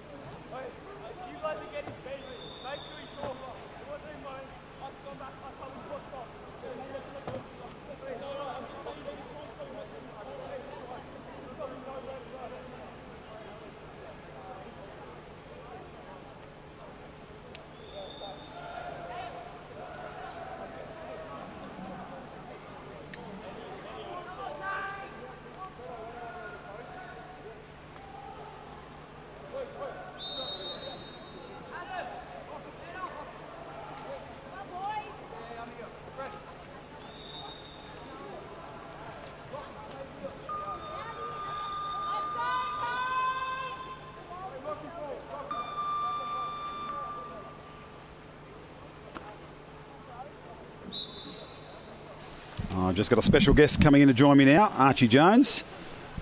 Hang on, we'll get your volume turned up there, buddy, for you. And we're correct there, yep. How are we, Westy? Good, mate, good. Your Hunter Hurricanes boys are in a tough game here against the Breakers. I'm sure your heart's on your sleeve and you want the Nova Castroons to win. Of course, of course. Yeah, tough game. You know, national champions this year. So yeah, the boys aren't doing half bad. You know, it's a rough game. Oh, great shot. Yeah, that is a terrific finish, isn't it? From outside, number 8 there is Lockie Taylor. Taylor. Lockie Taylor, yeah, Lockie Taylor. So they can keep just pegging back the gap here. Yeah. You know, it was out 7-2, now it's 8-4, so they can just keep believing. And I said a moment ago, teams coached by Brett Arnold will never give up. Yeah, never give up. It's not over till the final buzzer goes, to the final whistle. So. And Champ, you're here playing in the 14s? Yep, under 14s. How have your games gone? We played one game this afternoon. We won that game. I think the score's 15-7. Oh, okay. Comfortable victory. Yeah. Well done. Feels good to have, you know, win your first game of the tournament. Definitely gives you some good vibes, I guess, going into your next one.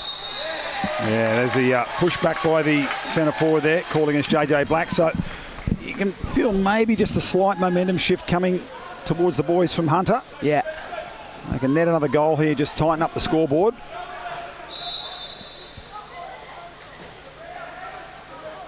Oh, pinched it. Just look at that spin and go. Off he goes down the pool. Cooper Simmons. And he's got the cross pass option if he wants it. He's got JJ Black and he'll use him. That's very unselfish play. And Black can't put it away but gets it on the second touch. Great pass. Cross pass first. That's my motto. Yeah, exactly. You always got to look for the player in a better position. It's always great. Yeah.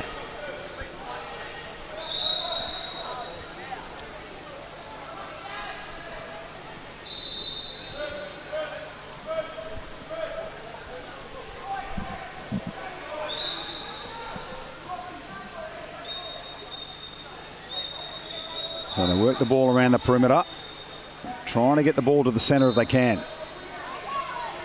Zenith backs away. They won't be able to throw the pass over the top. They'll come wide on the left-hand side first, and pressure on by Simmons. Zenith trying to make himself available. Shot clock down to 6 and a long shot. A tough goalkeeper here. Wolfie in goals for the Breakers. And Handley's had a pretty good game too, though. Yeah, Adam has had a pretty good game, but Wolfie's on another level. He's played an outstanding and I believe he plays in America. Oh, he's gone to the US, has he? I don't know if he's gone yet. Yeah, he'll be going away with the 16 boys to the World Championship. Yeah, that's in... Kai Zenith and Lockie Davies and Jet Simmons all on that tour. All the local boys playing in this game. Yeah. It'll be fun to see them play. Oh, that one just got up and bent the back on that one.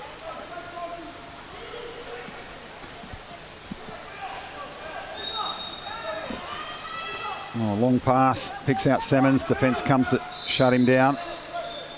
And the drive from the far side. And go to Davies on the top. Has a look at the clock. Sees there's seconds remaining. Now the shot's going to come from Simmons. Oh, Keepers does well. Stops it and will go to the break. 9 goals to 4. So a little bit of hope there for the Hunter Hurricanes. It's a long way back, but let's see what happens in the fourth quarter.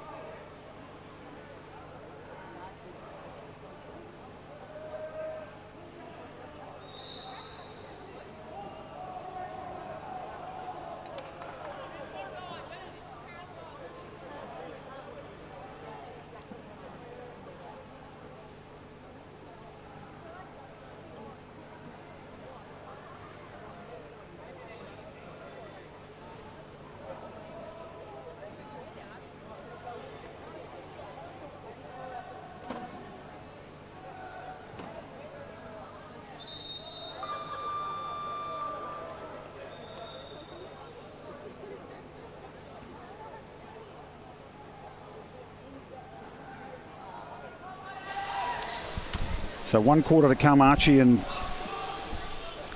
the bronze medal 16 boys final, I think, is going on down the other pool there. So we'll get the medal presentation coming, and of course you guys will compete right through till Tuesday. Yeah.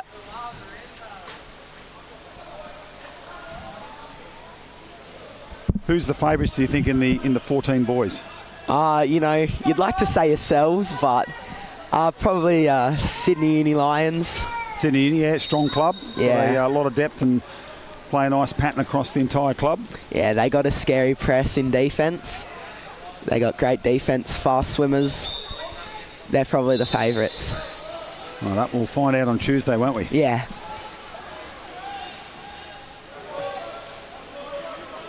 Uncontested sprint there. Lockie Davies gives the breakers the first attack. While it tightened up for a little bit there, the breakers responded and came back with the last goal of the quarter to take us into the fourth. Davies shaped to shoot. Oh, that one had to keep it going the wrong way. That's 3 now for Jet Simmons.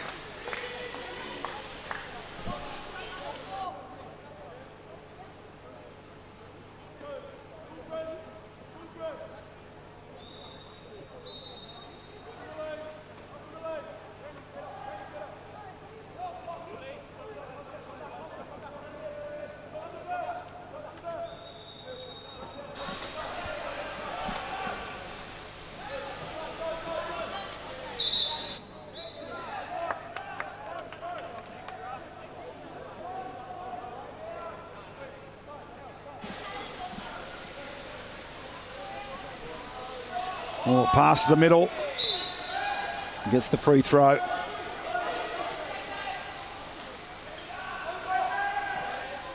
Yep, and they work. They're 6 on 5 and opening up the angle. Good pressure from the defence. And big shot coming. And Wolf says, not through me today. Yeah. Oh, why not have another go at him? No, blame the angle.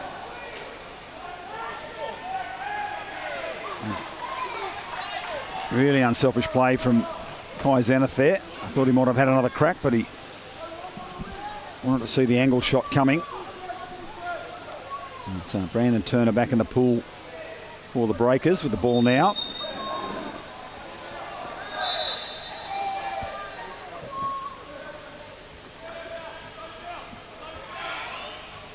Simmons with another one, and that one dealt with by Handley. How many times you're training a week up there at Hunter Hurricanes? What sort of work are they doing? So this year I was actually lucky enough to train with the 16s boys. Oh, okay. Here we go. Zenith puts it away on that occasion. The cowbells are ringing. No, they've turned it over. No goal. There you go. It must have been a bit of an offensive foul on the way through. Yeah, so you've trained with the 16 boys, so that's helping your development? Yeah, it was a great experience this year. Definitely learned a lot of things from Brett. He's a great coach, and so I trained 2 times with the 16s boys. And shot on the side came from Henry Ackhurst. Yeah, twice a week with the 16 boys and then training with your own boys as well? Yeah, twice a week with 14s and then plus swimming. So plus swimming? Yeah, it's a busy schedule. Yeah. You like your polo? Of course. Yeah.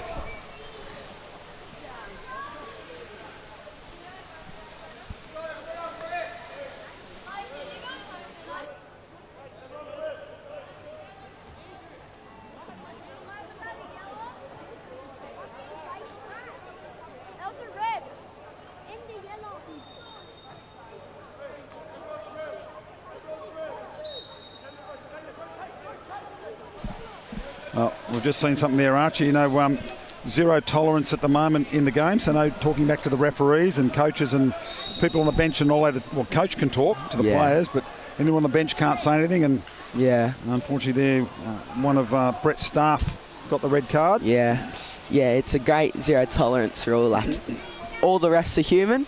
No one's perfect. So it's just about respect as well. Oh, it's a great sentiment, young man. I'm very proud of you.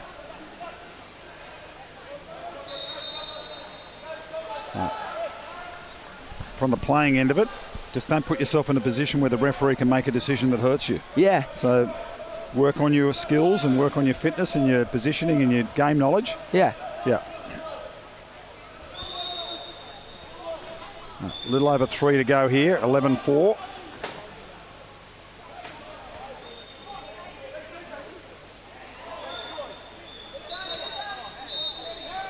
And an exclusion comes against Cooper Simmons. Another 6-on-5 for the Hurricanes.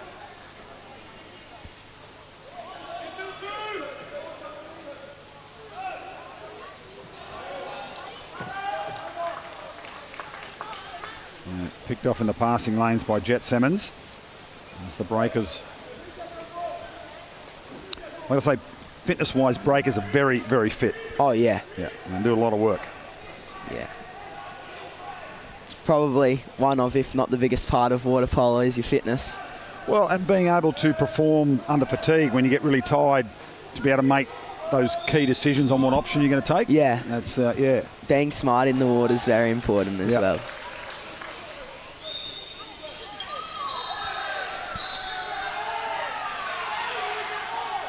We have an exclusion and a timeout.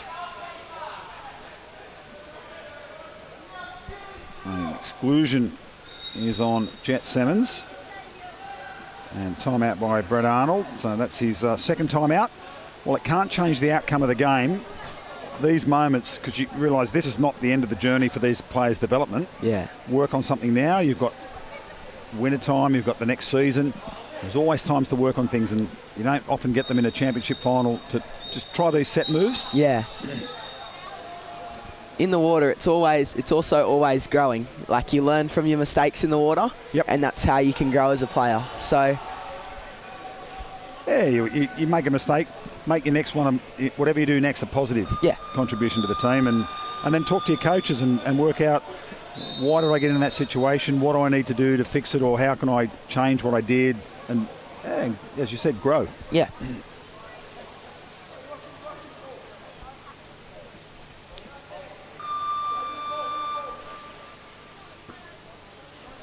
Handley will put it back into play, and they'll set their 6-on-5. They're getting into position.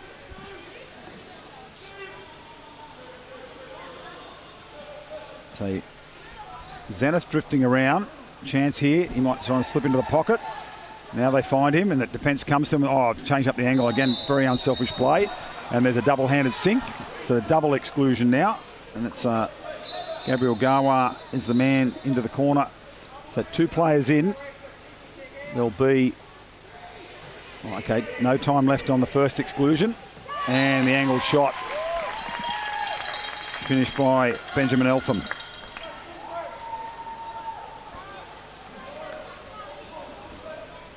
Talking about extra man, as I was being able to train with the 16s, they did put a lot of work into their extra men, so it's cool to see it work out in the game. Yeah, it's good, isn't it? It's good. Yeah.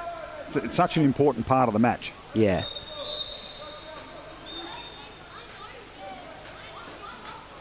What's your favourite part of the game playing? I mean, you like attack, defence, transitions? I like playing defence. Yep, centre back? Yeah, I'm a centre back. Oh, man inside 2 there, just ahead of the ball. The best part for me is getting a perfect defensive stop, because perfect defense leads to offense. I like what's coming out of your mouth. It's good. Yeah, I always think a defensive block's worth 2. Yeah. Because if it's 0-0 and they score, you've got to score 2 at the other end. Yeah. So you shut them down, you've only got to score 1 to stay ahead. Yeah. Yeah. And for me, when I was playing this year, it's also the cross pass that counts. Oh, very much so. Unselfish play. And you've seen Zenith do it here a couple of times where maybe he might have taken the shot, but he saw someone in a better position. Yeah. Yeah. Because to score a goal, you need a pass. Oh, yeah, it's assists. You can't play water polo by yourself. No. Do you listen to your goalkeeper a lot? Talking about positioning where you are, where they want you to go? Yeah. It's very helpful in the water when you have a keeper, helping you out where to go when blocking. And it also makes the keeper's job easier. to force the ball towards them, not in the corners. Yeah, exactly. You want to try and channel the ball. Yeah. You see the best European teams will do that. They'll channel the ball. They'll actually present you with a situation on where you can shoot. Whether you want it or not, that's what they're going to give you.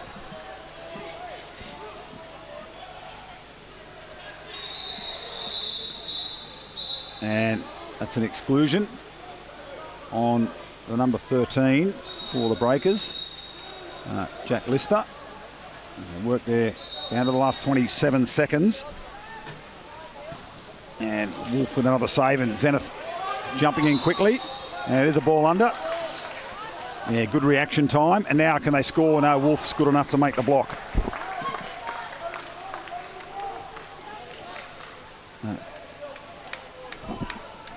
I don't know if Wolfie's going to go down the... I don't know if he's a keeper that likes to come down the pool. He's going to certainly draw a defender before he gives the ball away. And 1 second to go. Throw it in the air, and congratulations. SMB Breakers take the double now for them. They got the national championship and the state championship. Yeah. Great achievement. Great achievement. And I hope the Hurricanes are really proud to get all the way here to the final. They beat some good teams on the way. Yeah. And thoroughly deserving of a silver medal. Keep working hard. Yeah, they should be very proud of themselves. Big journey to get here. We didn't place as we wanted to at Nationals, the 16s boys. So it's good to see them come back to where they've, wanted to place. Obviously not a gold, but hey, a medal's a medal. A medal's a medal, young man, exactly. So enjoy the rest of your tournament here. We'll see you throughout the rest of the week. And Thank you, thanks for coming in, for giving us a couple of your wise words. Yeah, no worries, anytime. Okay, see you, Arch. Bye. Well, folks, stick with us for the live stream wrap-up. We'll get down and do the presentations very, very shortly. We'll stay with that. We should be able to do gold, silver and bronze. I think the game, maybe the bronze medal game, not quite finished yet, but we'll certainly give you the gold and silver wrap-up. It is the SMB Breakers defeating Hunter Hurricanes, and presentation shortly.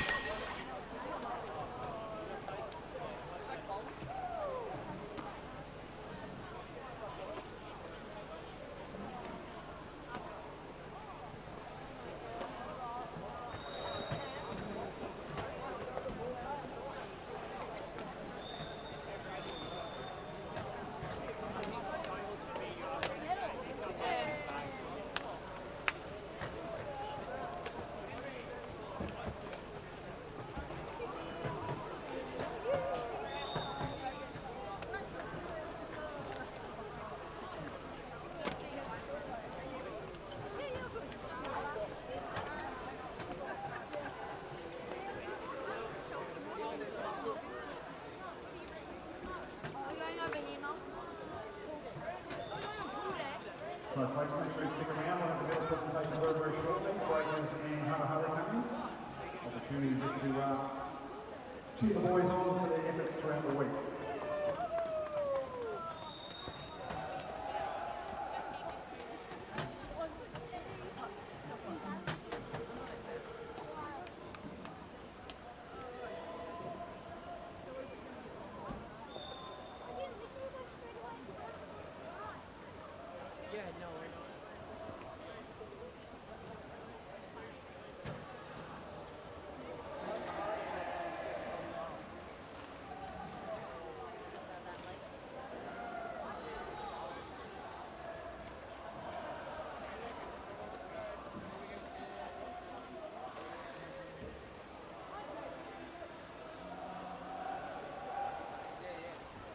Chuck Bird in the water.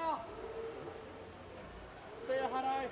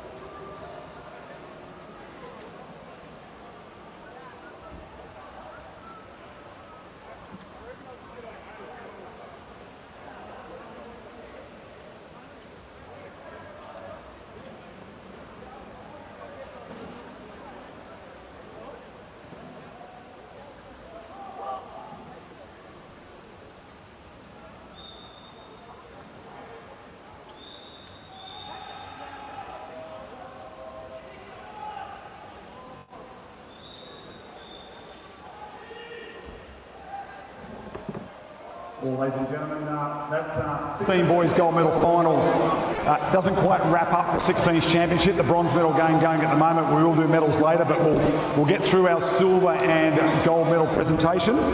So please welcome again Chris Shaw from the Water Polo New South Wales Board and Susan Ramke, the President of Water Polo New South Wales, to make the presentations.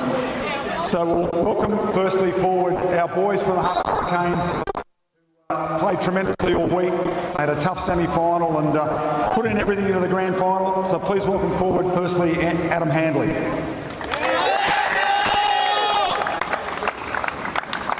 Ethan O'Neill.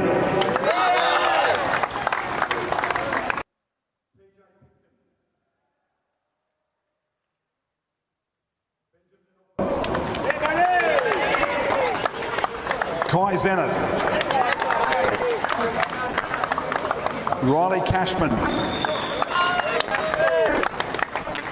Bo Botcher. Lachlan Taylor. William Sullivan. Logan Franks. And Kaylin Yahoo. And please also welcome the coach Brett Arnold, Craig Botcher and Andrew Pitkin as the staff as well.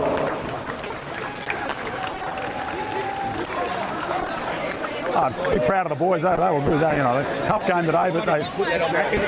Yeah.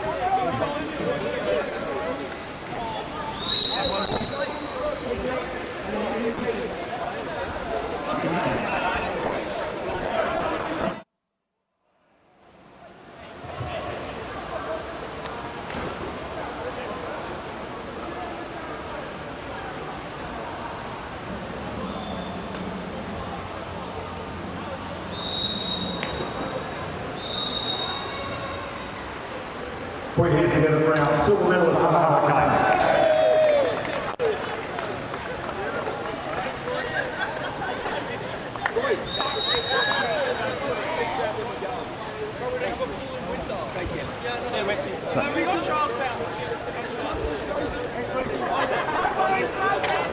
And now for our gold medal, the Triple Crown for the SMB Breakers boys, the AYC Championship, the Sydney Metro Championship, and now the state titles. Sydney Northern Beaches Breakers. Please welcome Alex Wolf.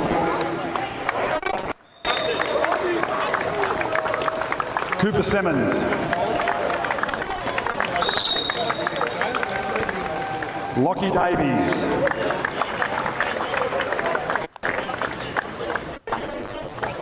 Jet Simmons. Henry Ackhurst. Charlie Lucock. Brandon Turner. Johnson. Gabriel Gawa. Kai Penny. JJ Black. Costachusis. And Jack Lister.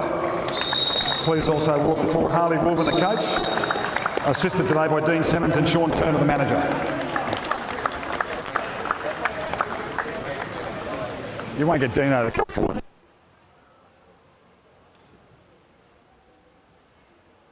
And the trophy with the captain there, Alex Wolf.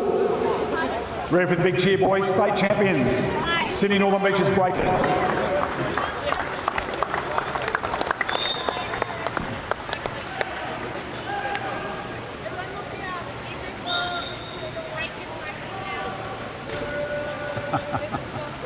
Okay, I told him to do that. Whoa. They won't do it. So? It's very good. Yeah. He's getting goal. Yeah, Triple Crown. AYC, Sydney Metro, and now State. Yeah. They went to AYC and they've been beaten by Sydney Uni all the champions. And they said, we're not getting beaten by them again. And they just all dug in and went, not happening. So I've got to go and talk to Kyle.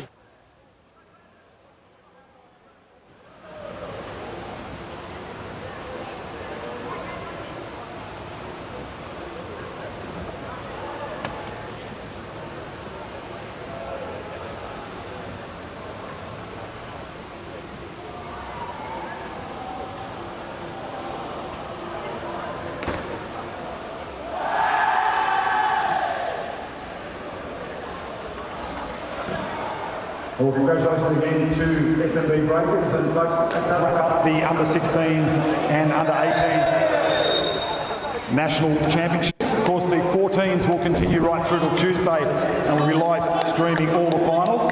And thanks to everyone at home. Just shout out to everyone at home who's watching us on the live stream. Thanks for supporting the boys and the girls throughout the championship. We hope you can stick with us and support them again on Tuesday in the finals for the under 14s. We'll wrap it up for now. Well, no, we'll do the 16 bronze in a minute.